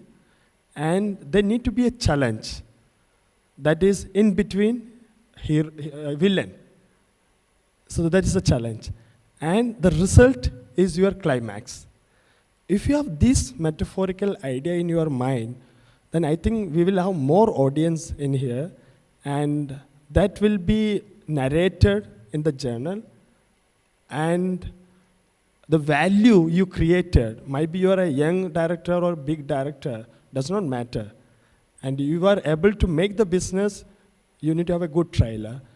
And giving a platform, it is our responsibility. My mentors and our responsibility. So we will do our duty, but your duty to make a good trailer. So that's what I was telling, that 5 minutes is very important for you. So always keep in your mind in that point. With that one, I'm giving to my chairperson. Thank you sir. Actually आज जितने भी presentation हुए हैं मैंने देखा बहुत सारे थे, जिसमें कि toxic unhealthy parenting, mentor mentee session, silent crisis, emotional support, and also बहुत इंटरेस्टिंग भी थे जिसमें criminal fantasies, juvenile substance abuse, मतलब a lot of perceptual sexual harassment and rape. मतलब इतने सारे पेपर्स थे. मैं अभी तक इतनी सारी कॉन्फ्रेंसेस में जाती हूँ, मैं सिर्फ इसलिए जाती हूँ क्योंकि हर बार कुछ ना कुछ नया लर्न करने को मिलता है, हर बार कुछ ना कुछ नया सीखने को मिलता है. And those who are presenting here, अगर हम कुछ मतलब बता रहे हैं आपको उस पेपर में या सजेशंस दे रहे हैं, तो वो हमारा इनपुट है. आप बहुत सारी चीज़ें होती हैं जो नई लेके आते हो, जो हम भी आपसे लर्न करते हैं. हमें भी पहले और सारी चीज़ें नहीं पता होती हैं. कई पेपर्स ऐसे हैं जो मैंने देखे और वो बहुत सारे इंटरेस्टिंग थे, और उनमें बहुत सारी ऐसी चीज़ें थी जो तुम लोगों ने सर्च करी है, रिसर्च करी है, जो कि आगे फ्यूचर के लिए बहुत अच्छी हैं. तो it was very good platform कि यहाँ पर हम चीज़ें सीखते हैं, लर्न करते हैं, चाहे वो मेरा एक्सपीरियंस हो, चाहे सर का हो, किसी का भी हो. सर ने भी काफ़ी अच्छी चीज़ कही है. तो बस इसी के साथ कंक्लूड करते हैं. Thank you so much. We would like to extend our gratitude to all our presenters for their insightful contribution and to our esteemed audience for their attention and participation. We trust that this session has provided valuable perspective on these critical areas of research. Thank you once again, and we look forward to more such enriching discussion in future session. As a token of appreciation for our chairpersons, we would like to call Dr. Pooja Kumari ma'am to felicitate our chairperson, Dr. Aarti Shukla ma'am.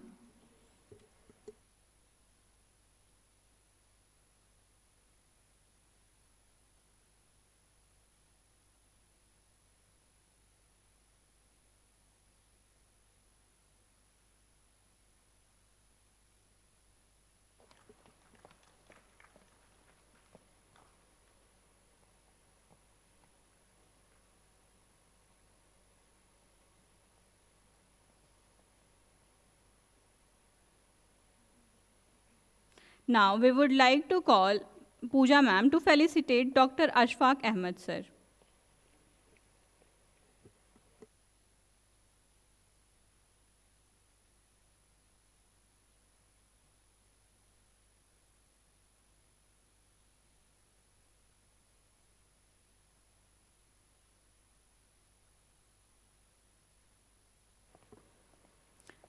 This also marks the close of today's session. Thank you for your active participation. We'll be having valedictory session at 3 till then. Please proceed for the lunch in the cafeteria.